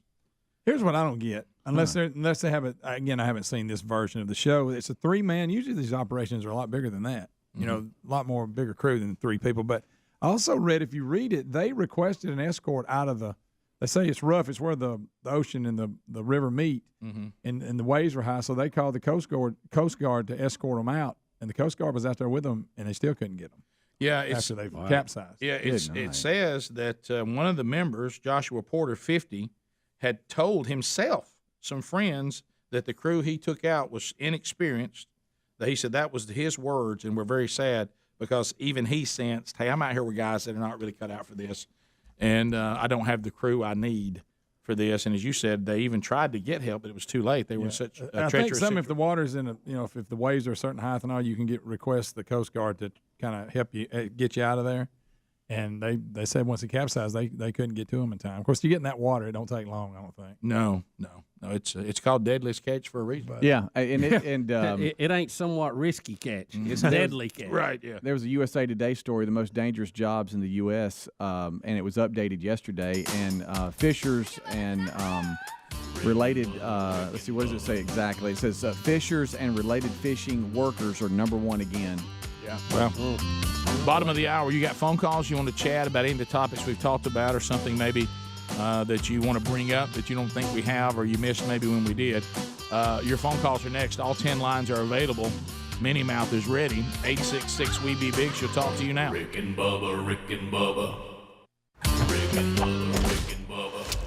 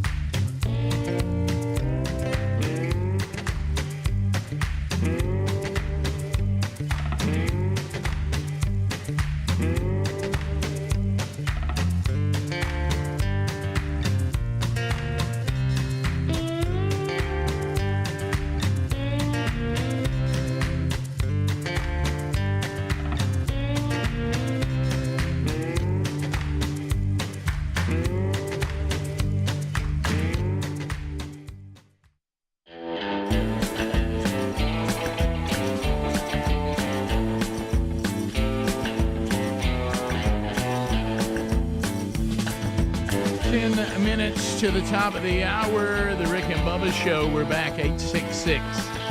Weedy Big's the number. Coming up today, Wednesday, Bible study back after a week off. We'll finish chapter 14 of the Revelation today, live at noon Central, 1 o'clock Eastern, on the Rick and Bubba YouTube channel. That'll be archived soon after and available to you in the audio or video archive. You can find that at themanchurch.com by clicking on the media button. You can either listen to the archive or you can watch the archive. You also can catch it out on our social media today, as it'll be out there everywhere. All right, so Bubba, finishing up the man-made climate change cluster bomb thing. This ongoing fake world, Greg, and I tried. You're not going to believe this. Listen, I tried yesterday, and I couldn't figure out how to send it to y'all. And it was on Instagram. These things keep coming up. Just post it 3 times. Everybody will see it. Right. And I couldn't tell I think it was a reel or something. I didn't know how to. I even looked for where's the option for me to share this. It goes with the reel again. But it was what's is that on your feed? What was the musician Marcel? The musician Marcel. He did the Tonight Show, I think, or one of the late shows. One time he led the band. Very famous musician. I can't. I know think who of Quentin his name. Marsalis. Yes. Yeah. So he was asked a question about Greg, and the guy thinks he's got something sharp, and we can't play because the word he says. But the guy goes, "So tell us some of the things you're learning from your current day students." He's teaching. He's got musicians that he works with. Yeah. He goes, "Tell you what, I'm learning that they're FOS," but he doesn't use the term. He said, "This generation of people, they're full of," and what he did, he said they don't live in the real world. Right. That's a fact. He said, and right now, he said the way our world is designed, everybody's winking, and if you are bold enough not to wink, they'll attack you and try to beat you up so bad that you'll start winking. That's a good point. And he says they all think they're great. They're delusional as they can be. They will not take coaching. They will not take a critique. They can't believe you don't think they're the greatest thing that's ever walked in here. And he said we are this generation. He goes, and I blame the generation before them for allowing it. Amen. They are living in a completely fake world. Wow. Well, here's another example of it. Here is the socialist Spanish minister going to a climate conference. Now, keep in mind. This minister has arrived at the conference on a private jet. Don't miss that. Gets into a limo. Yep. Has their whole entourage of mini limos carry her toward the venue, and then Rick, 100 meters from the venue, she gets out. They get her a bicycle out, and she rides up to the venue in a bicycle for a photo. What an actor! What an actor! Meanwhile, being protected by people in cars. With guns. Look, flew there and on a private plane, got in a limo. She didn't know how to ride a bike. Good. Look at her. She got 100 meters from the conference, then rode a bike in. She did it. See, she saved the world. Unbelievable. Bubba, how mad does that make you right there? Well, I mean, it makes me mad they think we're that stupid. There you go. Yeah, it shows me they're not serious about it, so why should I be? It's a scam. That's what it shows me. It's a scam. Scammer Ramadan. But here's the other thing. It goes back to the famous. I wish she'd have busted her butt right there on that bicycle. The famous story of the emperor has no clothes on. What Quentin, the point he was making is, none of us believe any of this. You're just supposed to pretend you believe it.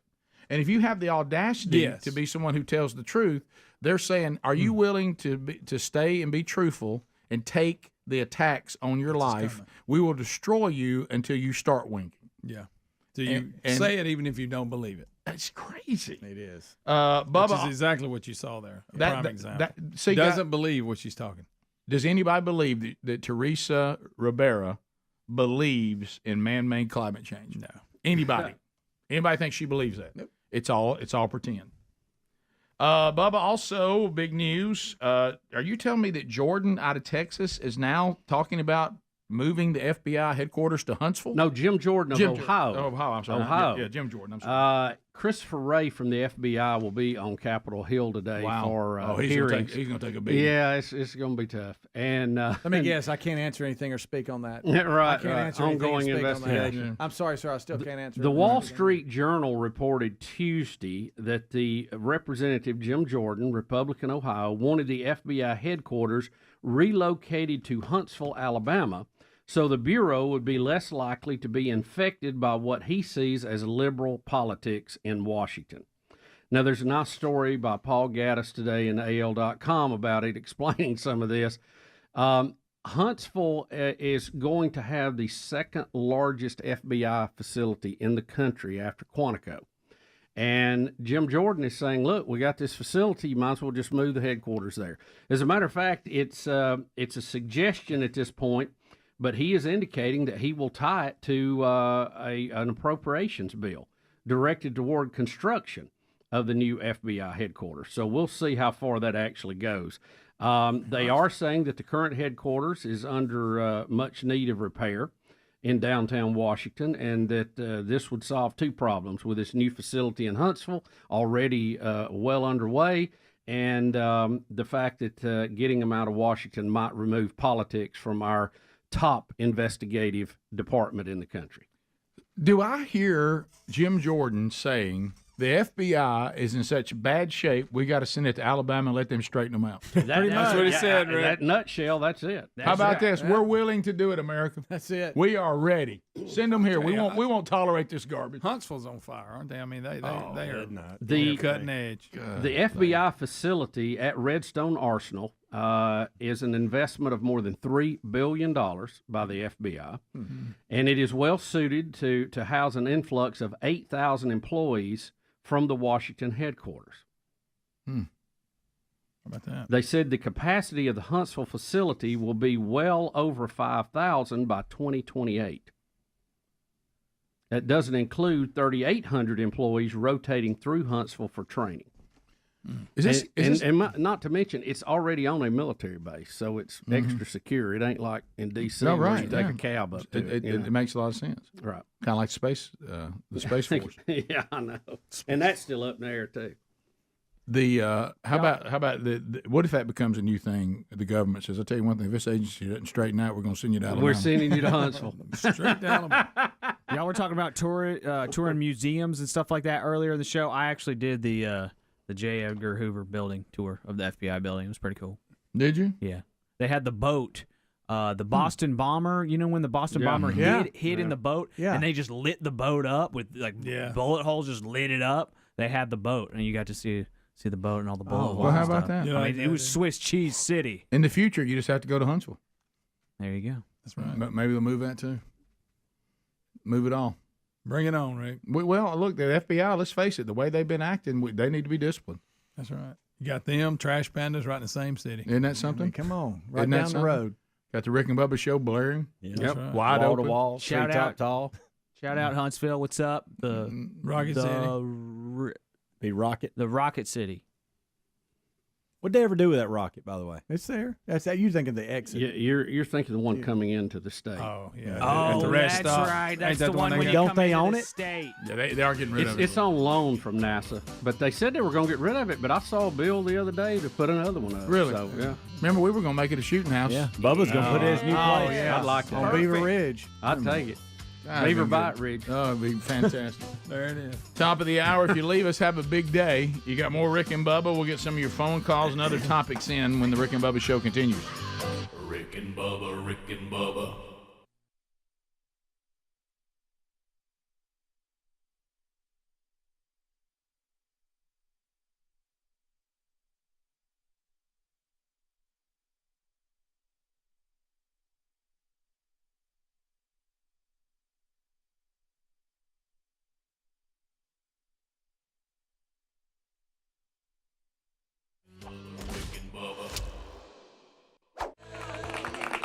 Boston, all I want is my peace of mind. Bubba, let's talk about the list that we were just discussing about what's ahead. So I told you that we could have an update as Greg Burgess will be a grandfather at some point over the next day or so. So could be today. Likely will be today. So we'll get that update. He and his wife are rolling toward Atlanta, and probably they're there now, where his son and new daughter-in-law are about to have a baby. So we're all praying about that. We'll get an update on that. We have Nick Mullins will be here with us today, quarterback for the San Francisco 49ers.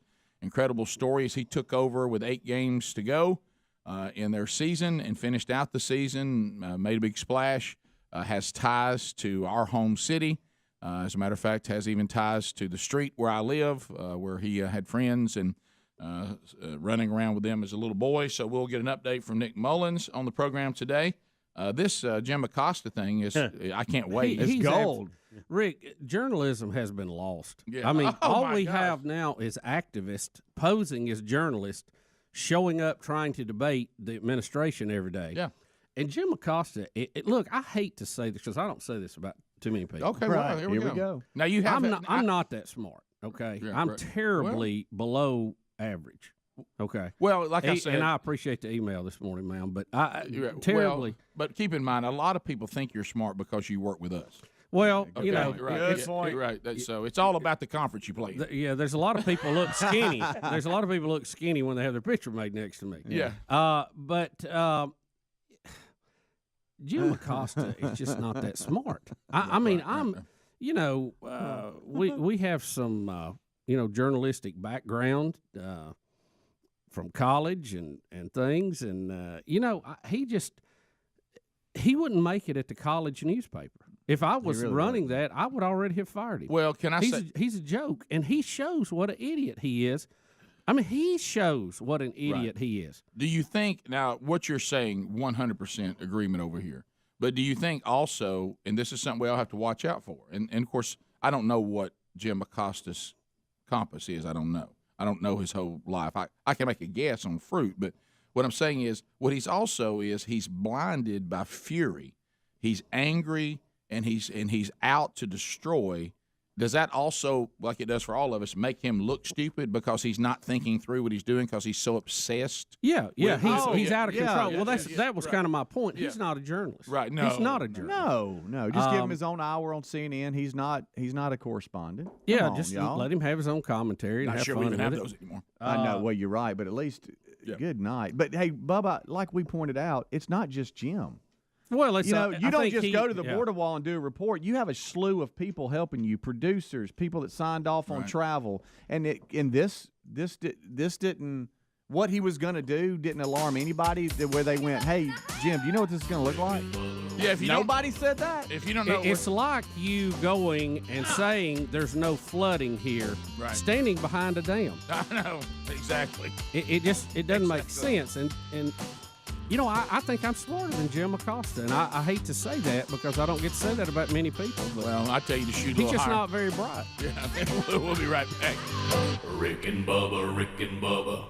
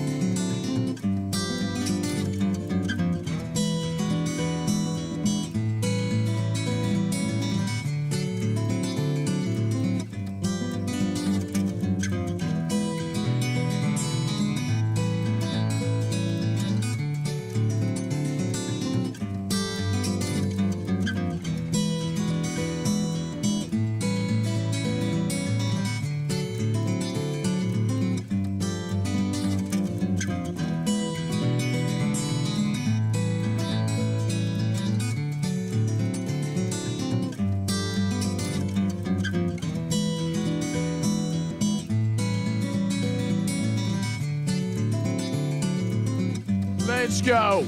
6 minutes past the hour. Thanks for being here.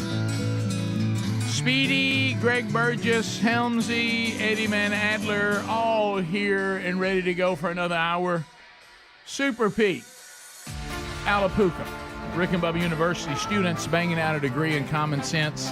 Common sense now more than ever, a superpower. Welcome back, Bill Bubba Buster. Rick, glad to be here, and thank all of you for joining us on the little party we call Rick and Bubba. 2 topics to cover to start the hour. We mentioned in the break, you said you did not see the latest episode of Skinwalker Ranch, and then we pivoted from that to rabid beavers. So, right. I saw the end of it. I didn't catch the whole thing. Beaver attack. And it was very interesting, but maybe we can have a better update and discussion about it tomorrow. Does it ever concern you? I did see Beyond Skinwalker Ranch last night. Yeah, it was good. What's the difference? That didn't draw me in. Well, let's not go. They're going to investigate similar things in other places. I got it. And saying, look, maybe we can learn something there that will help us on all this. Is that kind of like Beneath the Planet of the Apes? Yeah. By the way, I watched a documentary about the whole making of Planet of the Apes. Fantastic. Oh, I bet. I'd like to see that. When I was a kid, I was really into Planet of the Apes. Yeah, I was too. I couldn't miss it. What is it called? I had a couple action figures. figures. It made me mad as a kid because I wanted the series to have the same actors the movie had. I know, but it didn't. And I was like, why don't we have the same? Where's guys? Roddy McDowell? Where is Roddy McDowell? I wish I was wondering. Did you ever realize his name was Roddy? Roddy, yeah. I think Rodney. he was. I thought it was Rodney for years. So let me ask you this: which Planet of the Apes was it? Y'all help me out with this. Where they're underground and they're worshiping a nuclear missile. Yeah, and it was like stainless steel. And it was down in the silo. Yeah, that got a little weird. And the guy, is prisoner there, and he wants to get a shot and blow the thing up, and he sets it off, by shooting. I think that was beneath or under the planet, something weird. I think it was beneath. Yes, it gets all weird, and there's all kinds of they're worshiping a nuclear missile. It's real shiny, like stainless steel. Those gorillas on the horseback with them war hats on scared me to death.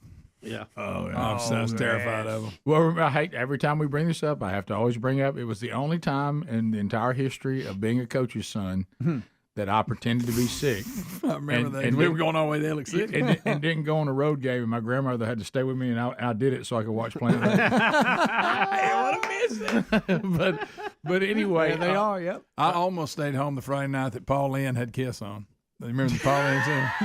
And it was on Friday around Halloween. But I went on to the game, but reluctantly. Reluctantly. Adler, the one I'm talking about, and that one you have is good, but it was, I can't think of the name of it. The documentary focuses on the special effects people that had to do the makeup. They were the ones who created the look and tried to get the look right, and the documentary was about one of those guys. And he talks about this concept they were trying to do it, and they wanted them to go, look, it's got to look real, and how y'all going to make all this work? And it's them, and they came up with the makeup. Long ago as it was, they pulled it off pretty good. I can't think of the guy. Was it behind the There's Planet of the over Apes. No, it's not that one. Making Apes. Maybe Making Apes, the artist who changed film. Yeah. Yeah, I think that's it. I think that's it. We're repeating the show. I understand that when I asked this question, Bubba. But what was your opinion of the movie with Mark Wahlberg in it, Planet of the Apes? I liked it, but it was different. It doesn't belong with the others.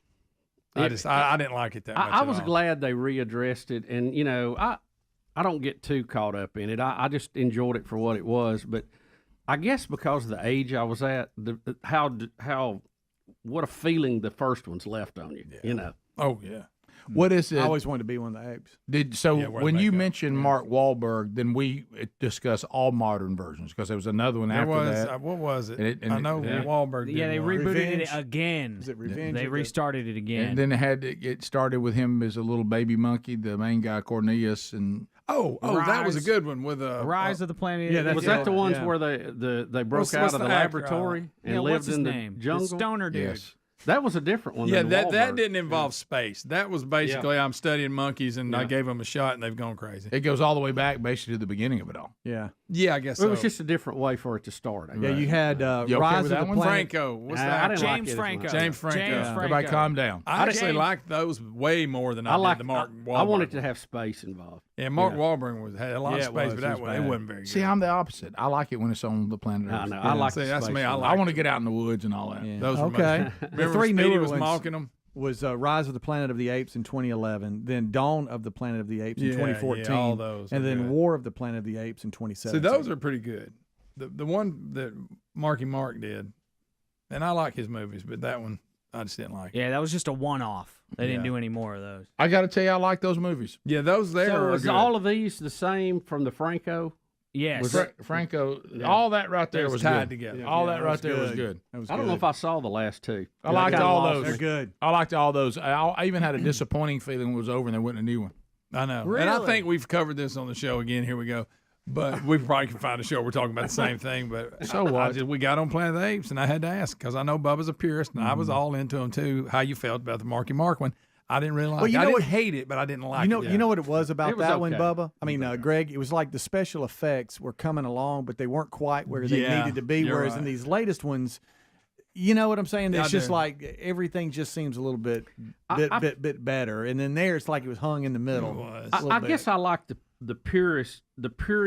pureness of the plot in the first one, where we're modern day and we travel and we go through a time warp and we fall in the future where everything has changed. I think with the Marky Mark one, I never fully understood, because the little chimp was in the He got his little spaceship and then he pod. landed it again at the end. That and I was never weird. really You got looked up and he came, and it's him again. Yeah. And then they're like all the apes. What started with him? I couldn't. They lost me. The plot lost me You're there right. a little bit. Yeah. Yeah, I too agree. complicated. I agree. Now we're time warping. See, like these others were just, hey, the apes are getting smart and they're taking over. I Yeah, like I can that. follow that. Yeah, line. but the latest ones when it could talk and it Yeah. was no, Yeah. whatever. I was Because like, Cornelius man, was a that thing cute said little baby in no. the first one. Remember when old Franco had him? Yeah. He came So the hard to deal with. The original was 1968, and then they did Beneath in 70, and then Escape in 71, and then Conquest in 72, and then Battle for the Planet of the Ooh, Apes that was my favorite in one. 73. I like Battle. I kind of want to watch all those old ones again. So they have 5 of the old ones. Did not know they had 5. I know based on what I told you about them being underground, it sounds like the one I'm talking about should be under Planet of the Apes, but I don't think it was. Beneath. Do you realize the times that we were kids? And I know these young people that are listening and watching can't even believe Didn't it. they blow a horn like the Vikings horn too? They did. Yeah, Something like that. But let me go back to this. Think about this. The reason why I pretended to be sick so I didn't have to go to Alex City. Yeah. Keep in mind, it was so far removed from the theaters. Think how long it took for something to get on TV then. Oh. Okay, so that means it was probably 2 or 3 years after. There was no HBOs or nothing. So I was going to get to watch a Planet of the Apes on TV. Now keep in mind, think about the times we're living in. That's weird. There was no option there for me to catch it when it aired. No, you couldn't tape it. There was no way to. There was no way. No way. If you were not home, if I was not home you during that missed time, it. then I missed it. I know you people. There's kids out there that can't imagine. And that. I couldn't miss it. Are they worshiping the missile? Yeah, this is worshiping the missile, and it is beneath the Planet of the Apes. Okay. Hey, y'all, you're worshiping a missile. Right, and listen, See if you show us a picture of the silver missile. I'm See if you find so that. It was back there. Stupid little kids don't know any better, and that doesn't mean they're not intelligent. It means they have no intelligence. They have no wisdom. Sure, haven't but lived it didn't dawn on me till years later that I basically kept my dad's mother from seeing him coach. Yeah, and they really enjoyed that. They went to every game. Don't leave it. It ain't like something that she had didn't dinner like. staying with me, selfish little kid, to So watch you can Planet of watch the Planet of the Apes, and I wasn't really sick. And you probably fell asleep halfway through it. No, I was too jacked. Okay, good. Yeah, I mean it was too much. But you're right. And Now, this one here, but think about that was a little bit selfish on my part. Sure. Mm-hmm. Of course, I always bring this up. There's a lot of games. She saw a lot of games. She did. That's There was only one airing. I think that may be the only game she ever missed, college or high school. No, I think you're right. What a handle you were. I'm serious. I don't think you're wrong. Yeah. But there was only one airing of that. Yeah, you either see it then or you don't see it maybe a year later if it comes back on. And we were so young then they wouldn't let us go to the theater and see them. Right. Oh, Rick. You were such a handle for them, though. Think about it. Hey, I wish you'd see my chubby little self sitting in front of that TV on that shag carpet. I was locked. Rick and Bubba, Rick and Bubba. So it is our 25th anniversary. So there'll be a lot of flashbacks that we'll be doing of the last 25 years. A lot of you, I'm having a blast right now. There's some listeners on Twitter that are finding pictures from the 25 years, and they keep putting them out. I don't know if you've seen them. The one yesterday was you and I at a Rick and Bubba charity softball game wearing some marching band's giant hats, and then we put our baseball cap on top. Really now, where is that on Twitter? On Twitter. Yeah, on Twitter. Maybe we need a special Facebook page for 25 years. I think we need a hashtag. Some kind of hashtag. Yeah. That's good. Yeah. And then you have somebody put out today, might have been the same person, you and I as Iggy and Ziggy in Hermie and Friends, the animated cartoon feature. Right. When we were, surely not stereotyped, as food hoarding cockroaches. But anyway, so a lot of that going on. So here comes another flashback. And it involves, it's very timely because we have the real Greg Burgess about to become a grandfather. And Taylor Greg going to be a pawpaw. Hey! And he's to me, he's already looking like somebody's roughneck pawpaw. Yeah. So. But anyway. I'd like to hear Gerald Cates announcing.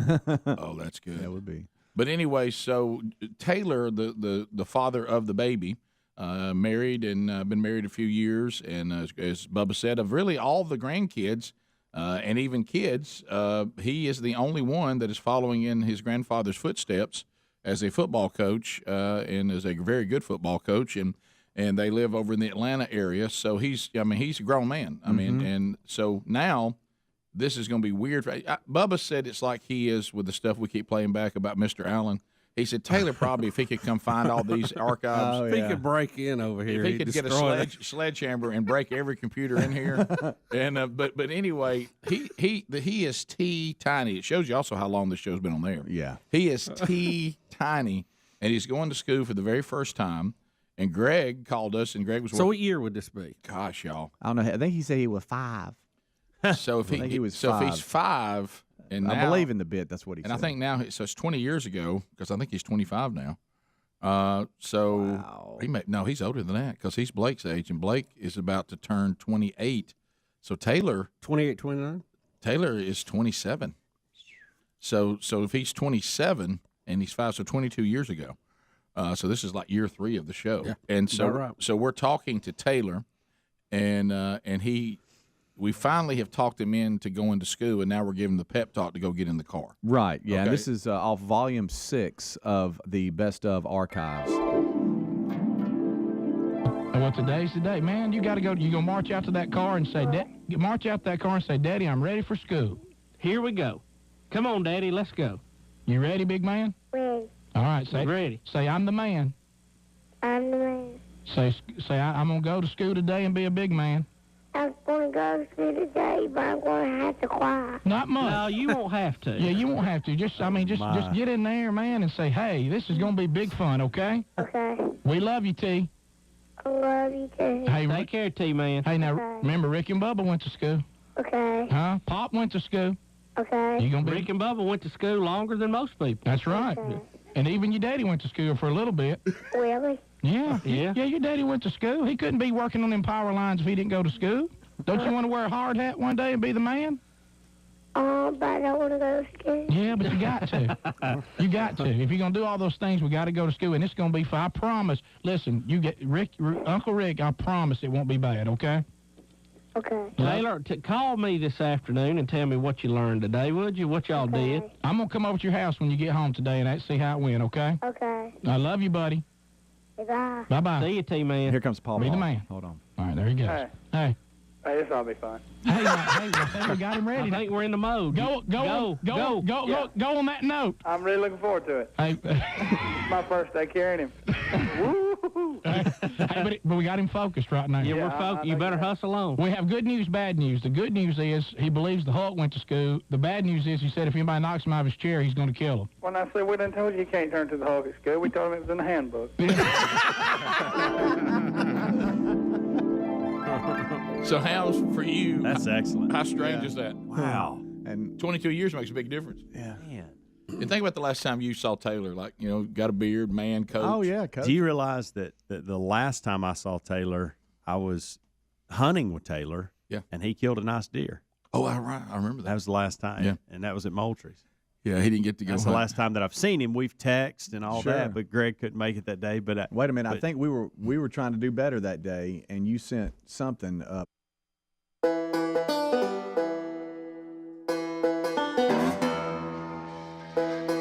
21 minutes past the hour, the Rick and Bubba Show. 866 We Be Big is our number. Thank you for being with us. All right, things we need to know. Coming up this Sunday night, Man Church, Landmark Church in Montgomery. I'm honored to be there to speak coming up this Sunday night. Looking ahead, some other Man Church opportunities for you. Crestview, Florida, man, you're really loaded down. The 22nd of July, Andrew Barbudas there. That'll be a breakfast at First Baptist Church Crestview as they roll through the men's discipleship strategy. Also on the 28th of July, Blake Prime from Team Man Church at Emmanuel Baptist Church, Crestview, Florida. That's their first Man Church as they'll be kicking off the men's discipleship strategy there. I'm fired up about going to Austin, Texas.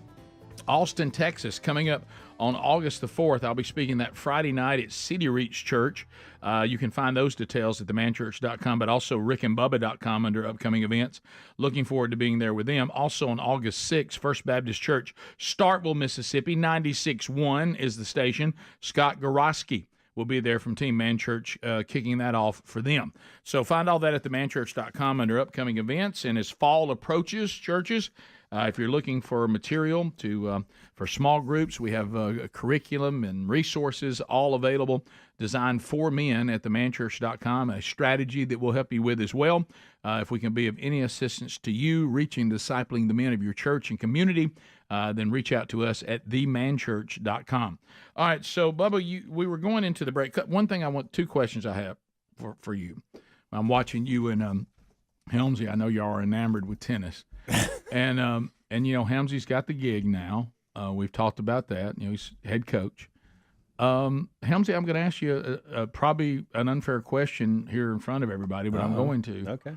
And I don't know where his energy is anymore on this, but will you be tapping into the knowledge of one Bill Bubba Bussey? I would love to. As a consultant or something like that. What role will he play in this? I think, honestly, he could play whatever role he chooses. I want you to think about this. He's a hometown boy. I haven't. Okay. No. He didn't just go to Jacksonville State for over 10 years. He lived in Jacksonville. Yeah. He is Jacksonville, Alabama's favorite son.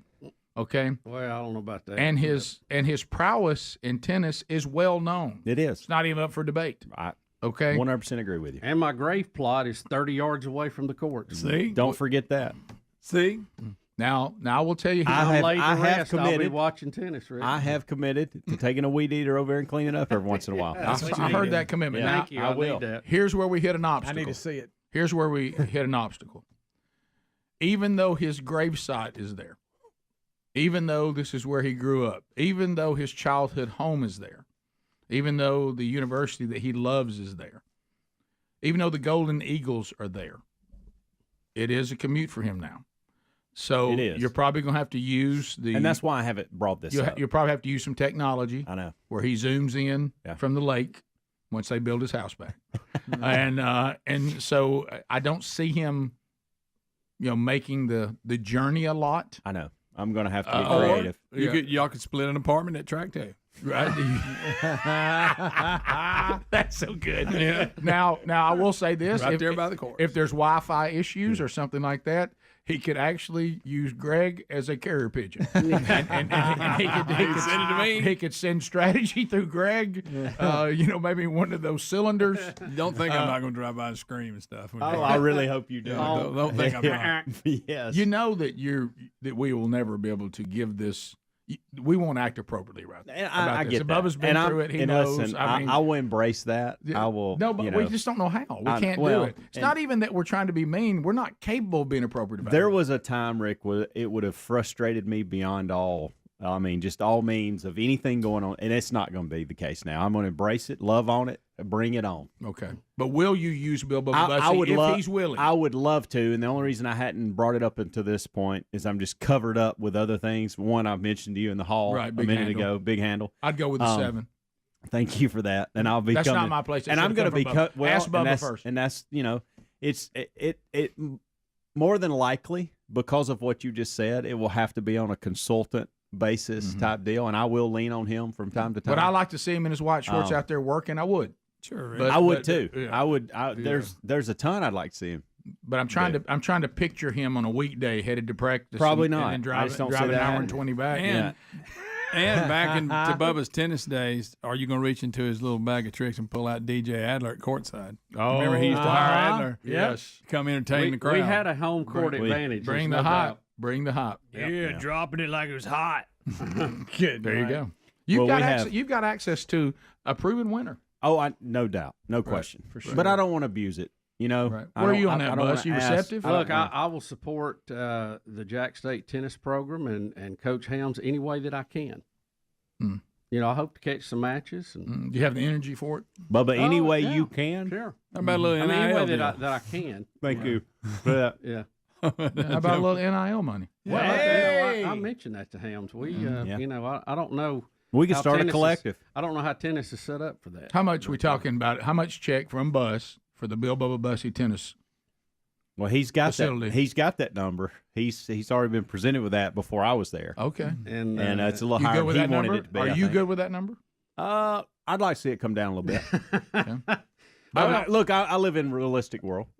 Okay, Bubba, won't you offer him half? And then half's better than none. It'll be I think a lot less than half. I think if you did half, they'd sign on that today. Well, now look, you can't go speedy and get the name on something. I can't get it signed off to give half. You know, let me put it that way. Yeah. Well, I have. Well, you got your field names and then you got your stadium names. Could it be like Bill Bubba Bussy Courts? No. That's already been presented. And no, I know, but I'm just saying because it Bill seems Bussy. like that would be cheaper than the facility or the you know what I'm saying? Well, Because like in football and baseball and other places. Well, that's all they've got. Yeah, I mean, there isn't options there. Well, I'm just saying, let's make other options. You know, stand the Bill Bubba Bussy stands. Would y'all be? What about this? What about this, Bubba? I might sponsor the trash can on the way out. There it is. Bubba, how about this? For $5,000. Oh, Okay, for $5,000. A whopping 5. Your picture on every single tennis ball they use. And it'll be called the Bill Bubba Bussy balls. I like it. The face. Right next to the Conference USA logo. There it is. Greg, 4 B's underneath this picture. That's it. Well, we'll see. And here's Jacksonville We'll see what State. avenues we have to support Court Coach 1. Helms. Court 1, they'll be serving. Of course, there they go. They're grabbing some of the Bill Bubba Bussy balls. We've got some other obligations there that we're still trying to take care of, and that's why I had. This is this long-term thing for me. This is not we don't have to do this next week. Now, does Jonesy? I'm on your time bus. Does Jonesy split that suite with you, or how do y'all work that out? we got 3 of us. That reminds me. He called me yesterday. I need to call him back.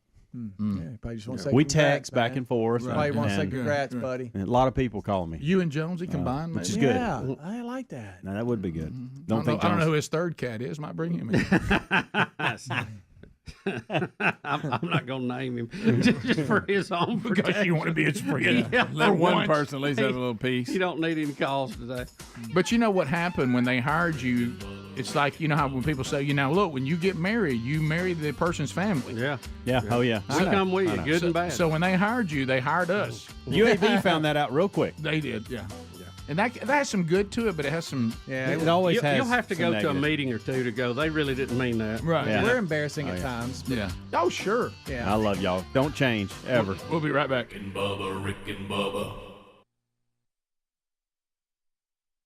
Or something. Was that?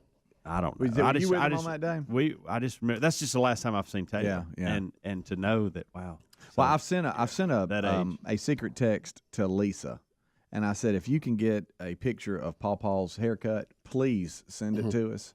I know you got a lot going on. You're on baby watch, but if you could get us a picture of Greg's haircut, please do that. And I know hopefully she will. Until you have kids, you don't realize. I think when you have kids, that's when time does start flying. Yep. Mm-hmm. And so when I look and I've got a 13, 11, and a 6-year-old, I am going to blink and I'm going to be in this same exact situation. Just a few years from now. Especially, I'm telling you, once they hit 13. Yeah. And I think every dad in here will agree with you.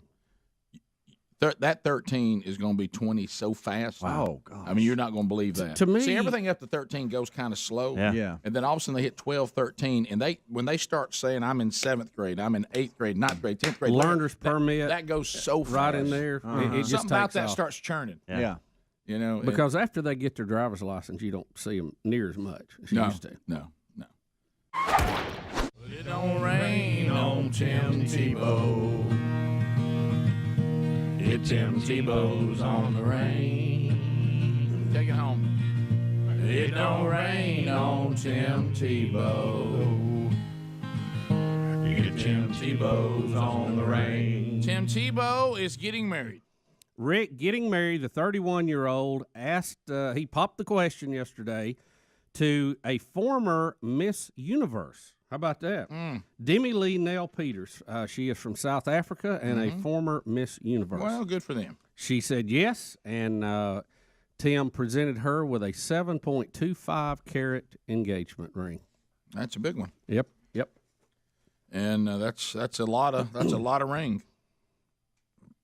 So he is getting married when? Have they set a date? I don't see a date on here. There was a story in People magazine about the two and facts that you may not know about her that I thought was pretty interesting. Of course, she's a big believer. I think would be a prerequisite for Tim. Yeah, I don't think that Tim Tebow be marrying any woman that was not a Proverbs 31 woman in some way, shape, or form. One of the things, though, Rick, she is very big on women learning self-defense. I don't know if you knew that or not. Well, and that stems from a carjacking. I did not know that, no. There was an attempted carjacking on her that probably could have been also an attempted kidnapping in South Africa, and she punched the would-be thief in the throat and got away as he was trying to cram her into the car. So really what we have here, this couple is almost like, do you remember, was it called, what was the name of it? It was Kurt Russell. And, Overboard. No, it was Kurt Russell. So funny.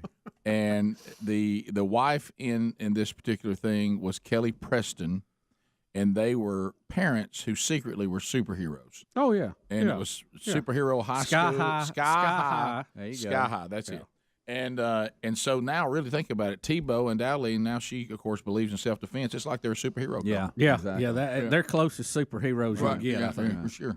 I mean, so that's big news, and congratulations to them. And aren't we supposed to have him up there? Yeah, we're working on that. yeah, Okay. You know, I was really hoping it was today or Monday. That way we would steer clear of Greg making fun of Tim in front of Tim. yeah, because Tim's supposed to be there. There's a chance he's going to be on the show, and we have some things to. Although I would love to hear Greg's imitation of Tim proposing. That would be funny. Will you marry me? Yeah, I'll be the best none of it. husband ever. In front of Tim. I promise you, right here today, you never have a husband better than me. No one's going to work harder. I'll be committed to you harder. I'll work harder. I'll be a good provider. I'll defend you. I love you more than anybody ever has. I'll bathe you in the Word. You know what I mean? So that's because you know he will. I mean, so this has got to be though a sad day for a lot of women out there. Yeah. You know Because it. I mean, that's one of those. Bachelor number one You off know the it. market. Yeah. Oh, yeah. So- Now you've got me thinking. I wish Coach O could interview Tim Wow. about this whole deal. Helmsy. Well, I mean, you know, Greg it's gets one back. of my favorite new things that's going on the show. I can't get enough of it. Yeah. When Greg gets back, maybe we can arrange Okay. that. Yeah. That would be funny. So now this is not a new topic, and that is the fact that we no longer have journalism. It's all.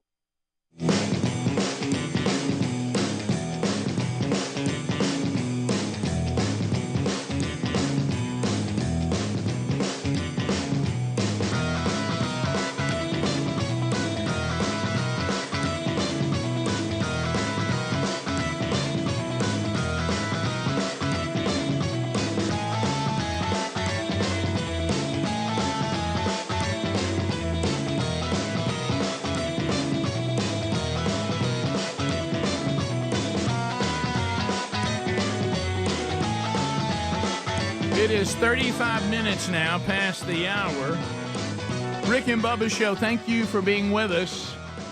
Keep in mind that if you miss any of the Rick and Bubba Show, it is available on your own time They're on our podcast archives. So you can, as a matter of fact, I do that every day. I go back and go, let me see how the show sounded today. I just go grab those podcast archives. There's a 1 hour version if you just kind of want the bigger moments of that particular day. But you can go to any part of the program and listen to that on your own time on the audio archives found on our Rick and Bubba podcast channel. So if you haven't added that to your arsenal, be sure you do that and never miss any of the show and our plan when you can listen on your own time. All right, so Bubba, we got a couple of things to cover over in the celebrity world. Do you want to do the full-blown celebrity update? Yeah. We haven't done that in a while. Well, that's not it right there. We got golden fingers, and we're loved everywhere we go.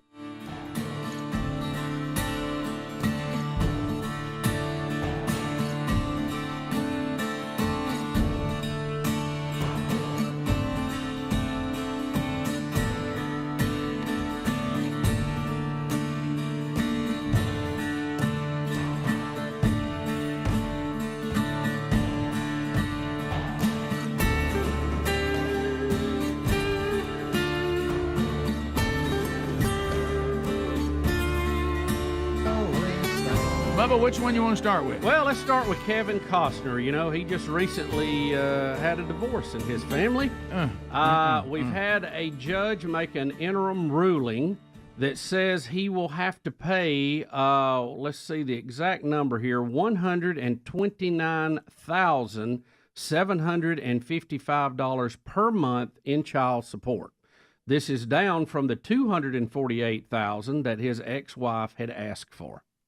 All right, when we talk about this, I'm not familiar with his marriage. Have they been married a long time? You know, I forgot exactly what the deal. I mean, how many kids we talking about here? How old are the kids? Is any of that? Now they say too that Costner will also be required to pay $200,000 in attorney fees and $100,000 in forensic cost. I don't know what that means. I guess that was the investigation into how much he should pay. The estranged couple will each be required to pay 50% of their 3 children's health care expenses, sports, and extracurricular activities. All right, I got it right here. So they've been married 18 years. They both filed for joint custody of the 3 children, Caden 16, Hayes 14, and Grace 13. So all teenagers. Wow. So I know how all this works. What they attempt to do, and I guess she was on the over ask, which you always want to over ask, is what child support is designed to do. And the reason why courts had to get involved is because you got a lot of dads that won't support their own children unless they're forced to, which is an unfortunate thing. But what they attempt to do is say the children really had no fault in the fact that this marriage did not work. And now they were accustomed to a certain lifestyle that mom and dad, whoever are the breadwinners, provided them. And just because you two can't work it out doesn't mean their standard of living should change. And so what they try to do is say this person who's not the breadwinner should receive a certain amount of money that when they're in her or his house, because sometimes the woman's the one who makes all the money. Right. When they're in his or her house, they should be able to live the way they lived when both of you were there.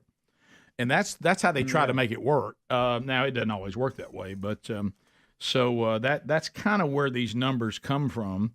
So I guess the judge says when you ask for $248,000 a month, I think that's an over ask, but these children probably can still live at the same level they've been living if he's providing $129,000 a month and what you're able to do on your own. Yeah, now his wife, Christine, had also asked the court that his payments be made by automatic transfer. That motion was denied by the court.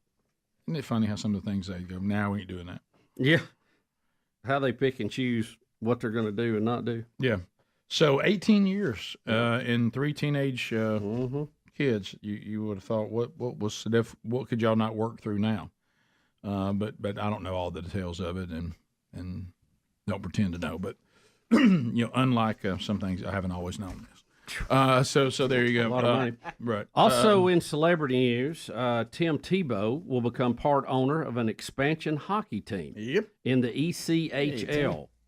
Tim Tebow will be part of an ownership group bringing an expansion hockey team to Lake Tahoe, said ECHL. They announced that on Monday. The league, in conjunction with Sawyer Sports and Entertainment, said the team will begin play in the 24-25 season. The Lake Tahoe team expects to announce an NHL affiliation in February of 2024. So they're starting out. They're going to get a team going, then they're going to move up. Is that it? A promise of moving to the NHL? It's because we're the best hockey team ever. Well, when they say NHL, do they mean be part of their minor league system? That the ECHL isn't that yet? It's like moving up in the minor league rankings. Is that what that means? That's what I meant. Well, not the way this says. I don't know. It's kind of strange because it says an NHL affiliation. Mm-hmm. Does that mean they'll now become one of the teams the NHL uses to develop players? Maybe so. Maybe that's right. what it is. Yeah, maybe it is. And right now they're out on kind of an independent league thing. Yeah. Right. Yeah, probably so. But anyway, I'm not up on my hockey like I should. No, I know, and I'm not Do you find it strange though when athletes who have done good and have the money to invest, when they invest in sports they didn't play? Do you find like when Magic Johnson's in baseball and Tim Tebow's into hockey, and you have a lot of that. Drew Brees into pickleball. Yeah, just stuff like that. You'd think that they would want to stick with the sport they had the most expertise in, maybe. Well, I have to ask this: when it comes to some of these minor league investments, are these even good investments? I mean, are they? Apparently so. I mean, do you do well in these? I mean, what the return on it, Yeah. or is it just a money pit? Yeah, are you just doing it for fun? I mean, are you trying to make money at it? I don't know. Well, I guess if you own the Dodgers, or part of the Dodgers, like Magic, or Serena Williams and some of those folks with the Dolphins, that's one thing. But when you go to the minor league of hockey, how valuable is that? I guess I would think the way we how think, lucrative is that investment? Some of these teams that we can't picture them doing well, but to those local cities, they follow them. And I don't know about this one, but when it comes to minor league baseball and other or basketball in summer and stuff, some of these local towns, man, they just come out of the come out of the woodwork to support them locally. So maybe there is some profit in. I don't some know. of those. Yeah. I'm not really sure. Or it gives you a good excuse to go to Lake Tahoe, right? Yeah, during hockey season. Well, and you see the Ryan Reynolds and his buddy. They keep investing in all these weird things. I mean, is it lucrative, or are they just pilling around because they all? Now have I'll such say money? this: his investment into the sale business was lucrative. He got bought out for like $1 billion on that deal. Yeah, and then I saw wasn't he investing in a Formula One team? Too? Yeah, I think so. He can just piddle around now. Yeah, it doesn't matter. Yeah, but Tebow ain't got that kind of money. So if money was not an issue, and what? Oh boy, I like these games. And you couldn't buy into the NFL. What would you want to invest in? So money, I don't care if I lose money. Yeah, it's just we're talking about now. You know where the city is, what the sport is. You're going to be going to some of the games, obviously. And I can't be in the NFL. We're going to rule out the obvious, which would be the NFL. Okay. And let me ask you this: if you could get the NFL, which team would you want to buy in on? Well, I would want to buy the Packers and straighten all that out. Winter's there, a little rough though. Yeah, it is. Awful cold. Playoff game. I'm probably going to invest in the Cowboys. It's interesting. I'm trying to think where would there be probably the highest level of fun, and I may. If you go Southern team, you're going to have a hot beginning of the season.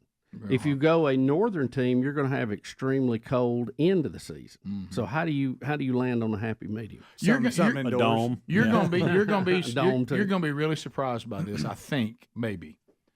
And I don't have the city, so unfortunately, but I'll think on that. But I think a city like this is I would invest in a small town minor league baseball team, and I would have a ball, and I think I would love it. I think it would be a blast, and we'd have great promotions, and we'd have a really classic ballpark, Yeah. One of those old school classic ballparks. I'd modernize it, but that'd be the look of it. Mm-hmm.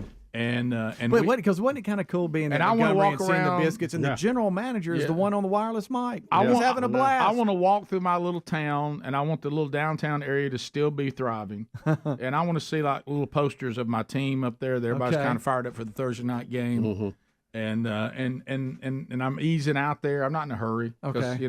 Our parking's good, but we don't. It's not. We So have a where giant is this crowd. team at? I don't know. I'm trying to find the right city, the right town, and this may be when I finally go to Montana.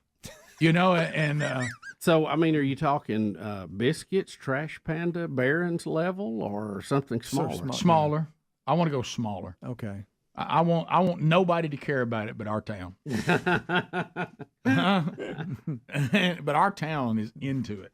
It's And like we're a excited semi-pro about it. team, just Yeah. small, And every low time A. you see, And like me, all the I've got our families, team hat on. Yeah. Every time you all see the me. families invite the team to come eat with them and stuff. Yeah, yeah. I'm going down to the diner and they're saying, "What do you think about this new picture we got, Rick?" And I'm just loving it. I see that. I got to drop in the barber shop. That's all they're talking about. Such a cool logo and colors. Oh, we are. I mean, we'll be fantastic. Of course, we'll be the Rhinos. I knew that was coming. I was waiting on it. Baseball Rhinos. It doesn't fit with baseball as much as football, but I got to have it. Yeah. Do you have a live rhino somewhere around? Oh, yeah. Not a live one, no. Two guys in the suit. Our costume is fantastic. And that's the guys at the barbershop. Bubba, Rick and Bubba.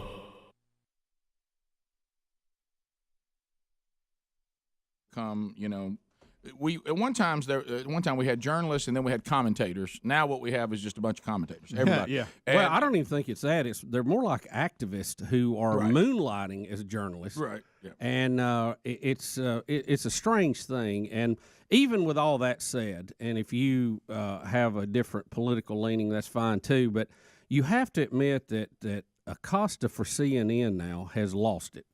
He's so focused on trying to make Trump look like a stooge. Mm-hmm. He's looking like a stooge, and he makes Trump's point. It's like they're maniacal. That's what I think the term, when you're so focused on something, you start doing goofy things, and you don't even realize you're doing it. And I got to get this right first because these S people know S people. Is it Acostas or Acosta? Acosta.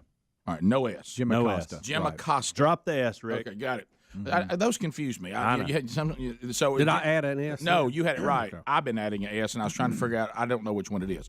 And because I'm sure I'm already struggling with Nick Mullins' name today. Are you I don't know really? if he's an S or a not S. He is an S. Okay, So Mullins. you're good so Nick far. Mullins, San Francisco 49er quarterback coming up later.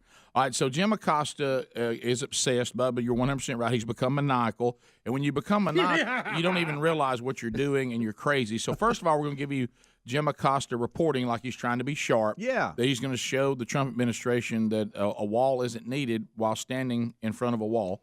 And describing the scene. And describing how well the wall is working. Rick, keep in mind, this is what it's like. It's like you standing downstream and saying, there's not a water problem here. There's no flooding with a dam behind you. Right. Okay. That's the best analogy, and it really is a great analogy. So let's play that first, and then we'll play Tucker Carlson's incredible breakdown of it, which was gold. So here's the original from Jim trying to be sharp. Here we go. And here are some of the steel slats that the president's been talking about right here. As you can see, yes, you can see through these slats to the other side of the U.S.-Mexico border. But as we're walking along here, we're not seeing any kind of imminent danger. There are no migrants trying to rush toward this fence here in the McAllen, Texas area. As a matter of fact, there are some other businesses behind me along this highway. There's a gas station, Burger King, and so on. But no sign of the national emergency that the president has been talking about. As a matter of fact, it's pretty tranquil down here. I know, Jim. Look at the smile on the end. Say, I just dogged you, Trump. I showed you up. Hey, Jimmy. Hey, check me out. To Bubba's analogy. Hey, ain't no water coming down here. No. I'm standing in front of this dam, and there's not a bit of water. You know, people trying to come in the country, Jim, probably won't run toward a place that won't let them in. Yeah. They'll probably go where they can walk in. But anyway, so oh, my God. So well, social media blew up after all that. Jim has done is prove that's the defense we need across the whole border. We need more of that. Yeah. Yes. Thank you, Jim. So anyway, so now Tucker He's just one of many, but he's really got that went nuts. delivery. He slices him up. Oh, you're going to have fun listening to this and watching. Courtesy of Fox News, here's Tucker In Carlson. fact, this debate is over. We're not getting a barrier along our southern border. We can't. Not now, not ever. That possibility was permanently destroyed today by a fact-seeking missile of truth launched by one of our country's premier cable news outlets. In a single devastating act of journalism, CNN killed the wall. Took their biggest guns to do it.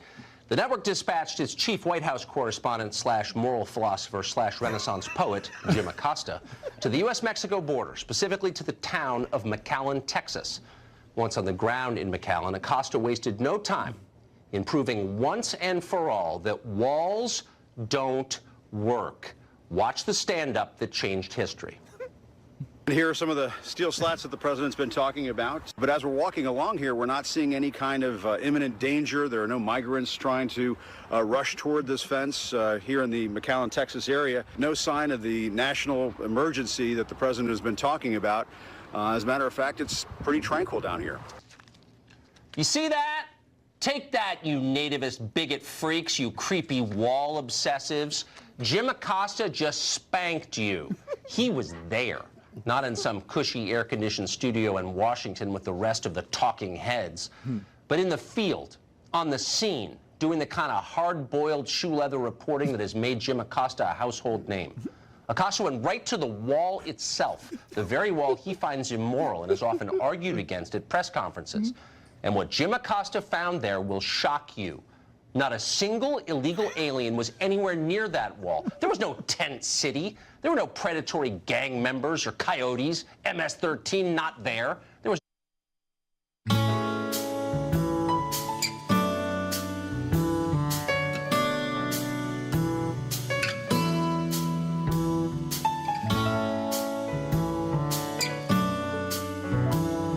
It is 8 minutes to the top. Phone calls. Super P, Alapuca. 866-WE-BE-BIG is our number. If you want to join us, you can. Wednesday Bible study back today, noon Central, 1 o'clock Eastern, on the Rick and Bubba YouTube channel. If you subscribe, you'll get an alert about that today. You can join us live. If that doesn't work for you, catch the archive, which will be available to you not too far after it's over, maybe within the hour on the YouTube and the podcast channel. All right, so we'll finish chapter 14 of the Revelation today. As we work our way back, we'll get to some of your phone calls, some things still on the table. Did we want to talk about this rabid beaver? You know, Rick, this show is very, if you look at our history, we're very beaver heavy. We talk a lot about the animal, the beaver. I mean, a lot. And we have a character that's a beaver. Beaver cleaver. We have all kinds of beaver discussions. Well, this is a big story from Lake Lanier over the weekend, Gainesville, Georgia. A beaver has bit an unidentified female swimming in Lake Lanier over the weekend, and the results just came back that it did test positive for rabies. There we go. So citizens of Gainesville have been put on alert for that. The Hall County government released the alert Tuesday evening after the beaver, already dead, had been shipped to the Georgia Public Health Lab in Decatur. They said that the Department of Natural Resources, for over 20 years, they said this is the first time they've heard of a beaver biting someone in this area. Many of the details surrounding the incident have not been yet released, but it appears the female was bitten and then taken to a local hospital. After she was bitten, the beaver was then killed. The manner in which the beaver died is not yet been released, Rick. Why do we care about that? Animal owners in the area are being encouraged to have their pets vaccinated against rabies, and they point out it's only $10 to do that. Beaver bite. They go into, Rick, this discussion about, do beavers attack humans? Beavers eat herbs and other things in nature, plants, meaning they munch on vegetation for most of their nourishment, not meat. But in the winter, they prefer woody treats like sweet gum, ash, willow, poplar, cottonwoods, pines, and fruit trees. In the spring and summer, they opt for the aquatic and green plants. The poplar does look delicious. Yeah, it does. Yeah, as beavers go, it does. Although beavers are not considered dangerous creatures, they will stand their ground if they feel threatened. Yeah, but rabies changes everything. Yeah, it does. They say that one of the more international incidents that people point to is a man in Belarus who tried to approach a beaver in 2013 for a photo, was bitten and reportedly bled to death. Yeah, we reported on that. I remember that death by beaver. Yep. So there you go. I think I played that over the. They say that they are very territorial, and if you see one in the wild, do not approach it or its lodge, den, or dam. There you go. What I've noticed on some of these attacks that we've shown is that it can get up. I mean, it can get to you quick. You know what I mean? Yeah. Like it's like, oh, there's a beaver. It's on me. It's quick. You see how quick that guy got that leg? That kind of, really builds support for what I was wanting to name the farm, Beaver Bite Ridge. Absolutely. So I think that's real catchy. But you're basically announcing your farm has rabies. Well, it's just. Can I tell you the sign owns me? By the way, it's a fantastic sign. It is fantastic. Why are you not posting it somewhere? It's in here. It's funny. Yeah, with a sign with a big bite out of it. And Greg, you're going back home tonight, sleep in your own bed. Yeah. Okay, you had a little home improvement thing. Clear out there a little work, but I'll be back home tonight. Be honest, how glad is your daughter that you're going? She's real glad, probably. Well, she'll act like she's. Oh, well, they pretend like it's. Yeah. Let's face it. Like it's a big deal. You got your own house now. Your parents are here. Yeah, there they are. Right. Yeah. It's just the future. Yeah, I know that kind of stuff. You're hypersensitive. I don't like spending the night away as an adult. I don't either. I don't like adult slumber parties. Are you getting used to their pool, swimming pool? No, I do like that. Did you get in it? Yes. He says every day, Rick. He gets in it. Well, not every day. Well, that's what you told me every afternoon. How's the water temperature with this heat? Perfect. It's not too hot. Okay, good. Been good. Yeah. I'm glad because I ain't got to clean it. I thought you were pretty brave to take this project on right on the heels of the big puppy deal. Absolutely. Well, it was already. Seemed like you'd have took the a wheels week were in that. already in motion, and the puppy deal kind of got in the middle of it. Is Kate's involved in this? He's doing some things. Yeah. You saw you looked off. No, to he's the doing left. good. Everybody should sleep over Chandler's house. No, this particular party wouldn't. Okay, good. No. All right, so you don't have to deal with any of that. No. So did you get your floors redone? Yeah. Oh, what a nightmare. Yeah. No more dogs jumping through the window? No more. Yeah. Millie decided to jump through the window when I was letting it air out in there. Right. Is the smell gone? No, she tried to jump one time after you let it down. Yeah, I had the window down. Yeah. She hit it like a bird flying into it. Yeah, a big bird. Did Scared that me to break death. the window? Yeah, I know. I'm surprised it did. Wow. She hit it hard, y'all. What about the smell of the flooring? And you know how I love chemical smells anyway. Yeah. Is it gone? But it does have a new smell. But today to it, it'll be better. Yeah, it does. Yeah. Yeah, it was getting today. I've been given the green flag. Is there anything more disruptive than a home improvement project going on inside the house while you're still? It's most especially if it's something they can't come and do in one day. Yeah. The weirdest part is when they start taping up plastic. Mm-hmm. I know you don't like to spend the night somewhere else as an adult, and I'm with you on that. About that. But especially other person's house. But the one thing though that may be even more awkward is when the home improvement doesn't call for you to leave, but they're in your house while you're like going through your normal day. Yeah, a lot of that. And you keep thinking, all up in your stuff. Should I ask them to eat? I mean, I know. I don't, that guy's like standing right there. He's standing right there. I see the paint on his pants. Yeah. Should I say you want a sandwich? I'm getting I know one. you probably brought lunch. Right, and then normally what you'd walk around the house. Normally what you'd walk around the house, and you have to rethink. Yeah. Oh, it's a maybe, yeah. Maybe these shorts aren't appropriate. It's a whole. Yeah, and then I wonder, am I talking to them too much? They probably just want to work, but I'm uncomfortable with silence. Yeah. Sorry, just dawned on me. I have underwear on. That's on me. Yeah, because I normally do. I apologize. Yeah. Usually go in the door, pants come off. Sorry about the towel thing, but I forgot something. I'm rolling out of the bathroom. I don't know. You're here. There you are. You know, when it's all done, you look around and go, wow, this is nice. But until it is done. You have to get there in your mind of what it's going to be like. It's tough. It is. Have you ever had the uncomfortable where it's not even inside, but it's outside, but they're looking in the window where you're sitting? Yes. Rick. You're trying to like watch the game. You're like, how many times you wave out there? Right, yeah. When they're really sweating out there and you're in the air conditioning watching TV. I don't know how many times to wave. How many times do I acknowledge you? Yeah, you do. Tall glass of tea. Hey, I'll take a break. Well, it's back to that again. Y'all want something to drink? I'm drinking something. Yeah, I feel bad. You do. I feel bad. What you know good? I got crushed ice in here. So when it's being serviced, and now that guy's in the way. Now he's here. I've actually offered to turn the TV on. What channel do y'all want it on? Like, you know, It's a little background noise. Sports Center or Fox News? It's so uncomfortable. Is our dog bothering you? Nothing good about it. Rick and Bubba.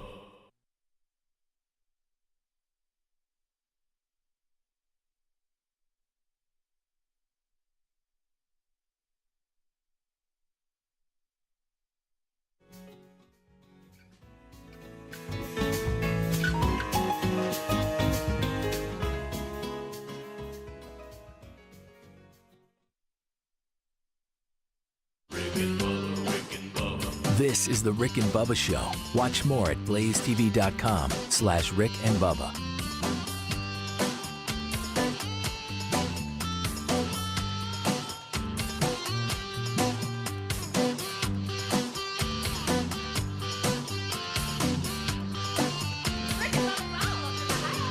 Rick and Bubba.